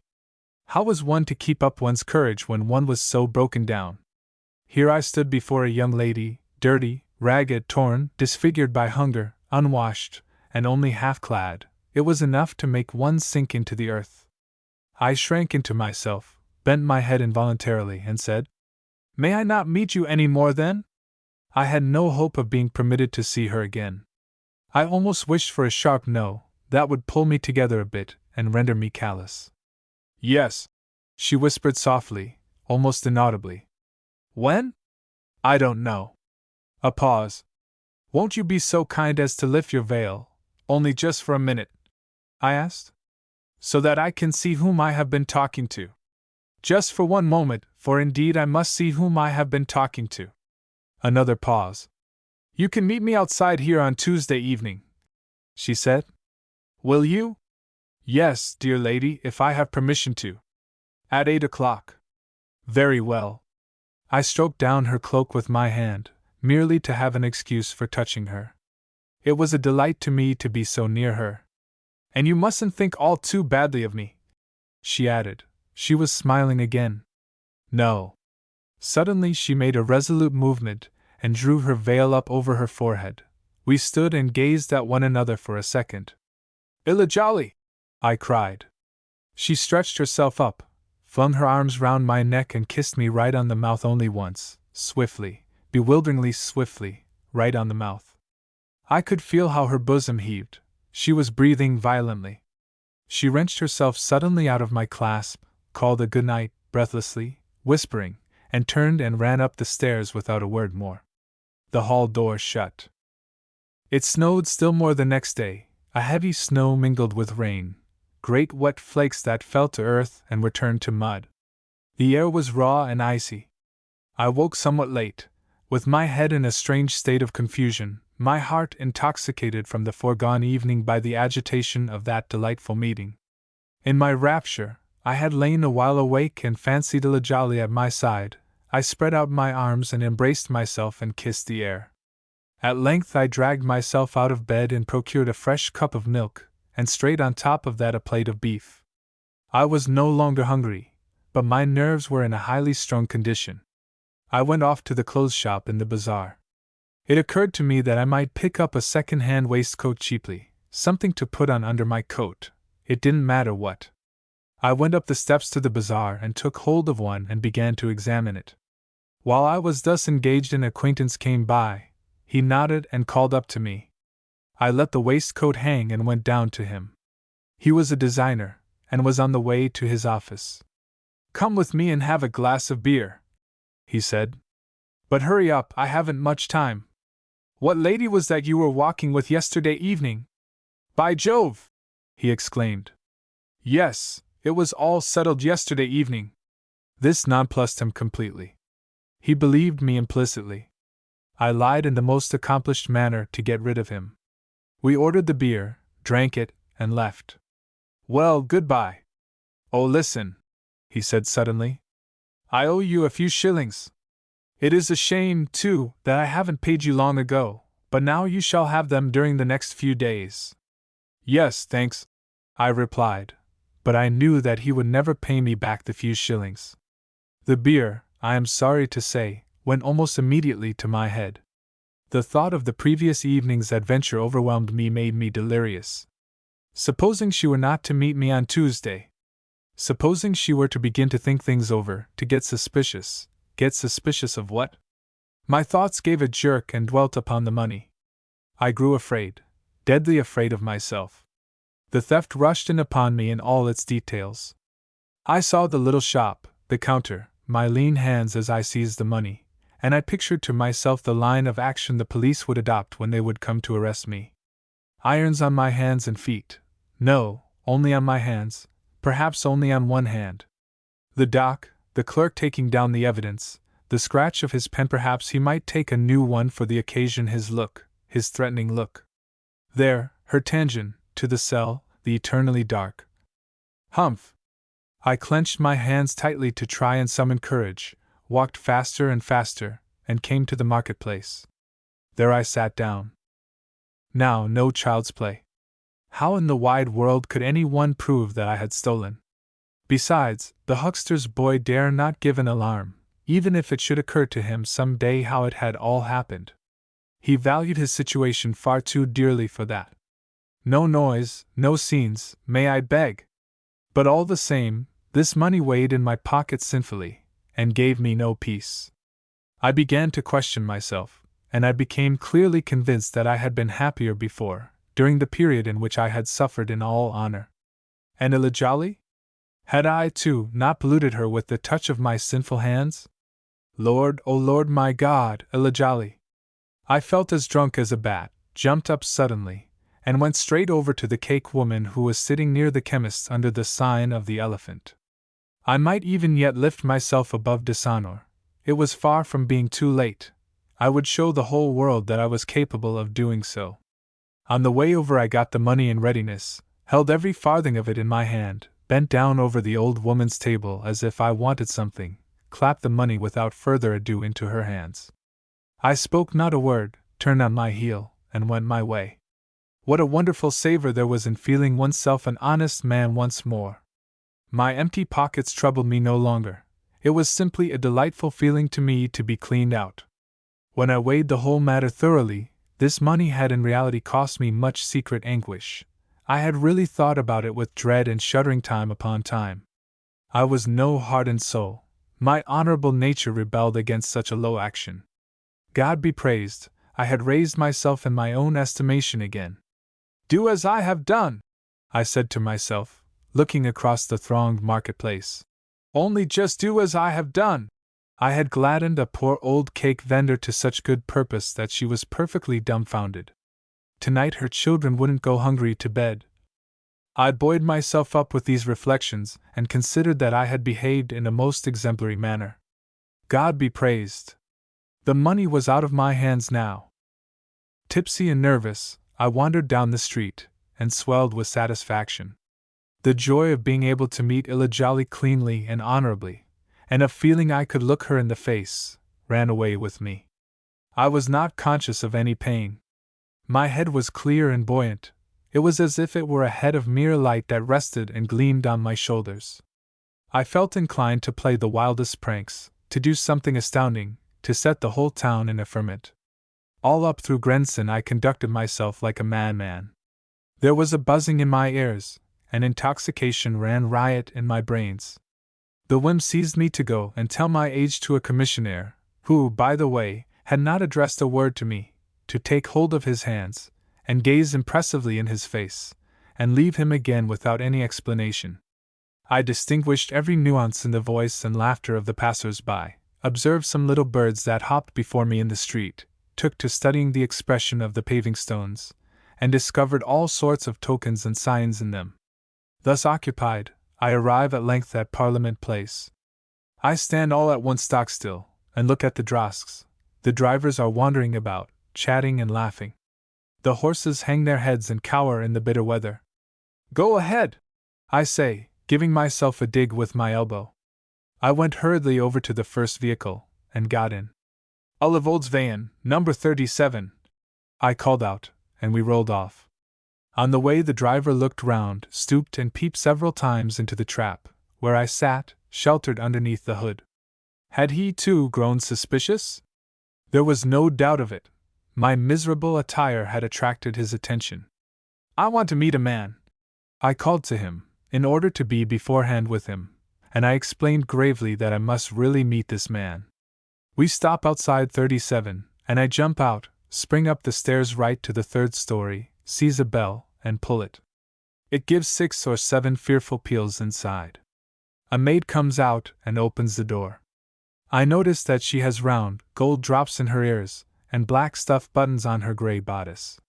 She looks at me with a frightened air. I inquire for Kierulf Joachim Kierulf, if I might add further a wool dealer, in short, not a man one could make a mistake about. The girl shook her head. "No Kierulf lives here," said she. She stared at me, and held the door ready to close it. She made no effort to find the man for me. She really looked as if she knew the person I inquired for, if she would only take the trouble to reflect a bit. The lazy jade! I got vexed, turned my back on her, and ran downstairs again. "He wasn't there," I called to the driver. "Wasn't he there?" "No. Drive to Tom de Gaden, number 11. I was in a state of the most violent excitement, and imparted something of the same feeling to the driver. He evidently thought it was a matter of life and death, and he drove on, without further ado. He whipped up the horse sharply. "What's the man's name?" he inquired, turning round on the box. "Kierulf, a dealer in wool Kierulf." And the driver, too, thought this was a man one would not be likely to make any mistake about. "Didn't he generally wear a light morning coat?" "What?" I cried. "A light morning coat? Are you mad? Do you think it is a teacup I am inquiring about?" This light morning coat came most inopportunely. It spoilt the whole man for me such as I had fancied him. "What was it you said he was called, Kierulf?" "Of course," I replied. "Is there anything wonderful in that? The name doesn't disgrace anyone. Hasn't he red hair?" Well, it was quite possible that he had red hair, and now that the driver mentioned the matter, I was suddenly convinced that he was right. I felt grateful to the poor driver, and hastened to inform him that he had hit the man off to a T. He really was just as he described him, and I remarked, in addition, that it would be a phenomenon to see such a man without red hair. "It must be him I drove a couple of times," said the driver. "He had a knobbed stick." Yes, it was clear that it was the same man he had driven. He recognized him, and he drove so that the horses' shoes struck sparks as they touched the stones. All through this phase of excitement I had not for 1 second lost my presence of mind. We pass a policeman, and I notice his number is 69. This number struck me with such vivid clearness that it penetrated like a splint into my brain. 69, accurately 69. I wouldn't forget it. I leant back in the vehicle, a prey to the wildest fancies, crouched under the hood so that no one could see me. I moved my lips and commenced to talk idiotically to myself. Madness rages through my brain, and I let it rage. I am fully conscious that I am succumbing to influences over which I have no control. I begin to laugh, silently, passionately, without a trace of cause, still merry and intoxicated from the couple of glasses of ale I have drunk. Little by little my excitement abates, my calm returns more and more to me. I feel the cold in my sore finger, and I stick it down inside my collar to warm it a little. At length we reach Tomtegaden. The driver pulls up.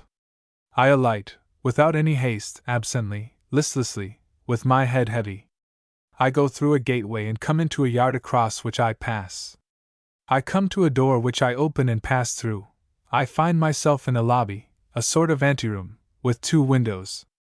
There are 2 boxes in it, one on top of the other, in one corner, and against the wall an old, painted sofa bed over which a rug is spread. To the right, in the next room, I hear voices and the cry of a child, and above me, on the 2nd floor, the sound of an iron plate being hammered. All this I notice the moment as I enter. I step quietly across the room to the opposite door without any haste, without any thought of flight, open it, too, and come out in Unabridged. I look up at the house through which I have passed. Refreshment and lodgings for travelers. It is not my intention to escape, to steal away from the driver who is waiting for me. I go very coolly down Unabridged, without fear of being conscious of doing any wrong. Kierulf, this dealer in wool, who has spooked in my brain so long, this creature in whose existence I believe, and whom it was of vital importance that I should meet, had vanished from my memory, was wiped out with many other mad whims which came and went in turns. I recalled him no longer, except as a reminiscence, a phantom. In measure, as I walked on, I became more and more sober, felt languid and weary, and dragged my legs after me. The snow still fell in great moist flakes. At last I reached Gronland. Far out, near the church, I sat down to rest on a seat. All the passers-by looked at me with much astonishment. I fell a thinking, "Thou good God, what a miserable plight I have come to!" I was so heartily tired and weary of all my miserable life that I did not find it worth the trouble of fighting any longer to preserve it. Adversity had gained the upper hand. It had been too strong for me. I had become so strangely poverty-stricken and broken, a mere shadow of what I once had been. My shoulders were sunken right down on one side, and I had contracted a habit of stooping forward fearfully as I walked, in order to spare my chest what little I could. I had examined my body a few days ago, one noon up in my room, and I had stood and cried over it the whole time. I had worn the same shirt for many weeks, and it was quite stiff with stale sweat, and had chafed my skin. A little blood and water ran out of the sore place.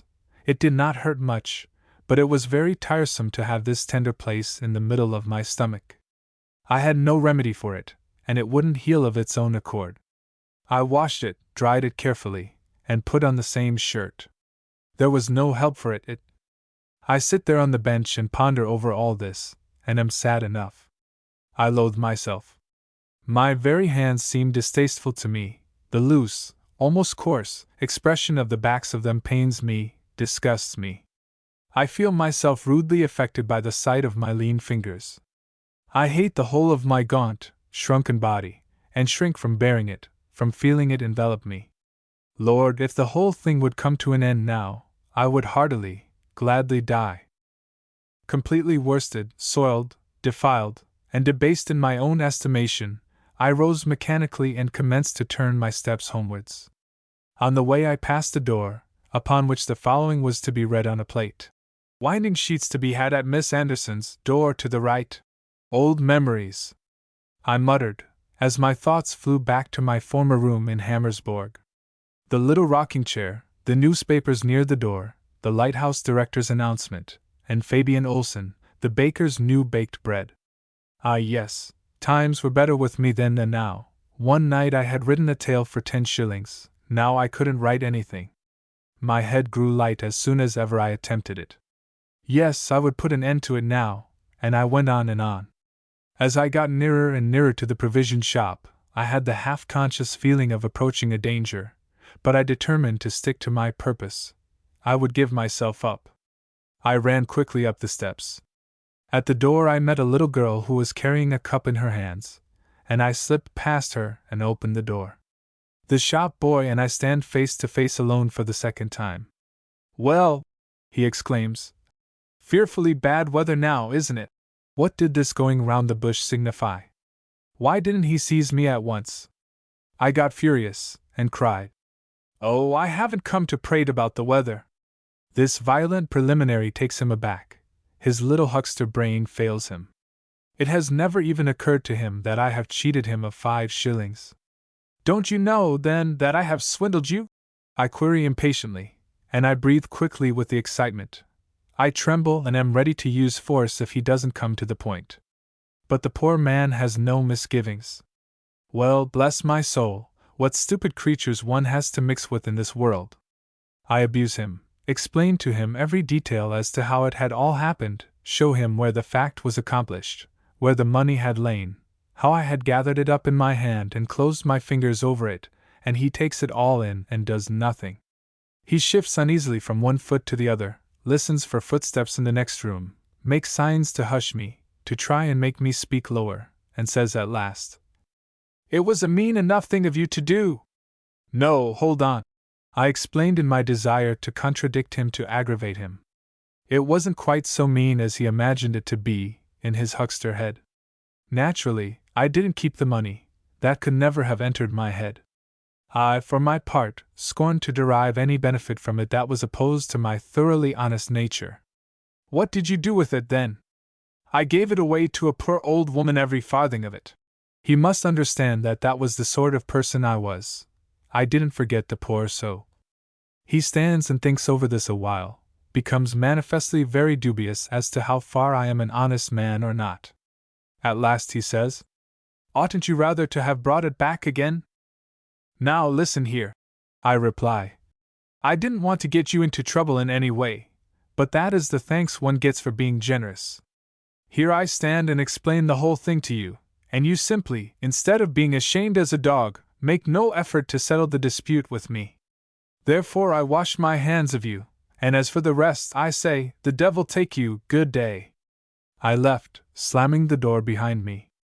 But when I got home to my room, into the melancholy hole, wet through from the soft snow, trembling in my knees from the day's wanderings, I dismounted instantly from my high horse, and sank together once more. I regretted my attack upon the poor shop boy, wept, clutched myself by the throat to punish myself for my miserable trick, and behaved like a lunatic. He had naturally been in the most deadly terror for the sake of his situation. He had not dared to make any fuss about the 5 shillings that were lost to the business, and I had taken advantage of his fear, had tortured him with my violent address, stabbed him with every loud word that I had roared out. And the master himself had perhaps been sitting inside the inner room, almost within an ace of feeling called upon to come out and inquire what was the row. No, there was no longer any limit to the low things I might be tempted to do. Well, why hadn't I been locked up? Then it would have come to an end. I would almost have stretched out my wrists for the handcuffs. I would not have offered the slightest resistance. On the contrary, I would have assisted them. Lord of heaven and earth! One day of my life for one happy second again. My whole life for a mess of lentils. Hear me only this once. I lay down in the wet clothes I had on, with a vague idea that I might die during the night. And I used my last strength to tidy up my bed a little, so that it might appear a little orderly about me in the morning. I folded my hands and chose my position.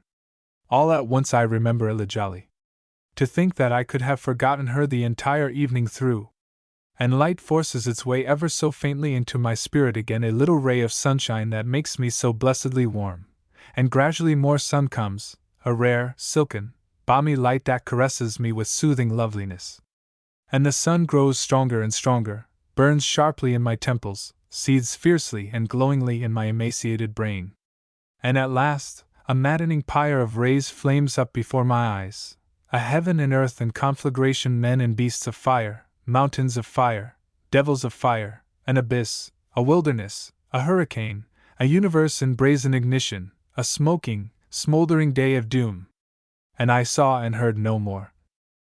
I woke in a sweat the next morning, moist all over, my whole body bathed in dampness. The fever had laid violent hands on me. At first I had no clear idea of what had happened to me. I looked about me in amazement, felt a complete transformation of my being, absolutely failed to recognize myself again. I felt along my own arms and down my legs, was struck with astonishment that the window was where it was, and not in the opposite wall, and I could hear the tramp of the horse's feet in the yard below as if it came from above me. I felt rather sick, too qualmish. My hair clung wet and cold about my forehead. I raised myself on my elbow and looked at the pillow. Damp hair lay on it, too, in patches. My feet had swelled up in my shoes during the night, but they caused me no pain, only I could not move my toes much, they were too stiff. As the afternoon closed in, and it had already begun to grow a little dusk, I got up out of bed and commenced to move about the room a little. I felt my way was short, careful steps, taking care to keep my balance, and spare my feet as much as possible. I did not suffer much, and I did not cry, either was I, taking all into consideration, sad. On the contrary, I was blissfully content. It did not strike me just then that anything could be otherwise than it was. Then I went out. The only thing that troubled me a little, in spite of the nausea that the thought of food inspired in me, was hunger. I commenced to be sensible of a shameless appetite again, a ravenous lust of food, which grew steadily worse and worse. It gnawed unmercifully in my breast, carrying on a silent, mysterious work in there. It was as if a score of diminutive gnome-like insects set their heads on one side and gnawed for a little, then laid their heads on the other side and gnawed a little more, then lay quite still for a moment's space, and then began afresh, boring noiselessly in, and without any haste, and left empty spaces everywhere after them as they went on. I was not ill, but faint. I broke into a sweat. I thought of going to the marketplace to rest a while, but the way was long and wearisome. At last I had almost reached it. I stood at the corner of the market and Market Street. The sweat ran down into my eyes and blinded me, and I had just stopped in order to wipe it away a little. I did not notice the place I was standing in. In fact, I did not think about it. The noise around me was something frightful. Suddenly a call rings out, a cold, sharp warning. I hear this cry, hear it quite well, and I start nervously to one side, stepping as quickly as my bad foot allows me to. A monster of a breadvan brushes past me, and the wheel grazes my coat. I might perhaps have been a little quicker if I had exerted myself. Well, there was no help for it. One foot pained me, a couple of toes were crunched. I felt that they, as it were, curled up in my shoes. The driver reins in his horse with all his might. He turns round on the van and inquires in affright how it fares with me. Oh!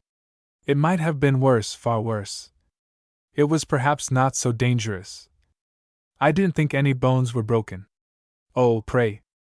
I rushed over as quickly as I could to a seat. All these people who stopped and stared at me abashed me. After all, it was no more a blow. Comparatively speaking, I had got off luckily enough, as misfortune was bound to come in my way. The worst thing was that my shoe was crushed to pieces. The sole was torn loose at the toe. I held up my foot, and saw blood inside the gap. Well, it wasn't intentional on either side. It was not the man's purpose to make things worse for me than they were. He looked much concerned about it. It was quite certain that if I had begged him for a piece of bread out of his cart he would have given it to me. He would certainly have given it to me gladly. God bless him in return, wherever he is. I was terribly hungry, and I did not know what to do with myself and my shameless appetite. I writhed from side to side on the seat, and bowed my chest right down to my knees. I was almost distracted. When it got dark I jogged along to the town hall. God knows how I got there, and sat on the edge of the balustrade. I tore a pocket out of my coat and took to chewing it, not with any defined object, but with dour mean and unseeing eyes, staring straight into space. I could hear a group of little children playing around near me, and perceive, in an instinctive sort of way, some pedestrians pass me by. Otherwise I observed nothing. All at once, it enters my head to go to one of the meat bazaars underneath me, and beg a piece of raw meat. I go straight along the balustrade to the other side of the bazaar buildings, and descend the steps. When I had nearly reached the stalls on the lower floor, I called up the archway leading to the stairs, and made a threatening backward gesture, as if I were talking to a dog up there, and boldly addressed the first butcher I met. Will you be kind enough to give me a bone for my dog? I said. Only a bone. There needn't be anything on it, it's just to give him something to carry in his mouth. I got the bone, a capital little bone, on which there still remained a morsel of meat, and hid it under my coat. I thanked the man so heartily that he looked at me in amazement. Oh, no need of thanks, said he. Oh yes, don't say that, I mumbled. It is kindly done of you. And I ascended the steps again. My heart was throbbing violently in my breast. I sneaked into one of the passages, where the forges are, as far in as I could go, and stopped outside a dilapidated door leading to a backyard. There was no light to be seen anywhere, only blessed darkness all around me, and I began to gnaw at the bone. It had no taste, a rank smell of blood oozed from it, and I was forced to vomit almost immediately. I tried anew. If I could only keep it down, it would, in spite of all, have some effect. It was simply a matter of forcing it to remain down there. But I vomited again. I grew wild, bit angrily into the meat, tore off a morsel, and gulped it down by sheer strength of will, and yet it was of no use. Just as soon as the little fragments of meat became warm in my stomach, up they came again, worse luck. I clenched my hands in frenzy, burst into tears from sheer helplessness, and gnawed away as one possessed. I cried, so that the bone got wet and dirty with my tears, vomited, cursed and groaned again, cried as if my heart would break, and vomited anew. I consigned all the powers that be to the lowermost torture in the loudest voice. Quiet, not a soul about, no light, no noise. I am in a state of the most fearful excitement. I breathe hardly and audibly, and I cry with gnashing teeth, each time that the morsel of meat, which might satisfy me a little, comes up. As I find that, in spite of all my efforts, it avails me not, I cast the bone at the door. I am filled with the most impotent hate, shriek, and menace with my fists towards heaven, yell God's name hoarsely, and bend my fingers like claws, with ill-suppressed fury. I tell you, you heaven's holy ball, you don't exist, but that, if you did, I would curse you so that your heaven would quiver with the fire of hell. I tell you, I have offered you my service, and you repulse me, and I turn my back on you for all eternity, because you did not know your time of visitation. I tell you that I am about to die, and yet I mock you. You heaven God and Apis. With death staring me in the face, I tell you, I would rather be a bondsman in hell than a freedman in your mansions. I tell you, I am filled with a blissful contempt for your divine paltriness, and I choose the abyss of destruction for a perpetual resort, where the devils Judas and Pharaoh are cast down. I tell you, your heaven is full of the kingdom of the earth's most crass-headed idiots and poverty-stricken in spirit. I tell you, you have filled your heaven with the grossest and most cherished harlots from here below, who have bent their knees piteously before you at their hour of death. I tell you, you have used force against me, and you know not, you omniscient nullity, that I never bend in opposition. I tell you, all my life, every cell in my body, every power of my soul, gasps to mock you, you gracious monster on high. I tell you, I would, if I could, breathe it into every human soul, every flower, every leaf, every dewdrop in the garden. I tell you, I would scoff you on the day of doom, and curse the teeth out of my mouth for the sake of your deity's boundless miserableness. I tell you, from this hour I renounce all thy works and all thy pomps. I will execrate my thought if it dwell on you again, and tear out my lips if they ever utter your name. I tell you, if you exist, my last word in life or in death, I bid you farewell. For all time and eternity I bid you farewell with heart and reins. I bid you the last irrevocable farewell, and I am silent, and turn my back on you and go my way. Quiet. I tremble with excitement and exhaustion, and stand on the same spot, still whispering oaths and abusive epithets, hiccuping after the violent crying fit, broken down and apathetic after my frenzied outburst of rage. I stand there for maybe an hour, hiccup and whisper, and hold on to the door. Then I hear voices, a conversation between two men who are coming down the passage.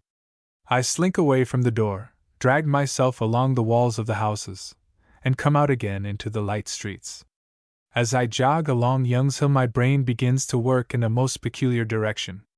It occurs to me that the wretched hovels down at the corner of the marketplace, the stores for loose materials, the old booths for second-hand clothes, are really a disgrace to the place. They spoilt the whole appearance of the market, and were a blot on the town. Fie! Away with the rubbish! And I turned over in my mind as I walked on what it would cost to remove the Geographical Survey down there, that handsome building which had always attracted me so much each time I passed it. It would perhaps not be possible to undertake a removal of that kind under £200 or £300. A pretty sum, £300. One must admit, a tidy enough little sum for pocket money. Ha ha! Just to make a start with, eh? And I nodded my head, and conceded that it was a tidy enough bit of pocket money to make a start with. I was still trembling over my whole body, and hiccuped now and then violently after my cry. I had a feeling that there was not much life left in me, that I was really singing my last verse. It was almost a matter of indifference to me. It did not trouble me in the least. On the contrary, I wended my way downtown, down to the wharf, farther and farther away from my room. I would, for that matter, have willingly laid myself down flat in the street to die. My sufferings were rendering me more and more callous. My sore foot throbbed violently. I had a sensation as if the pain was creeping up through my whole leg. But not even that caused me any particular distress. I had endured worse sensations. In this manner, I reached the railway wharf. There was no traffic, no noise, only here and there a person to be seen, a laborer or sailor slinking round with their hands in their pockets. I took notice of a lame man, who looked sharply at me as we passed one another. I stopped him instinctively, touched my hat, and inquired if he knew if the Nun had sailed. Someway, I couldn't help snapping my fingers right under the man's nose, and saying, "Aye, by Jove, the Nun, yes, the Nun," which I had totally forgotten. All the same, the thought of her had been smoldering in me. I had carried it about unconsciously. Yes, bless me, the Nun had sailed. He couldn't tell me where she had sailed to? The man reflects, stands on his long leg, keeps the other up in the air. It dangles a little. "No," he replies. "Do you know what cargo she was taking in here?" "No," I answer. But by this time I had already lost interest in the Nun, and I asked the man how far it might be to Holmestrand, reckoned in good old geographical miles. To Holmestrand? I should think. Or to Voblungsness? What was I going to say? I should think to Holmestrand. Oh, never mind, I have just remembered it. I interrupted him again. You wouldn't perhaps be so kind as to give me a small bit of tobacco, only just a tiny scrap? I received the tobacco, thanked the man heartily, and went on. I made no use of the tobacco. I put it into my pocket. He still kept his eye on me. Perhaps I had aroused his suspicions in some other way or another. Whether I stood still or walked on, I felt his suspicious look following me. I had no mind to be persecuted by this creature. I turned round, and dragging myself back to him, say, "Binder," only this one word. "Binder!" No more. I looked fixedly at him as I say it. Indeed, I was conscious of staring fearfully at him. It was as if I saw him with my entire body instead of only with my eyes. I stare for a while after I give utterance to this word, and then I jog along again to the railway square. The man does not utter a syllable, he only keeps his gaze fixed upon me. "Binder!" I stood suddenly still. Yes, wasn't that just what I had a feeling of the moment I met the old chap, a feeling that I had met him before. One bright morning up in Grenson, when I pawned my waistcoat. It seemed to me an eternity since that day. Whilst I stand and ponder over this, I lean and support myself against the house wall at the corner of the railway square and Harbour Street. Suddenly, I start quickly and make an effort to crawl away. As I do not succeed in it, I stare case hardened ahead of me and fling all shame to the winds. There is no help for it. I am standing face to face with the commander. I get devil-may-care brazen. I take yet a step farther from the wall in order to make him notice me. I do not do it to awake his compassion, but to mortify myself, place myself, as it were, on the pillory. I could have flung myself down in the street and begged him to walk over me, tread on my face. I don't even bid him good evening. Perhaps the commander guesses that something is amiss with me. He slackens his pace a little, and I say, in order to stop him, "I would have called upon you long ago with something, but nothing has come yet." "Indeed?" he replies in an interrogative tone. "You haven't got it finished, then?" "No, it didn't get finished." My eyes by this time are filled with tears at his friendliness, and I cough with a bitter effort to regain my composure. The commander tweaks his nose and looks at me. "Have you anything to live on in the meantime?" he questions. "No," I reply. "I haven't that either. I haven't eaten anything today, but—" "The Lord preserve you, man, it will never do for you to go and starve yourself to death," he exclaims, feeling in his pocket. This causes a feeling of shame to awaken me, and I stagger over to the wall and hold on to it. I see him finger in his purse, and he hands me half a sovereign. He makes no fuss about it, simply gives me half a sovereign, reiterating at the same time that it would never do to let me starve to death. I stammered an objection and did not take it all at once. "It is shameful of me to, it was really too much." "Hurry up," he says, looking at his watch. "I have been waiting for the train, I hear it coming now." I took the money. I was dumb with joy, and never said a word. I didn't even thank him once. "It isn't worth while feeling put out about it," said the commander, at last. "I know you can write for it." And so off he went. When he had gone a few steps, I remembered all at once that I had not thanked him for this great assistance. I tried to overtake him, but could not get on quickly enough. My legs failed me, and I came near tumbling on my face. He went farther and farther away from me.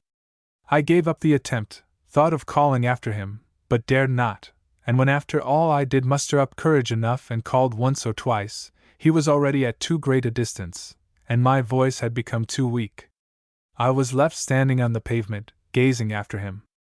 I wept quietly and silently. "I never saw the like," I said to myself.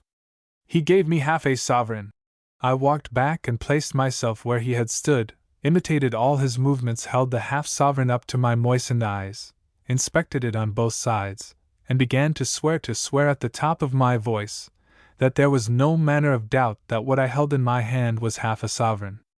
An hour after, maybe a very long hour, for it had grown very silent all around me, I stood, singularly enough, outside number 11 Tomtegaden.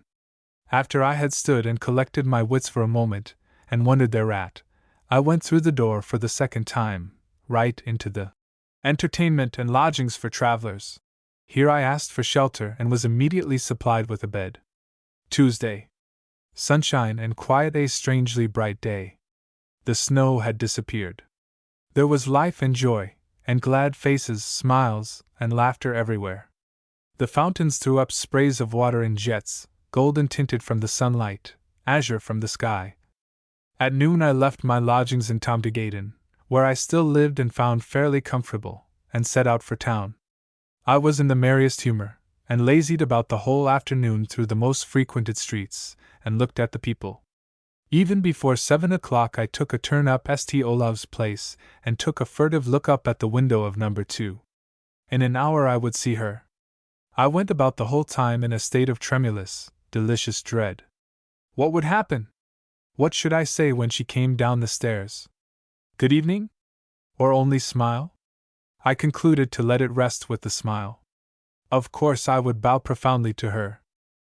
I stole away, a little ashamed to be there so early, wandered up Karl Johann for a while, and kept my eyes on University Street. When the clock struck 8 I walked once more towards St. Olav's Place.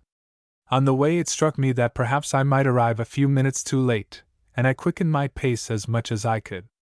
My foot was very sore, otherwise nothing ailed me. I took up my place at the fountain and drew breath. I stood there a long while and gazed up at the window of number 2, but she did not come. Well, I would wait. I was in no hurry. She might be delayed, and I waited on. It couldn't well be that I had dreamt the whole thing. Had my first meeting with her only existed in imagination the night I lay in delirium? I began in perplexity to think over it, and wasn't at all sure. Ham! Came from behind me. I heard this, and I also heard light steps near me, but I did not turn round, I only stared up at the wide staircase before me. Good evening, came then. I forget to smile. I don't even take off my hat at first, I am so taken aback to see her come this way. Have you been waiting long? She asks. She is breathing a little quickly after her walk. No, not at all, I only came a little while ago, I reply. And besides, would it matter if I had waited long? I expected, by the way, that you would come from another direction. I accompanied Mama to some people. Mama is spending the evening with them. Oh, indeed, I say. We had begun to walk on involuntarily. A policeman is standing at the corner, looking at us. But after all, where are we going to? She asks and stops. Wherever you wish, only where you wish. Ugh, yes.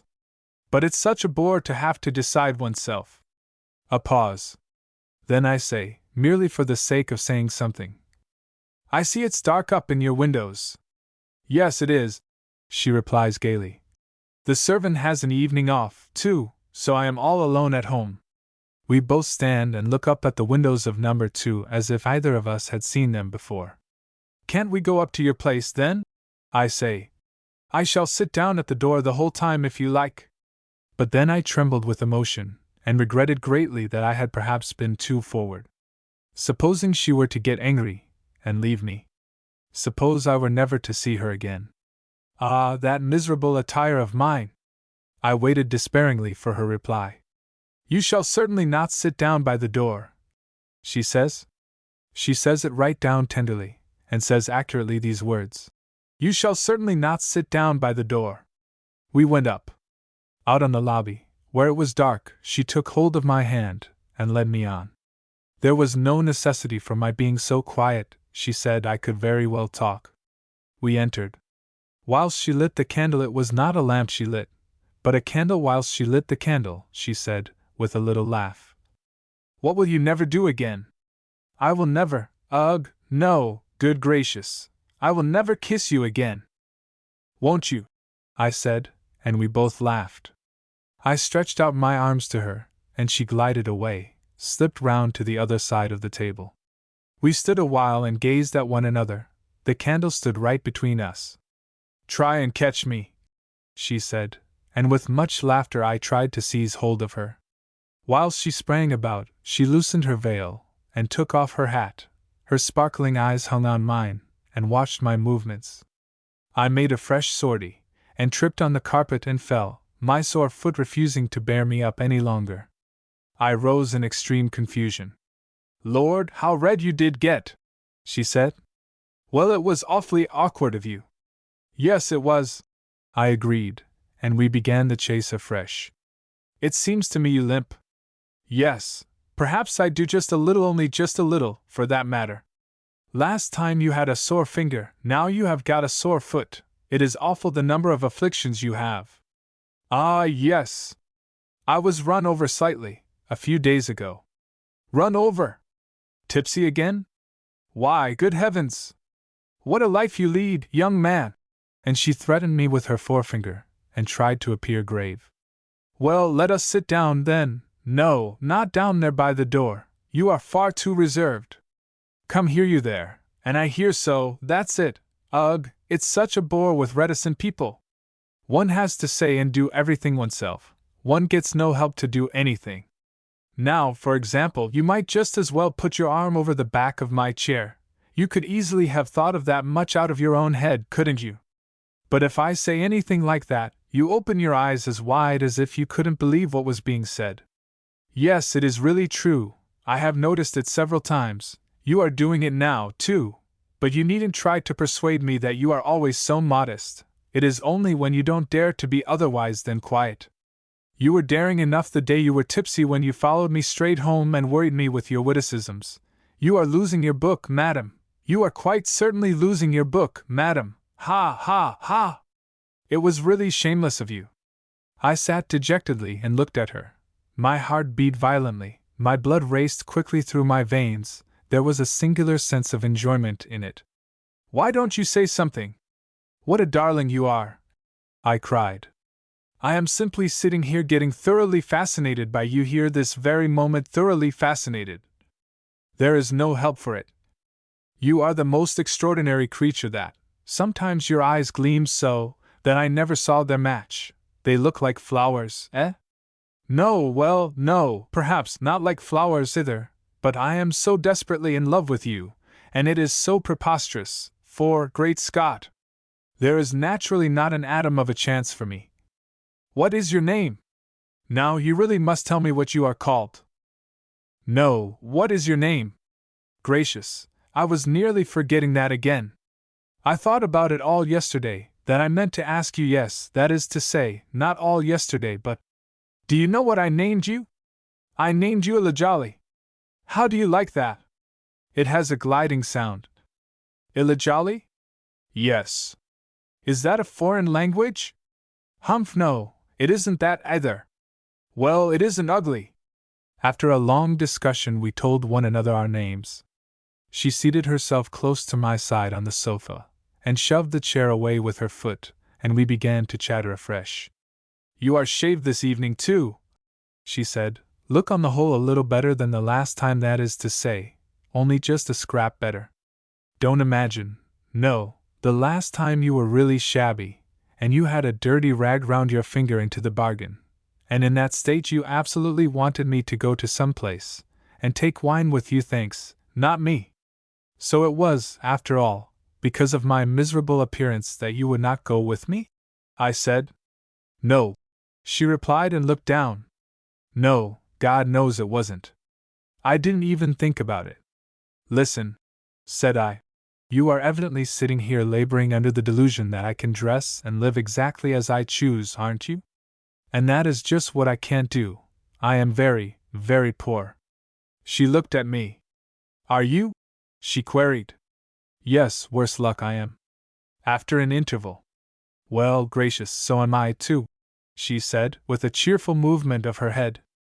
Every one of her words intoxicated me, fell on my heart like drops of wine.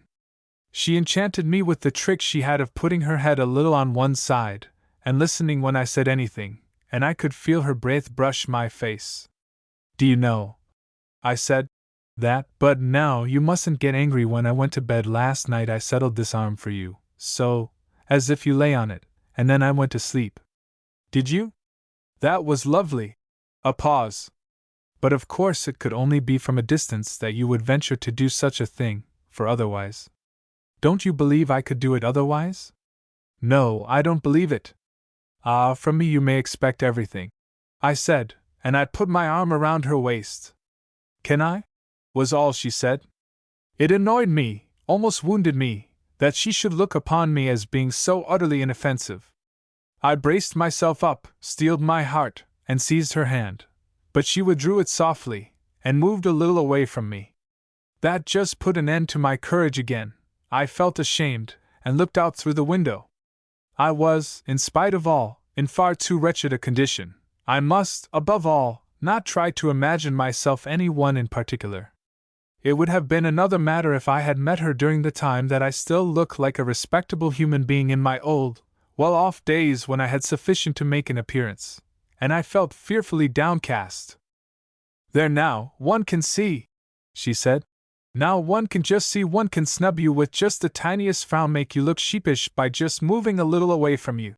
She laughed, tantalizingly, roguishly, with tightly closed eyes, as if she could not stand being looked at, either. "Well, upon my soul," I blurted out. "Now you shall just see." And I flung my arms violently around her shoulders. I was mortified. Was the girl out of her senses? Did she think I was totally inexperienced? Ha! Then I would, by the living. No one should say of me that I was backward on that score. The creature was possessed by the devil himself. If it were only a matter of going at it, well. She sat quite quietly, and still kept her eyes closed. Neither of us spoke. I crushed her fiercely to me, pressed her body greedily against my breast, and she spoke never a word. I heard her heart's beat, both hers and mine. They sounded like hurrying hoofbeats. I kissed her. I no longer knew myself. I uttered some nonsense that she laughed at, whispered pet names into her mouth, caressed her cheek, kissed her many times. She winds her arms about my neck quite slowly, tenderly. The breath of her pink quivering nostrils fans me right in the face. She strokes down my shoulders with her left hand, and says, "What a lot of loose hair there is." "Yes," I reply. "What can be the reason that your hair falls out so?" "Don't know." "Ah, of course, because you drink too much, and perhaps, I won't say it. You ought to be ashamed." "No, I wouldn't have believed that of you. To think that you, who are so young, already should lose your hair. Now, do please just tell me what sort of way you really spend your life. I am certain it is dreadful. But only the truth, do you hear? No evasions. Anyway, I shall see by you if you hide anything there. Tell now." "Yes, but let me kiss you first, then." "Are you mad?" "Humph, I want to hear what kind of a man you are." "Ah, I am sure it is dreadful." It hurt me that she should believe the worst of me. I was afraid of thrusting her away entirely, and I could not endure the misgivings she had as to my way of life. I would clear myself in her eyes, make myself worthy of her, show her that she was sitting at the side of a person almost angelically disposed. Why, bless me, I could count my falls up to date on my fingers. I related all, and I only related truth. I made out nothing any worse than it was. It was not my intention to rouse her compassion. I told her also that I had stolen 5 shillings one evening. She sat and listened, with open mouth, pale, frightened, her shining eyes completely bewildered. I desired to make it good again, to disperse the sad impression I had made, and I pulled myself up. "Well, it is all over now," I said. "There can be no talk of such a thing happening again. I am saved now." But she was much dispirited. "The Lord preserve me," was all she said, then kept silent. She repeated this at short intervals, and kept silent after each. "The Lord preserve me." I began to jest, caught hold of her, tried to tickle her, lifted her up to my breast. I was irritated, not a little indeed, downright hurt. Was I more unworthy in her eyes now than if I had myself been instrumental in causing the falling out of my hair? Would she have thought more of me if I had made myself out to be a roue? No nonsense now. It was just a matter of going at it, and if it was only just a matter of going at it, so, by the living. "No, what do you want?" she queried, and she added these distressing words. "I can't be sure that you are not insane." I checked myself involuntarily, and I said, "You don't mean that?" "Indeed, God knows I do. You look so strangely. And the forenoon you followed me after all, you weren't tipsy that time?" "No, but I wasn't hungry then, either. I had just eaten." "Yes, but that made it so much the worse. Would you rather I had been tipsy?" "Yes, ugh, I am afraid of you. Lord, can't you let me be now?" I considered a moment. No, I couldn't let her be. I happened, as if inadvertently, to knock over the light so that it went out.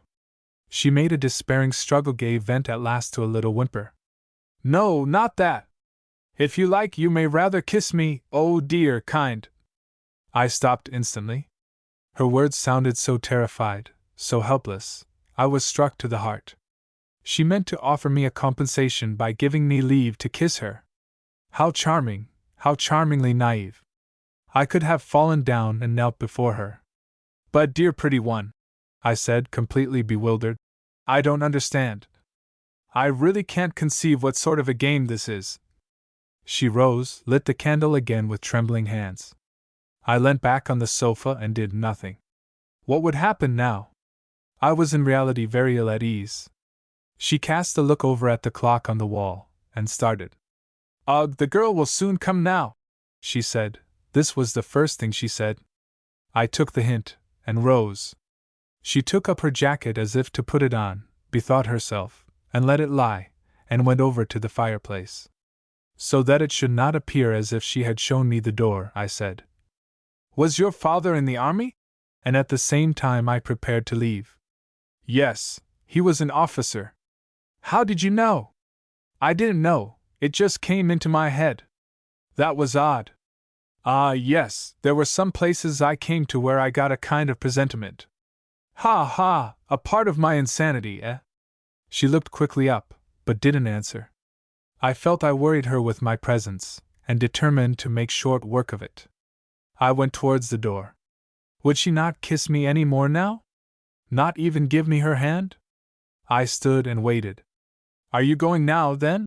She said, and yet she remained quietly standing over near the fireplace. I did not reply. I stood humbly in confusion, and looked at her without saying anything. Why hadn't she left me in peace, when nothing was to come of it? What was the matter with her now? It didn't seem to put her out that I stood prepared to leave. She was all at once completely lost to me, and I searched for something to say to her in farewell, a weighty, cutting word that would strike her, and perhaps impress her a little. And in the face of my first resolve, hurt as I was, instead of being proud and cold, disturbed and offended, I began right off to talk of trifles. The telling word would not come. I conducted myself in an exceedingly aimless fashion. Why couldn't she just as well tell me plainly and straightly to go my way? I queried. Yes, indeed, why not? There was no need of feeling embarrassed about it. Instead of reminding me that the girl would soon come home, she could have simply said as follows. Now you must run, for I must go and fetch my mother, and I won't have your escort through the street. So it was not that she had been thinking about. Ah, yes, it was that all the same she had thought about. I understood that at once. It did not require much to put me on the right track. Only, just the way she had taken up her jacket, and left it down again, had convinced me immediately. As I said before, I had presentiments, and it was not altogether insanity that was at the root of it. But, great heavens! Do forgive me for that word! It slipped out of my mouth, she cried. But yet she stood quite quietly, and did not come over to me. I was inflexible, and went on. I stood there and prattled, with the painful consciousness that I bored her, that not one of my words went home, and all the same I did not cease. At bottom one might be a fairly sensitive nature, even if one were not insane, I ventured to say. There were natures that fed on trifles, and died just for one hard word's sake, and I implied that I had such a nature. The fact was that my poverty had in that degree sharpened certain powers in me, so that they caused me unpleasantness. Yes, I assure you honestly, unpleasantness, worse luck. But this had also its advantages. It helped me in certain situations in life. The poor intelligent man is a far nicer observer than the rich intelligent man. The poor man looks about him at every step he takes, listens suspiciously to every word he hears from the people he meets. Every step he takes affords in this way a task for his thoughts and feelings and occupation. He is quick of hearing and sensitive. He is an experienced man. His soul bears the sears of the fire. And I talked a long time over these sears my soul had. But the longer I talked, the more troubled she grew. At last she muttered, "My God!" a couple of times in despair, and wrung her hands. I could see well that I tormented her, and I had no wish to torment her but did it, all the same. At last, being of the opinion that I had succeeded in telling her in rude enough terms the essentials of what I had to say, I was touched by her heart-stricken expression. I cried, "Now I am going, now I am going. Can't you see that I already have my hand on the handle of the door? Goodbye, goodbye, I say. You might answer me when I say goodbye twice, and stand on the point of going. I don't even ask to meet you again, for it would torment you. But tell me, why didn't you leave me in peace? What had I done to you? I didn't get in your way now, did I? Why did you turn away from me all at once, as if you didn't know me any longer? You have plucked me now so thoroughly bare, made me even more wretched than I ever was at any time before. But, indeed, I am not insane. You know well, if you think it over, that nothing is the matter with me now. Come over then, and give me your hand or give me leave to go to you, will you? I won't do you any harm. I will only kneel before you, only for a minute kneel down on the floor before you, only for a minute, may I? No, no, there, I am not to do it then, I see. You are getting afraid. I will not do it, do you hear? Lord, why do you get so terrified? I am standing quite still, I am not moving. I would have knelt down on the carpet for a moment just there, upon that patch of red, at your feet. But you got frightened. I could see it at once in your eyes that you got frightened. That was why I stood still. I didn't move a step when I asked you, might I, did I? I stood just as immovable as I stand now when I point out the place to you where I would have knelt before you, over there on the crimson rose in the carpet. I don't even point with my finger. I don't point at all. I let it be, not to frighten you. I only nod and look over at it, like this. And you know perfectly well which rose I mean, but you won't let me kneel there. You are afraid of me, and dare not come near to me. I cannot conceive how you could have the heart to call me insane. It isn't true, you don't believe it either any longer?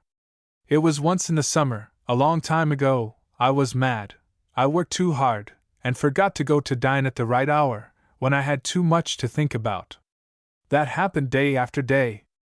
I ought to have remembered it, but I went on forgetting it. By God in heaven, it is true.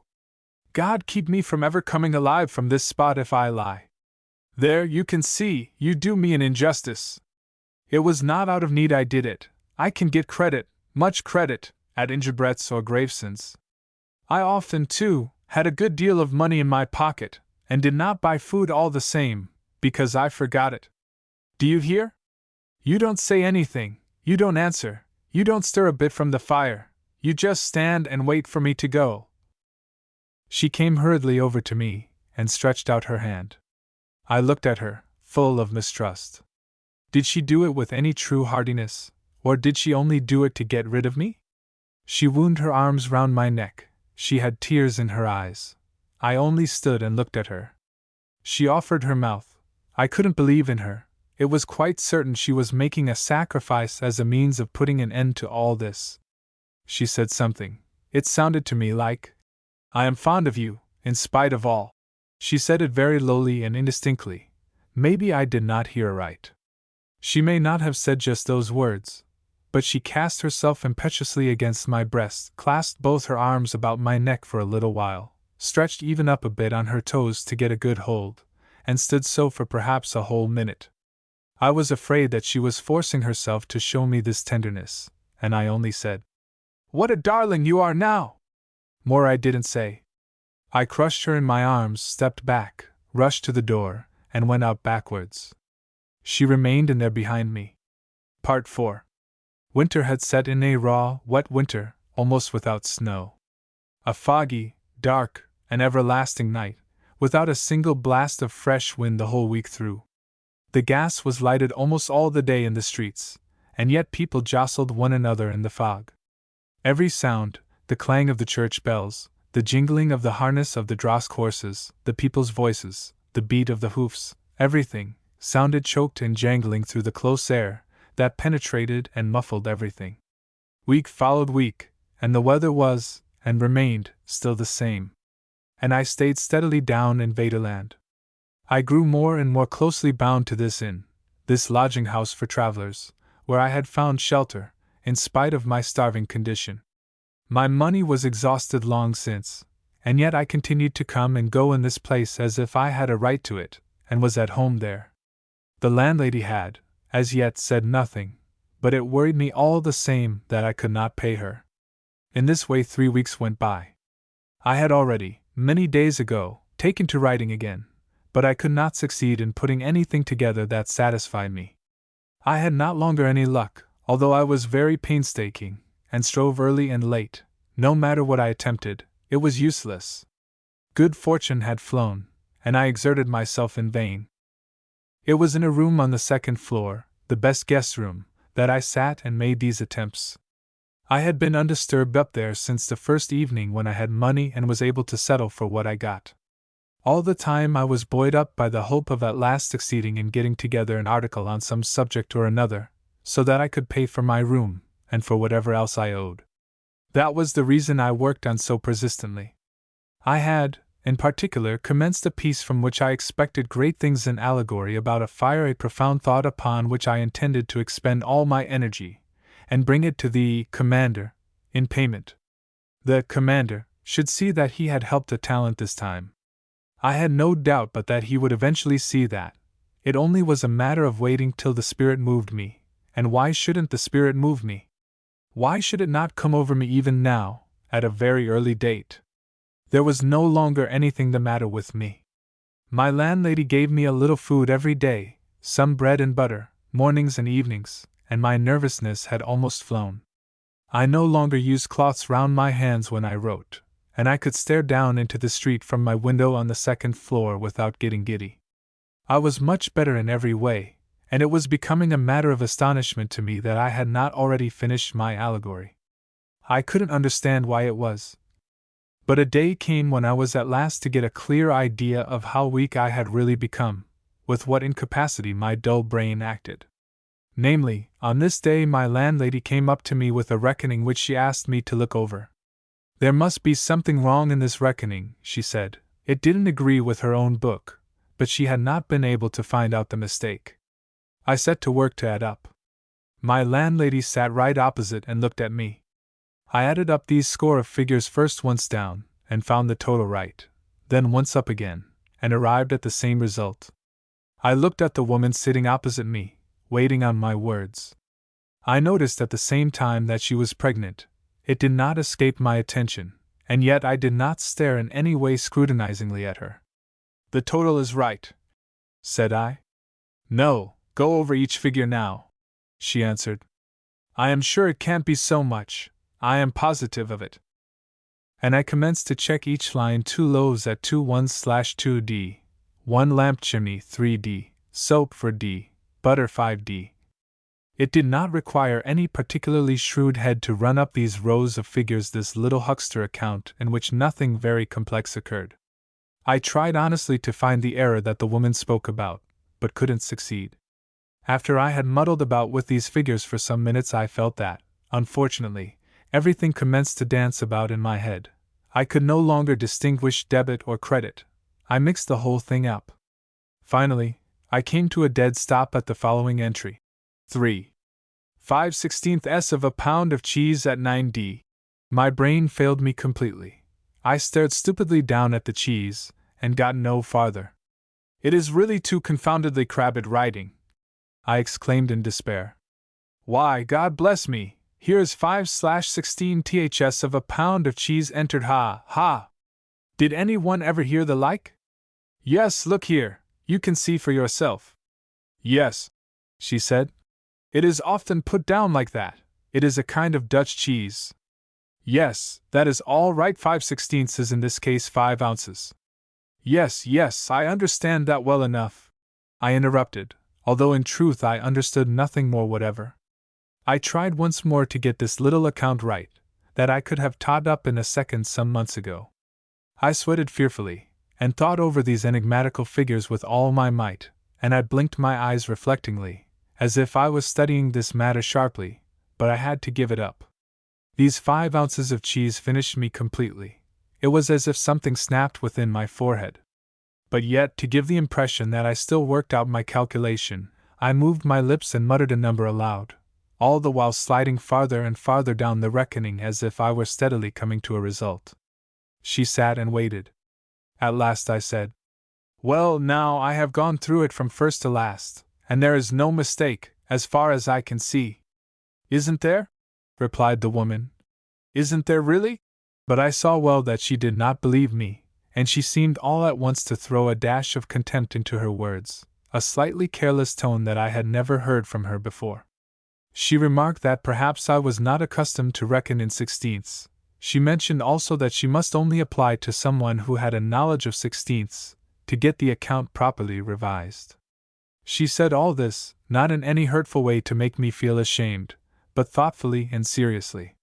When she got as far as the door, she said, without looking at me, "Excuse me for taking up your time then." Off she went. A moment after, the door opened again, and she re-entered. She could hardly have gone much farther than the stairs before she had turned back. "That's true," said she. "You mustn't take it amiss, but there is a little owing to me from you now, isn't there? Wasn't it 3 weeks yesterday since you came?" "Yes, I thought it was." "It isn't so easy to keep things going with such a big family, so that I can't give lodging on credit, more's the—" I stopped her. "I am working at an article that I think I told you about before." said I. And as soon as ever that is finished, you shall have your money. You can make yourself quite easy. Yes, but you'll never get that article finished, though. Do you think that? Maybe the spirit will move me tomorrow, or perhaps already, tonight. It isn't at all impossible but that it may move me sometime tonight, and then my article will be completed in a quarter of an hour at the outside. You see, it isn't with my work as with other people's. I can't sit down and get a certain amount finished in a day. I have just to wait for the right moment, and no one can tell the day or hour when the spirit may move when it must have its own time. My landlady went, but her confidence in me was evidently much shaken. As soon as I was left alone, I jumped up and tore my hair in despair. No, in spite of all, there was really no salvation for me, no salvation. My brain was bankrupt. Had I then really turned into a complete dolt, since I could not even add up the price of a piece of Dutch cheese? But could it be possible I had lost my senses when I could stand and put such questions to myself? Had not I, into the bargain, right in the midst of my efforts with the reckoning, made the lucid observation that my landlady was in the family way? I had no reason for knowing it. No one had told me anything about it, either had it occurred to me gratuitously. I sat and saw it with my own eyes, and I understood it at once, right at a despairing moment where I sat and added up sixteenths. How could I explain this to myself? I went to the window and gazed out. It looked out into Wagenmansgade. Some children were playing down on the pavement, poorly dressed children in the middle of a poor street. They tossed an empty bottle between them and screamed shrilly. A load of furniture rolled slowly by. It must belong to some dislodged family, forced to change residence between flitting time. 6. This struck me at once.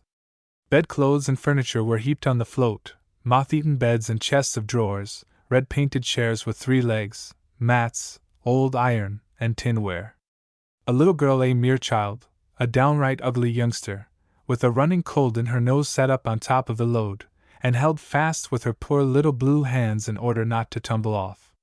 She sat on a heap of frightfully stained mattresses, that children must have lain on, and looked down at the urchins who were tossing the empty bottle to one another. 6. I stood gazing at all this. I had no difficulty in apprehending everything that passed before me.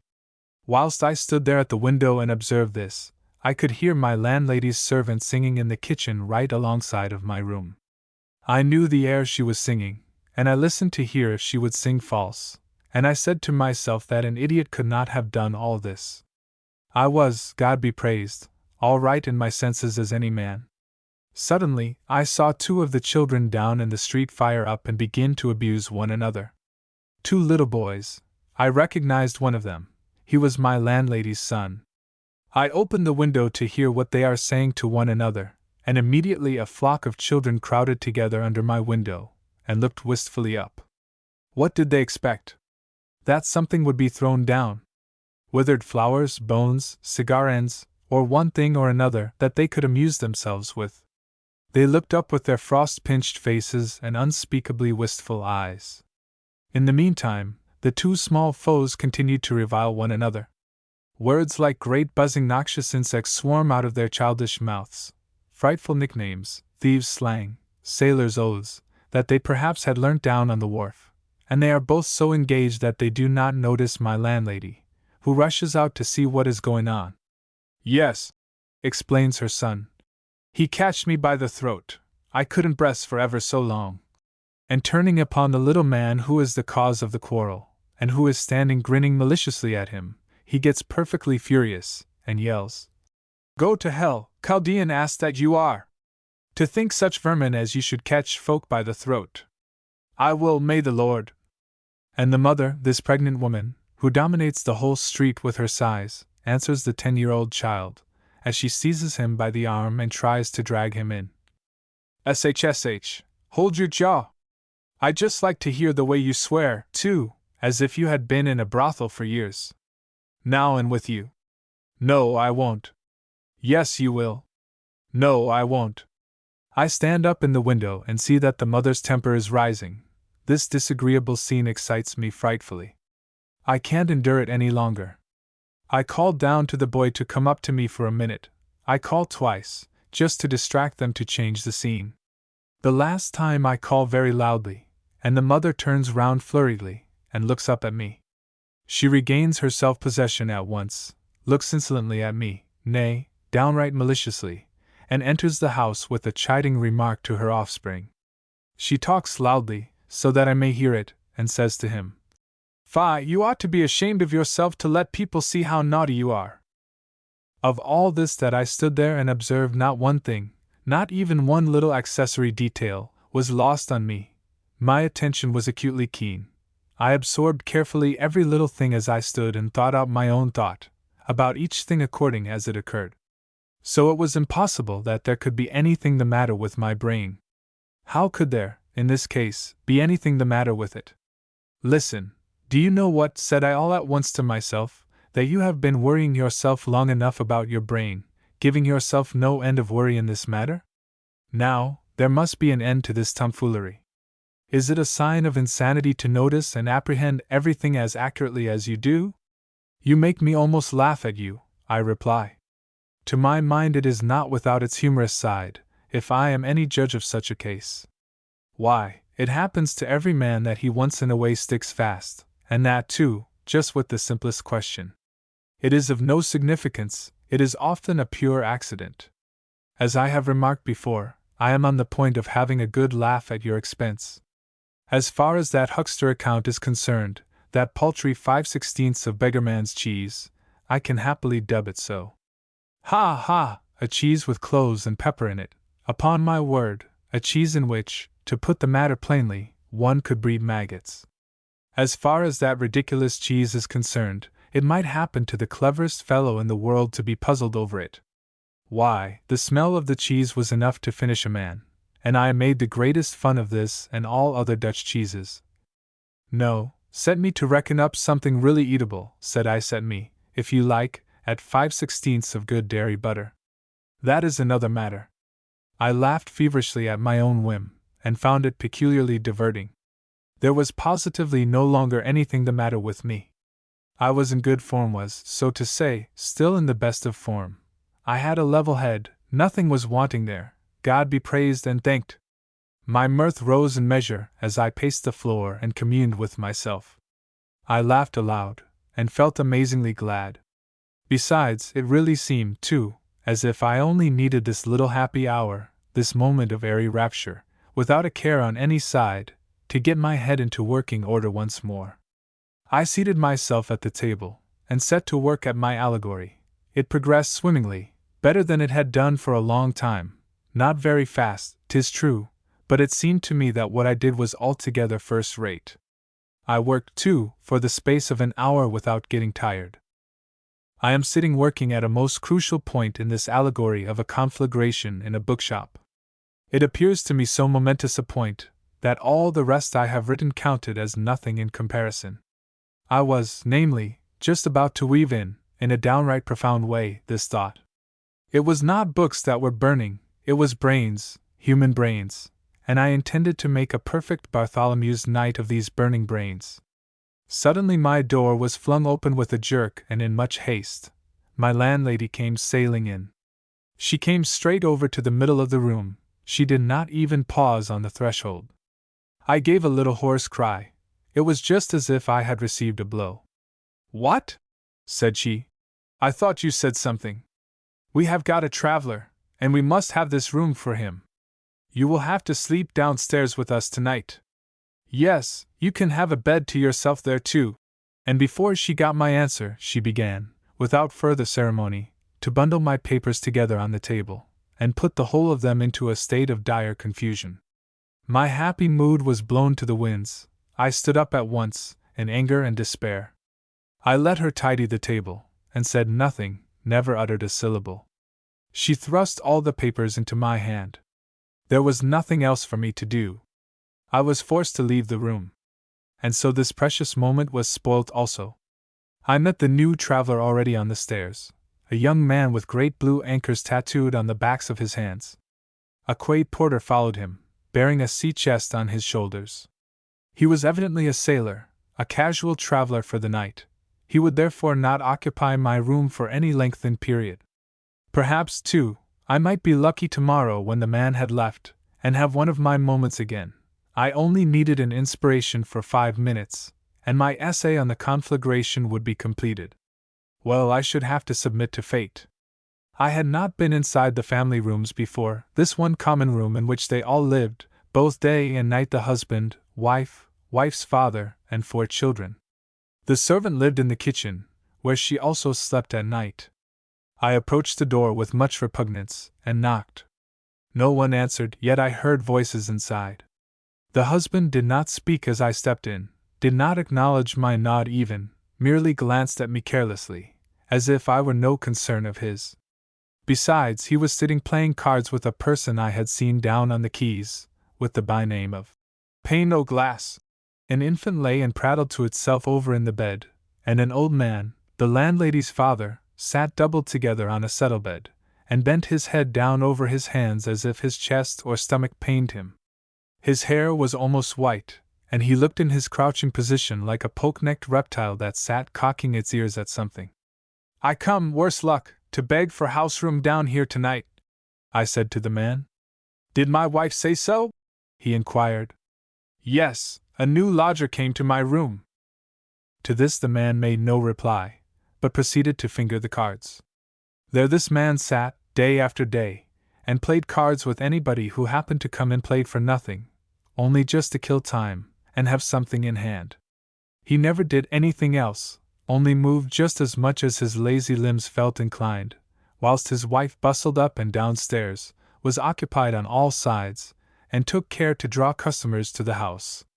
She had put herself in connection with quay porters and dockmen, to whom she paid a certain sum for every new lodger they brought her, and she often gave them, in addition, a shelter for the night. This time it was Pane no Glass that had just brought along the new lodger. A couple of the children came in, 2 little girls, with thin, freckled, gutter-sniped faces. Their clothes were positively wretched. A while after, the landlady herself entered. I asked her where she intended to put me up for the night, and she replied that I could lie in here together with the others, or out in the anteroom on the sofa, as I thought fit. Whilst she answered me, she fussed about the room and busied herself with different things that she set in order, and she never once looked at me. My spirits were crushed by her reply. I stood down near the door, and made myself small, tried to make it appear as if I were quite content all the same to change my room for another for one night's sake. I put on a friendly face on purpose not to irritate her, and perhaps be hustled right out of the house. "Ah, yes," I said, "there is sure to be some way," and then held my tongue. She still bustled about the room. "For that matter, I may as well just tell you that I can't afford to give people credit for their board and lodging," said she. "And I told you that before, too." "Yes, but my dear woman, it is only for these few days, until I get my article finished," I answered, "and I will willingly give you an extra 5 shillings willingly." But she had evidently no faith in my article, I could see that, and I could not afford to be proud, and leave the house, just for a slight mortification. I knew what awaited me if I went out. A few days passed over. I still associated with the family below, for it was too cold in the anteroom where there was no stove. I slept, too, at night on the floor of the room. The strange sailor continued to lodge in my room, and did not seem like moving very quickly. At noon, too, my landlady came in and related how he had paid her a month in advance, and besides, he was going to take his first maid's examination before leaving. That was why he was staying in town. I stood and listened to this, and understood that my room was lost to me forever. I went out to the anteroom, and sat down. If I were lucky enough to get anything written, it would have perforce to be here where it was quiet. It was no longer the allegory that occupied me. I had got a new idea, a perfectly splendid plot. I would compose a 1-act drama. The Sign of the Cross. Subject taken from the Middle Ages. I had especially thought out everything in connection with the principal characters. A magnificently fanatical harlot who had sinned in the temple, not from weakness or desire, but for hate against heaven. Sinner right at the foot of the altar, with the altar cloth under her head, just out of delicious contempt for heaven. I grew more and more obsessed by this creation as the hours went on. She stood at last, palpably, vividly embodied before my eyes, and was exactly as I wished her to appear. Her body was to be deformed and repulsive, tall, very lean, and rather dark, and when she walked, her long limbs should gleam through her draperies at every stride she took. She was also to have large outstanding ears. Curtly, she was nothing for the eye to dwell upon, barely endurable to look at. What interested me in her was her wonderful shamelessness, the desperately full measure of calculated sin which she had committed. She really occupied me too much. My brain was absolutely inflated by this singular monstrosity of a creature, and I worked for 2 hours, without a pause, at my drama. When I had finished half a score of pages, perhaps 12, often with much effort, at times with long intervals, in which I wrote in vain and had to tear the page in two, I had become tired, quite stiff with cold and fatigue, and I arose and went out into the street. For the last half hour, too, I had been disturbed by the crying of the children inside the family room, so that I could not, in any case, have written any more just then. So I took a long time up over Drammensveien, and stayed away till the evening, pondering incessantly, as I walked along, as to how I would continue my drama. Before I came home in the evening of this day, the following happened. I stood outside a shoemaker's shop far down in Karl Johan Street, almost at the railway square. God knows why I stood just outside this shoemaker's shop. I looked into the window as I stood there, but did not, by the way, remember that I needed shoes then. My thoughts were far away in other parts of the world. A swarm of people talking together passed behind my back, and I heard nothing of what was said. Then a voice greeted me loudly. "Good evening." It was Missy, who bade me good evening. I answered at random. I looked at him, too, for a while, before I recognized him. "Well, how are you getting along?" he inquired. "Oh, always well, as usual. By the way, tell me," said he, "are you, then, still with Christie?" "Christie? I thought you once said you were bookkeeper at Christie's?" "Ah, yes. No, that is done with. It was impossible to get along with that fellow. That came to an end very quickly of its own accord." "Why so?" "Well, I happened to make a mis-entry one day, and so—" "A false entry, eh?" "False entry." There stood Missy, and asked me straight in the face if I had done this thing. He even asked eagerly, and evidently with much interest. I looked at him, felt deeply insulted, and made no reply. "Yes, well, Lord! That might happen to the best fellow," he said, as if to console me. He still believed I had made a false entry designedly. "What is it that, yes, well, Lord, indeed might happen to the best fellow?" I inquired. "To do that. Listen, my good man. Do you stand there and really believe that I could for a moment be guilty of such a mean trick as that?" "No, I said that I had made a mis-entry once, a bagatelle, if you want to know, a false date on a letter, a single stroke of the pen wrong, that was my whole crime. No, God be praised, I can tell right from wrong yet a while. How would it fare with me if I were, into the bargain, to sully my honor? It is simply my sense of honor that keeps me afloat now. But it is strong enough too, at least, it has kept me up to date."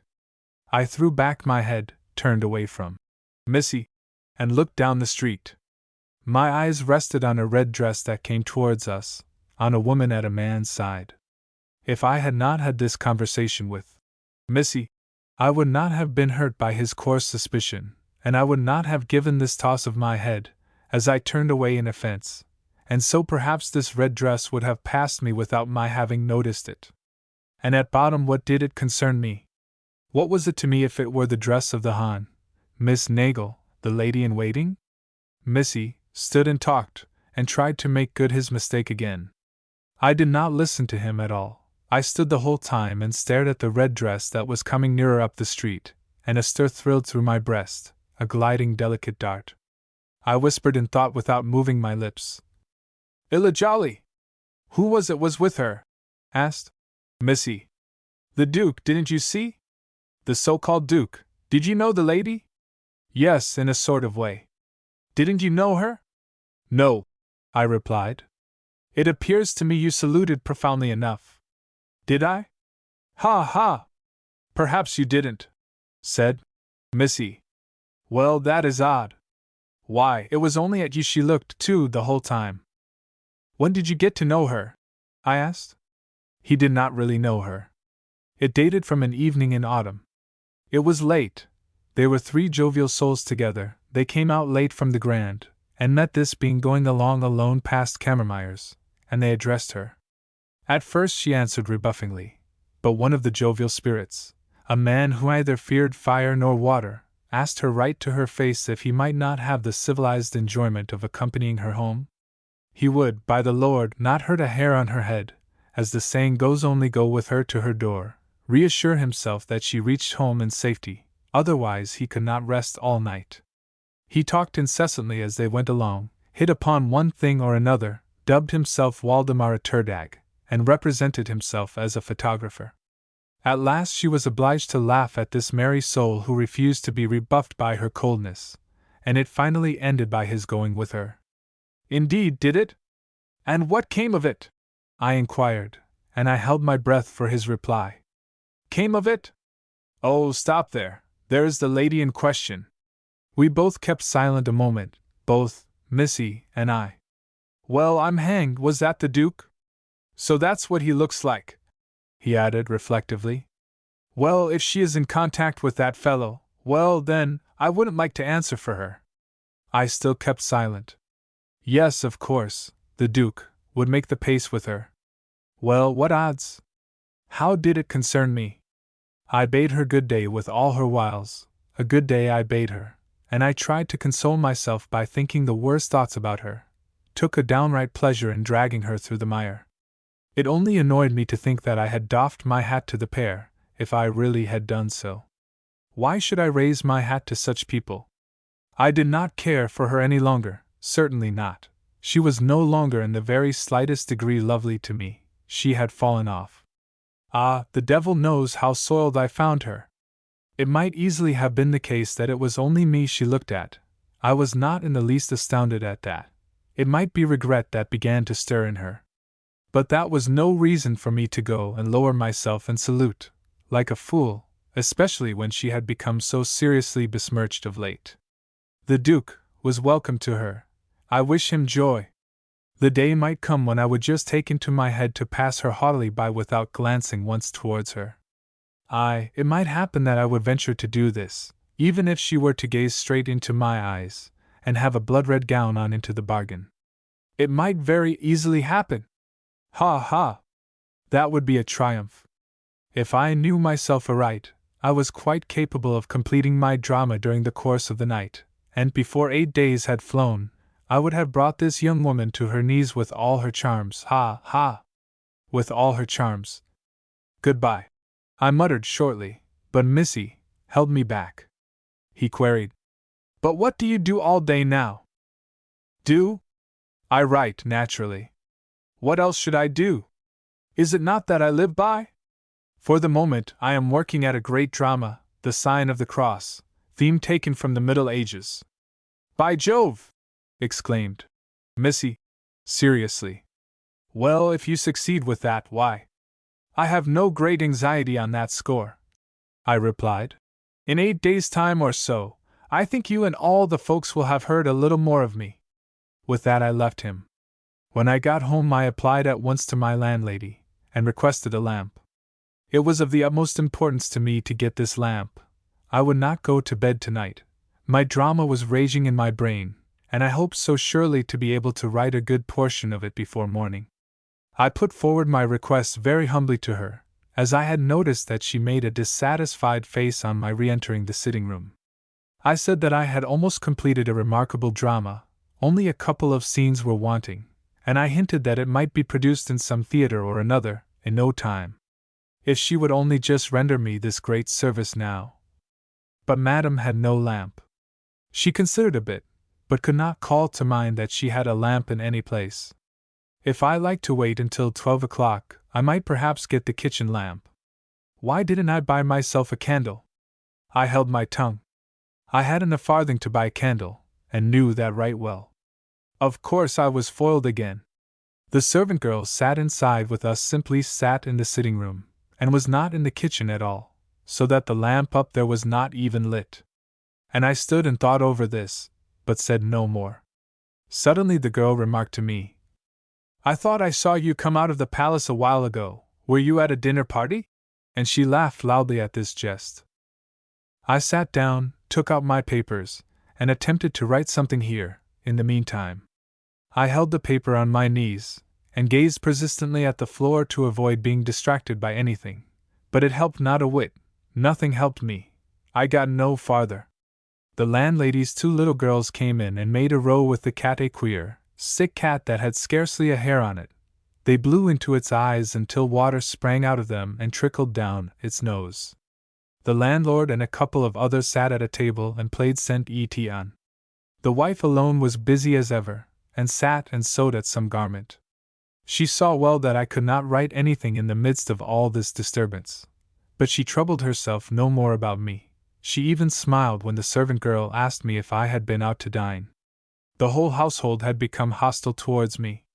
It was as if I had only needed disgrace of being obliged to resign my room to a stranger to be treated as a man of no account. Even the servant, a little, brown-eyed, street wench, with a big fringe over her forehead, and a perfectly flat bosom, poked fun at me in the evening when I got my ration of bread and butter. She inquired perpetually where, then, was I in the habit of dining, as she had never seen me picking my teeth outside the Grand? It was clear that she was aware of my wretched circumstances, and took a pleasure in letting me know of it. I fall suddenly into thought over all this, and am not able to find a solitary speech for my drama. Time upon time I seek in vain. A strange buzzing begins inside my head, and I give it up. I thrust the papers into my pocket, and look up. The girl is sitting straight opposite me. I look at her narrow back and drooping shoulders, that are not yet fully developed. What business was it of hers to fly at me? Even supposing I did come out of the palace, what then? Did it harm her in any way? She had laughed insolently in the past few days at me, when I was a bit awkward and stumbled on the stairs, or caught fast on a nail and tore my coat. It was not later than yesterday that she gathered up my rough copy, that I had thrown aside in the anteroom, stolen these rejected fragments of my drama, and read them aloud in the room here, made fun of them in everyone's hearing, just to amuse herself at my expense. I had never molested her in any way, and could not recall that I had ever asked her to do me a service. On the contrary, I made up my bed on the floor in the anteroom myself, in order not to give her any trouble with it. She made fun of me, too, because my hair fell out. Hair lay and floated about in the basin I washed in the mornings, and she made merry over it.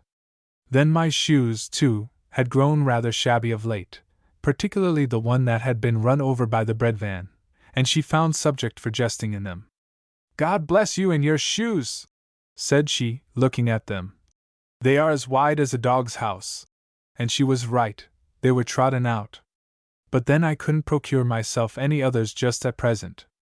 Whilst I sit and call all this to mind, and marvel over the evident malice of the servant, the little girls have begun to tease the old man over in the bed. They are jumping around him, fully bent on this diversion. They both found a straw, which they poked into his ears. I looked on at this for a while, and refrained from interfering. The old fellow did not move a finger to defend himself. He only looked at his tormentors with furious eyes each time they prodded him, and jerked his head to escape when the straws were already in his ears. I got more and more irritated at this sight, and could not keep my eyes away from it. The father looked up from his cards, and laughed at the youngsters. He also drew the attention of his comrades at play to what was going on. Why didn't the old fellow move? Why didn't he fling the children aside with his arms? I took a stride, and approached the bed. "Let them alone! Let them alone! He is paralyzed," called the landlord. And out of fear to be shown the door for the night, simply out of fear of rousing the man's displeasure by interfering with this scene, I stepped back silently to my old place and kept myself quiet. Why should I risk my lodging and my portion of bread and butter by poking my nose into the family squabbles? No idiotic pranks for the sake of a half-dying old man, and I stood and felt as delightfully hard as a flint. The little urchins did not cease their plaguing. It amused them that the old chap could not hold his head quiet, and they aimed at his eyes and nostrils. He stared at them with a ludicrous expression. He said nothing, and could not stir his arms. Suddenly he raised the upper part of his body a little and spat in the face of one of the little girls, drew himself up again and spat at the other, but did not reach her. I stood and looked on, saw that the landlord flung the cards on the table at which he sat, and sprang over towards the bed. His face was flushed, and he shouted, "Will you sit and spit right into people's eyes, you old boar?" "But good Lord, he got no peace from them," I cried beside myself. But all the time I stood in fear of being turned out, and I certainly did not utter my protest with any particular force. I only trembled over my whole body with irritation. He turned towards me and said, Listen to him, then. What the devil is it to you? You just keep your tongue in your jaw, you just mark what I tell you, 'twill serve you best." But now the wife's voice made itself heard, and the house was filled with scolding and railing. "May God help me, but I think you are mad or possessed, the whole pack of you," she shrieked. "If you want to stay in here you'll have to be quiet, both of you. Humph! It isn't enough that one is to keep open house and food for vermin, but one is to have sparring and rowing and the devil's own to do in the sitting room as well. But I won't have any more of it, not if I know it. SHH. Hold your tongues, you brats there, and wipe your noses too, if you don't I'll come and do it. I never saw the like of such people. Here they walk in out of the street, without even a penny to buy flea powder, and begin to kick up rows in the middle of the night and quarrel with the people who own the house. I don't mean to have any more of it, do you understand that? And you can go your way, every one who doesn't belong home here. I am going to have peace in my own quarters, I am." I said nothing, I never opened my mouth once. I sat down again next the door and listened to the noise. They all screamed together, even the children, and the girl who wanted to explain how the whole disturbance commenced. If I only kept quiet it would all blow over sometime. It would surely not come to the worst if I only did not utter a word, and what word after all could I have to say? Was it not perhaps winter outside, and far advanced into the night besides? Was that a time to strike a blow, and show one could hold one's own? No folly now! So I sat still and made no attempt to leave the house. I never even blushed at keeping silent, never felt ashamed, although I had almost been shown the door. I stared coolly, case-hardened, at the wall where Christ hung in an oleograph, and held my tongue obstinately during all the landlady's attack. "Well, if it is me you want to get quit of, ma'am, there will be nothing in the way as far as I am concerned," said one of the card-players as he stood up. The other card-players rose as well. "No, I didn't mean you nor you either," replied the landlady to them. "If there's any need to, I will show well enough who I mean, if there's the least need to, if I know myself rightly. Oh, it will be shown quick enough who it is." She talked with pauses, gave me these thrusts at short intervals, and spun it out to make it clearer and clearer that it was me she meant. "Quiet," said I to myself. "Only keep quiet." She had not asked me to go, not expressly, not in plain words. Just no putting on side on my part, no untimely pride. Brave it out. That was really most singular green hair on that Christ in the oleograph. It was not too unlike green grass, or expressed with exquisite exactitude thick meadow grass. Ha! A perfectly correct remark, unusually thick meadow grass. A train of fleeting ideas darts at this moment through my head. From green grass to the text, each life is like unto grass that is kindled. From that to the day of judgment, when all will be consumed. Then a little detour down to the earthquake in Lisbon, about which something floated before me in reference to a brass Spanish spittoon and an ebony pen handle that I had seen down at Ilajali's. Ah, yes, all was transitory, just like grass that was kindled. It all ended in 4 planks and a winding sheet. Winding sheets to be had from Miss Anderson's, on the right of the door. And all this was tossed about in my head during the despairing moment when my landlady was about to thrust me from her door. "He doesn't hear," she yelled. "I tell you, you'll quit this house. Now you know it. I believe, God blast me, that the man is mad, I do. Now out you go, on the blessed spot, and so no more chat about it." I looked towards the door, not in order to leave, no, certainly not in order to leave. An audacious notion seized me. If there had been a key in the door, I would have turned it, and locked myself in along with the rest to escape going. I had a perfectly hysterical dread of going out into the streets again. But there was no key in the door. Then, suddenly my landlord's voice mingled with that of his wife, and I stood still with amazement. The same man who had threatened me a while ago took my part, strangely enough now. He said, "No, it won't do to turn folk out at night. Do you know one can be punished for doing that?" I didn't know if there was a punishment for that. I couldn't say, but perhaps it was so. And the wife bethought herself quickly, grew quiet, and spoke no more. She placed 2 pieces of bread and butter before me for supper, but I did not touch them, just out of gratitude to the man, so I pretended that I had had a little food in town. When at length I took myself off to the anteroom to go to bed, she came out after me, stopped on the threshold, and said loudly, whilst her unsightly figure seemed to strut out towards me, "But this is the last night you sleep here, so now you know it." "Yes, yes," I replied. There would perhaps be some way of finding a shelter tomorrow, if I tried hard for it. I would surely be able to find some hiding place. For the time being I would rejoice that I was not obliged to go out tonight. I slept till between 5 and 6 in the morning. It was not yet light when I awoke, but all the same I got up at once. I had lain in all my clothes on account of the cold, and had no dressing to do. When I had drunk a little cold water and opened the door quietly, I went out directly, for I was afraid to face my landlady again. A couple of policemen who had been on watch all night were the only living beings I saw in the street. A while after, some men began to extinguish the lamps. I wandered about without aim or end, reached Kirkgaden and the road down towards the fortress. Cold and still sleepy, weak in the knees and back after my long walk, and very hungry, I sat down on a seat and dozed for a long time. For 3 weeks I had lived exclusively on the bread and butter that my landlady had given me morning and evening. Now it was 24 hours since I had had my last meal. Hunger began to gnaw badly at me again. I must seek a help for it right quickly. With this thought I fell asleep again upon the seat. I was aroused by the sound of people speaking near me, and when I had collected myself a little I saw that it was broad day, and that every one was up and about. I got up and walked away.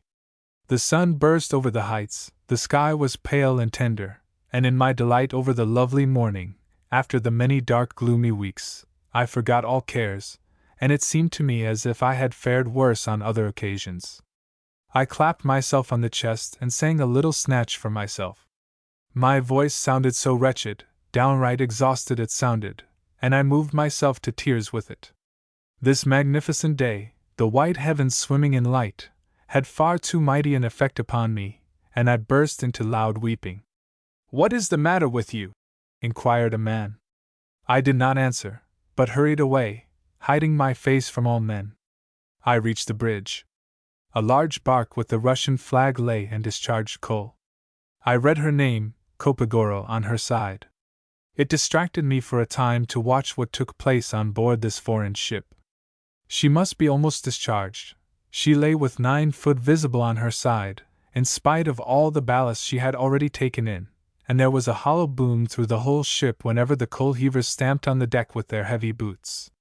The sun, the light, and the salt breath from the sea, all this busy, merry life pulled me together a bit, and caused my blood to run lustily. Suddenly it entered my head that I could work at a few scenes of my drama whilst I sat here, and I took my papers out of my pocket. I tried to place a speech into a monk's mouth, a speech that ought to swell with pride and intolerance, but it was of no use. So I skipped over the monk and tried to work out an oration, the Deemster's oration to the violator of the temple, and I wrote half a page of this oration, upon which I stopped. The right local color would not tinge my words, the bustle about me, the shanties, the noise of the gangways, and the ceaseless rattle of the iron chains, fitted in so little with the atmosphere of the musty air of the dim Middle Ages, that was to envelop my drama as with a mist. I bundled my papers together and got up.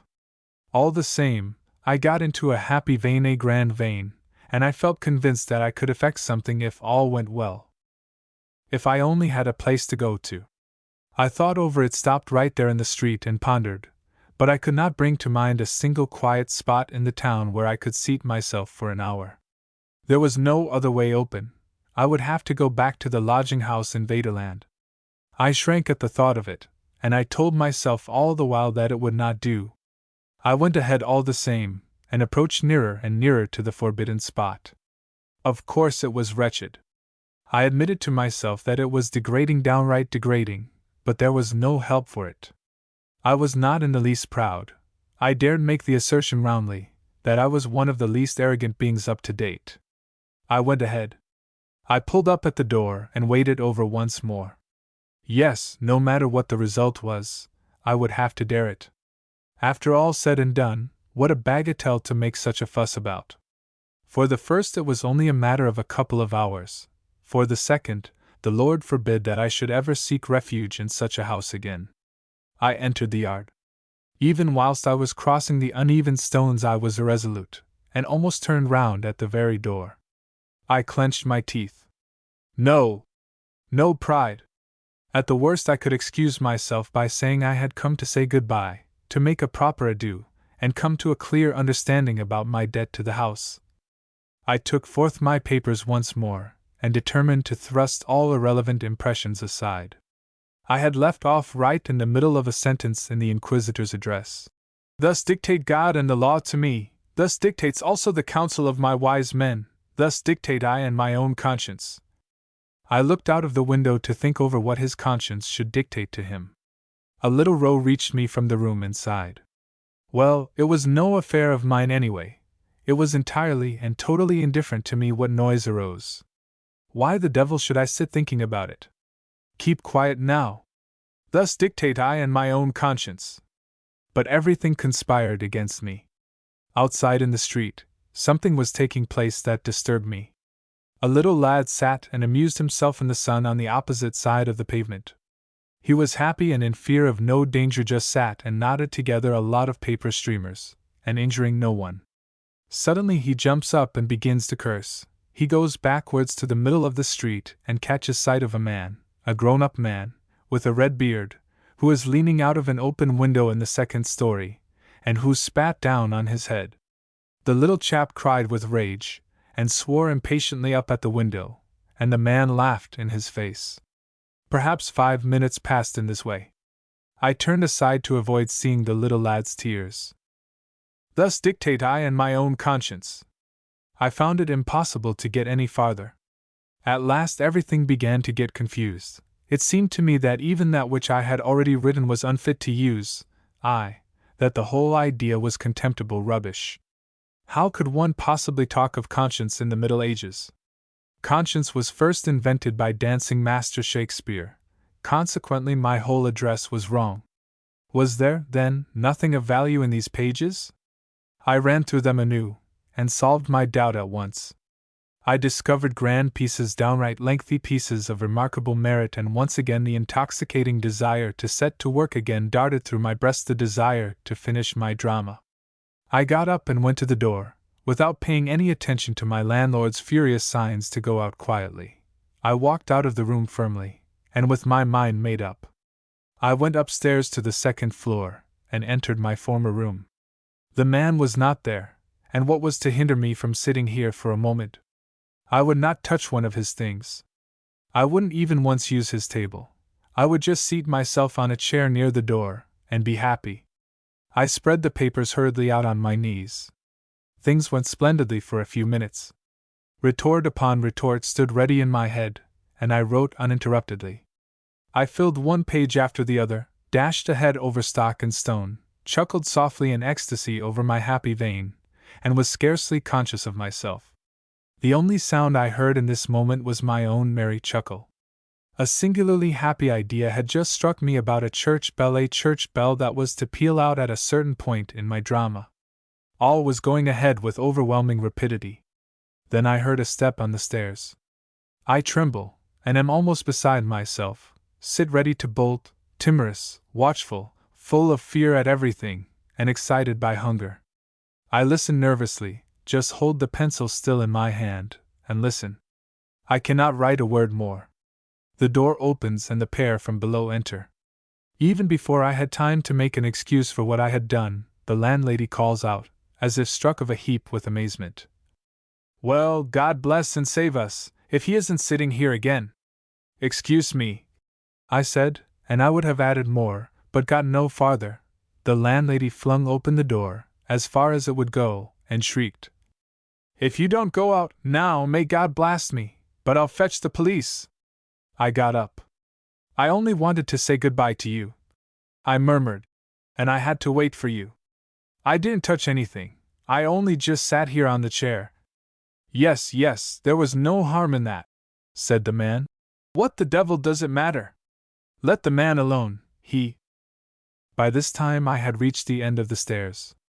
All at once I got furious with this fat, swollen woman, who followed close to my heels to get rid of me quickly, and I stood quiet a moment with the worst abusive epithets on my tongue ready to sling at her. But I bethought myself in time, and held my peace, if only out of gratitude to the stranger man who followed her, and would have to hear them. She trod close on my heels, railing incessantly, and my anger increased with every step I took. We reached the yard below. I walked very slowly, still debating whether I would not have it out with her. I was at this moment completely blinded with rage, and I searched for the worst word and expression that would strike her dead on the spot, like a kick in her stomach. A commissionaire passes me at the entrance. He touches his hat. I take no notice. He applies to her, and I hear that he inquires for me, but I do not turn round. A couple of steps outside the door he overtakes and stops me. He hands me an envelope. I tear it open, roughly and unwillingly. It contains half a sovereign, no note, not a word. I look at the man and ask, "What tomfoolery is this? Who is the letter from?" "Oh, that I can't say," he replies. "But it was a lady who gave it to me." I stood still. The commissionaire left. I put the coin into the envelope again, crumple it up, coin and envelope, wheel round and go straight towards the landlady, who is still keeping an eye on me from the doorway, and throw it in her face. I said nothing. I uttered no syllable, only noticed that she was examining the crumpled paper as I left her. Ha! That is what one might call comporting oneself with dignity. Not to say a word, not to mention the contents, but crumple together, with perfect calmness, a large piece of money, and fling it straight in the face of one's persecutor. One might call that making one's exit with dignity. That was the way to treat such beasts. When I got to the corner of Tomtegaden and the railway place, the street commenced suddenly to swim around before my eyes. It buzzed vacantly in my head, and I staggered up against the wall of a house. I could simply go no farther, couldn't even straighten myself from the cramped position I was in. As I fell up against it, so I remained standing, and I felt that I was beginning to lose my senses. My insane anger had augmented this attack of exhaustion. I lifted my foot and stamped on the pavement. I also tried several other things to try and regain my strength. I clenched my teeth, wrinkled my brows, and rolled my eyes despairingly. It helped a little. My thoughts grew more lucid. It was clear to me that I was about to succumb. I stretched out my hands and pushed myself back from the wall. The street still danced wildly round me.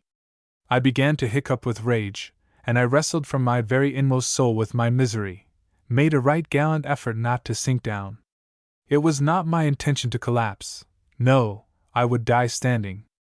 A dray rolls slowly by, and I notice there are potatoes in it, but out of sheer fury and stubbornness, I take it into my head to assert that they are not potatoes, but cabbages, and I swore frightful oaths that they were cabbages. I heard quite well what I was saying, and I swore this lie wittingly, repeating time after time, just to have the vicious satisfaction of perjuring myself. I got intoxicated with the thought of this matchless sin of mine. I raised 3 fingers in the air, and swore, with trembling lips, in the name of the Father, Son, and Holy Ghost, that they were cabbages. Time went. I let myself sink down on the steps near me, and dried the sweat from my brow and throat, drew a couple of long breaths, and forced myself into calmness. The sun slid down, it declined towards the afternoon. I began once more to brood over my condition. My hunger was really something disgraceful, and, in a few hours more, night would be here again. The question was, to think of a remedy while there was yet time. My thoughts flew again to the lodging-house from which I had been hunted away. I could on no account return there, but yet one could not help thinking about it. Properly speaking, the woman was acting quite within her rights in turning me out. How could I expect to get lodging with anyone when I could not pay for it? Besides, she had occasionally given me a little food. Even yesterday evening, after I had annoyed her, she offered me some bread and butter. She offered it to me out of sheer good nature, because she knew I needed it, so I had no cause to complain. I began, even whilst I sat there on the step, to ask her pardon in my own mind for my behavior. Particularly, I regretted bitterly that I had shown myself ungrateful to her at the last, and thrown half a sovereign in her face. Half a sovereign! I gave a whistle. The letter the messenger brought me, where did it come from? It was only this instant I thought clearly over this, and I divined at once how the whole thing hung together. I grew sick with pain and shame. I whispered, "Illegally," a few times, with hoarse voice, and flung back my head. Was it not I who, no later than yesterday, had decided to pass her proudly by if I met her, to treat her with the greatest indifference? Instead of that, I had only aroused her compassion, and coaxed an alms from her. No, no, no, there would never be an end to my degradation. Not even in her presence could I maintain a decent position.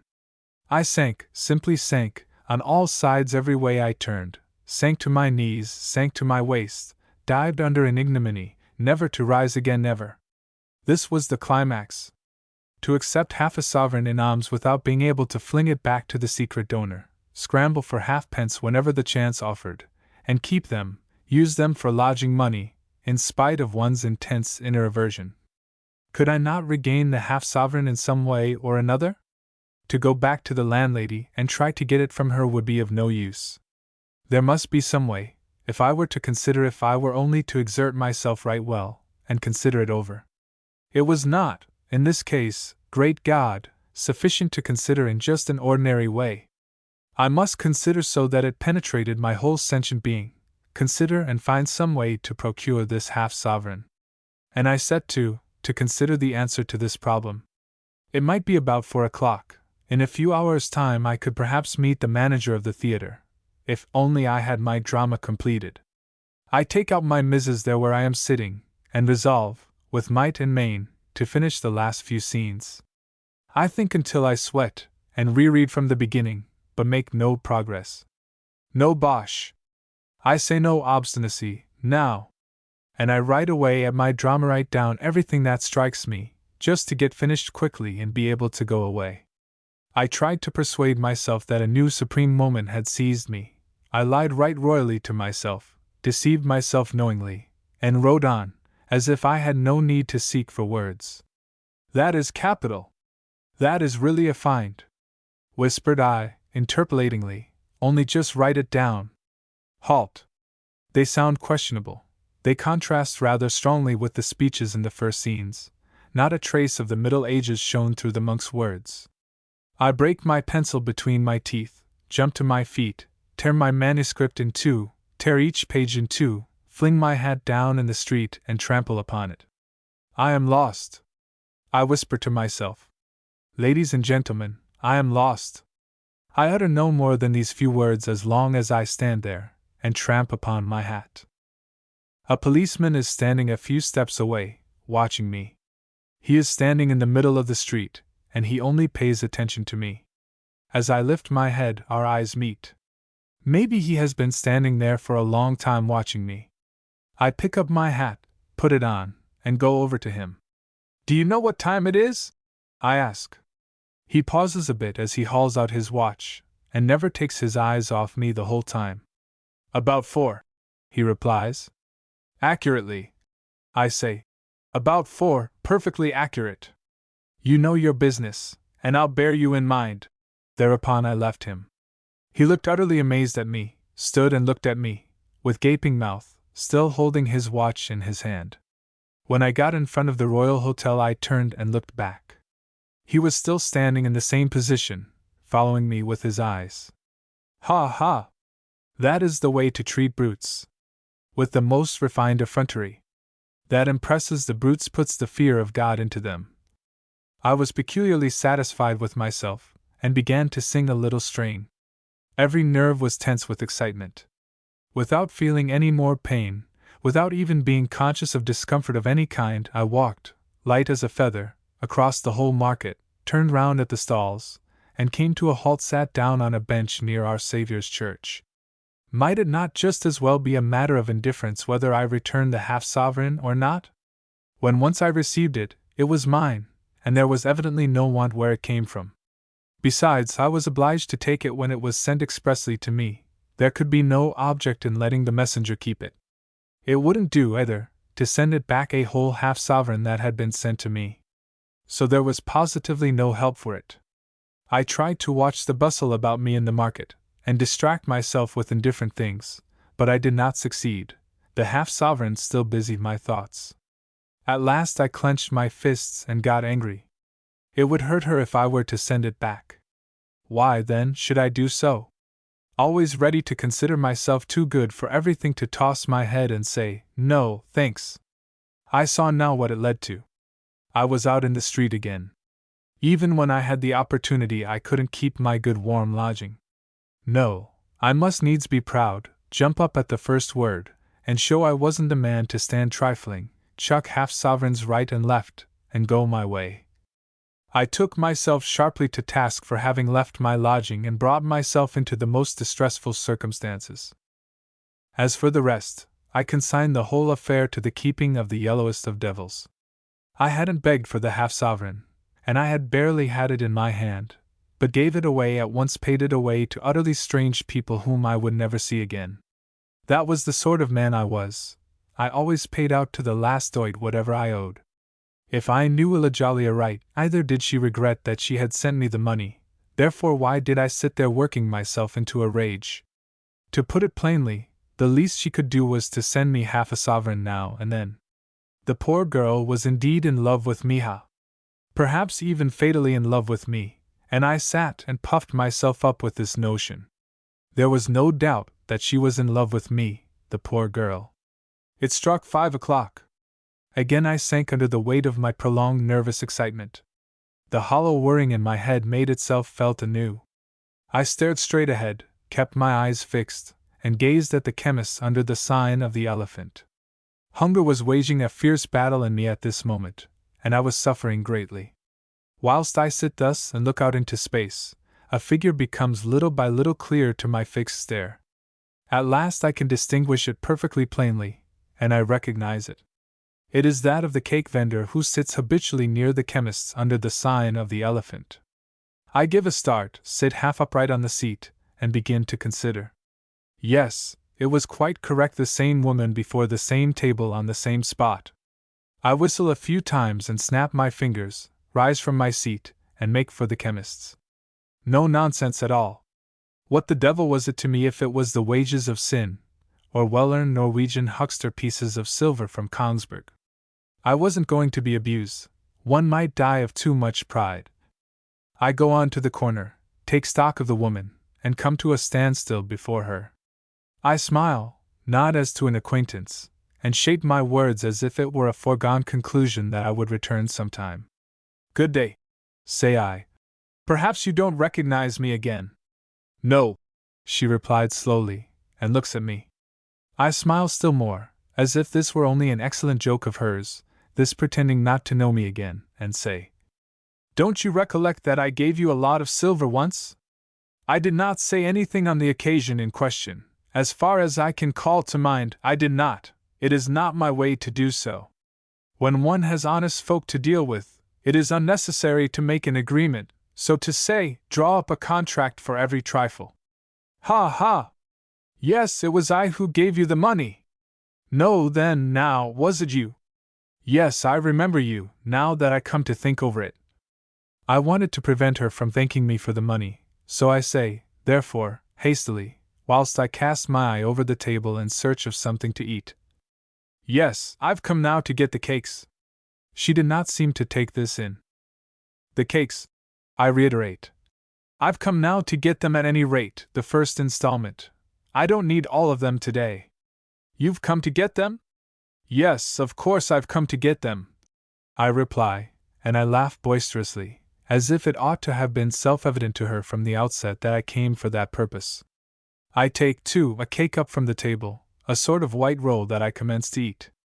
When the woman sees this, she stirs uneasily inside her bundle of clothes, makes an involuntary movement as if to protect her wares, and gives me to understand that she had not expected me to return to rob her of them. Really not? I say. Indeed, really not? She certainly was an extraordinary woman. Had she, then, at any time, had the experience that someone came and gave her a heap of shillings to take care of, without that person returning and demanding them again? No, just look at that now. Did she perhaps run away with the idea that it was stolen money, since I slung it at her in that manner? No, she didn't think that either. Well, that at least was a good thing, really a good thing. It was, if I might so say, kind of her, in spite of all, to consider me an honest man. Ha ha! Yes, indeed, she really was good. But why did I give her the money then? The woman was exasperated, and called out loudly about it. I explained why I had given her the money, explained it temperately, and with emphasis.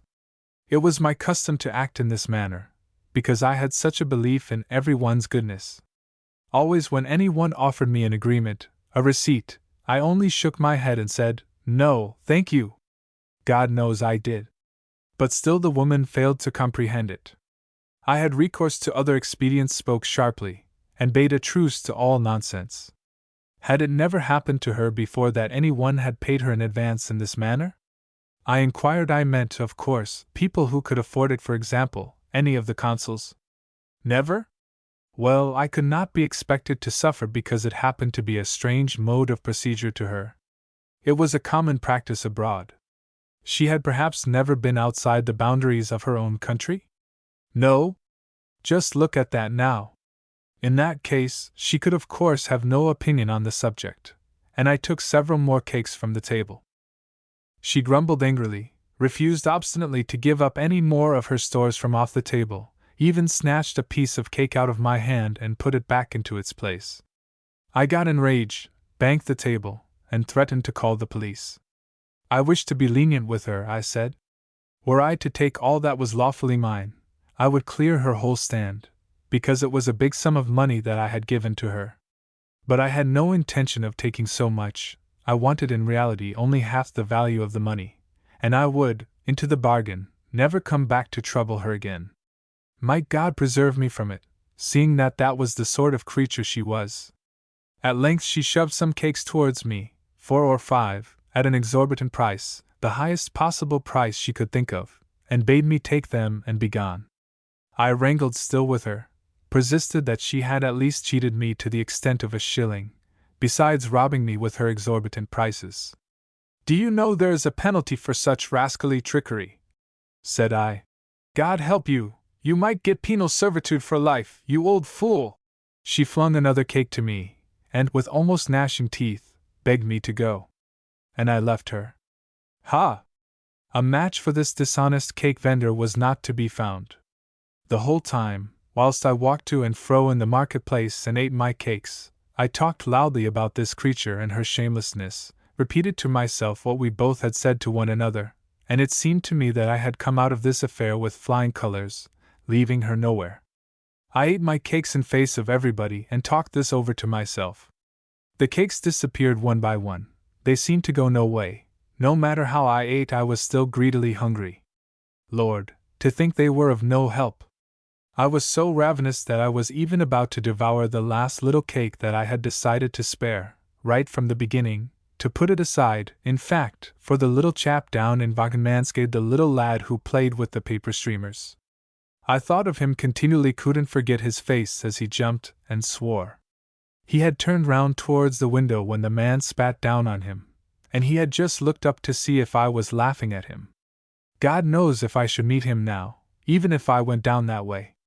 I exerted myself greatly to try and reach Wagenmansgade, passed quickly by the spot where I had torn my drama into tatters, and where some scraps of paper still lay about, avoided the policeman whom I had amazed by my behavior, and reached the steps upon which the laddie had been sitting. He was not there. The street was almost deserted, dusk was gathering in, and I could not see him anywhere. Perhaps he had gone in. I laid the cake down, stood it upright against the door, knocked hard, and hurried away directly. He is sure to find it, I said to myself. The first thing he will do when he comes out will be to find it. And my eyes grew moist with pleasure at the thought of the little chap finding the cake. I reached the terminus again. Now I no longer felt hungry, only the sweet stuff I had eaten began to cause me discomfort. The wildest thoughts, too, surged up anew in my head. Supposing I were in all secretness to cut the hawser mooring one of those ships? Supposing I were to suddenly yell out, "Fire?" I walk farther down the wharf, find a packing case and sit upon it, fold my hands, and am conscious that my head is growing more and more confused. I do not stir. I simply make no effort whatever to keep up any longer. I just sit there and stare at the Kopogoro, the bark flying the Russian flag. I catch a glimpse of a man at the rail. The red lantern slung at the port shines down upon his head, and I get up and talk over to him. I had no object in talking, as I did not expect to get a reply either. I said, "Do you sail tonight, Captain?" "Yes, in a short time," answered the man. He spoke Swedish. "I suppose you wouldn't happen to need a man?" I was at this instant utterly indifferent as to whether I was met by a refusal or not. It was all the same to me what reply the man gave me, so I stood and waited for it. "Well, no," he replied, "unless it chanced to be a young fellow." "A young fellow!" I pulled myself together, took off my glasses furtively and thrust them into my pocket, stepped up the gangway, and strode on deck. "I have no experience," said I, "but I can do anything I am put to. Where are you bound for?" "We are in ballast for Leith, to fetch coal for Cadiz." "All right," said I, forcing myself upon the man. "It's all the same to me where I go. I am prepared to do my work." "Have you never sailed before?" he asked. "No, but as I tell you, put me to a task, and I'll do it. I am used to a little of all sorts." He bethought himself again. I had already taken keenly into my head that I was to sail this voyage, and I began to dread being hounded on shore again. "What do you think about it, Captain?" I asked at last.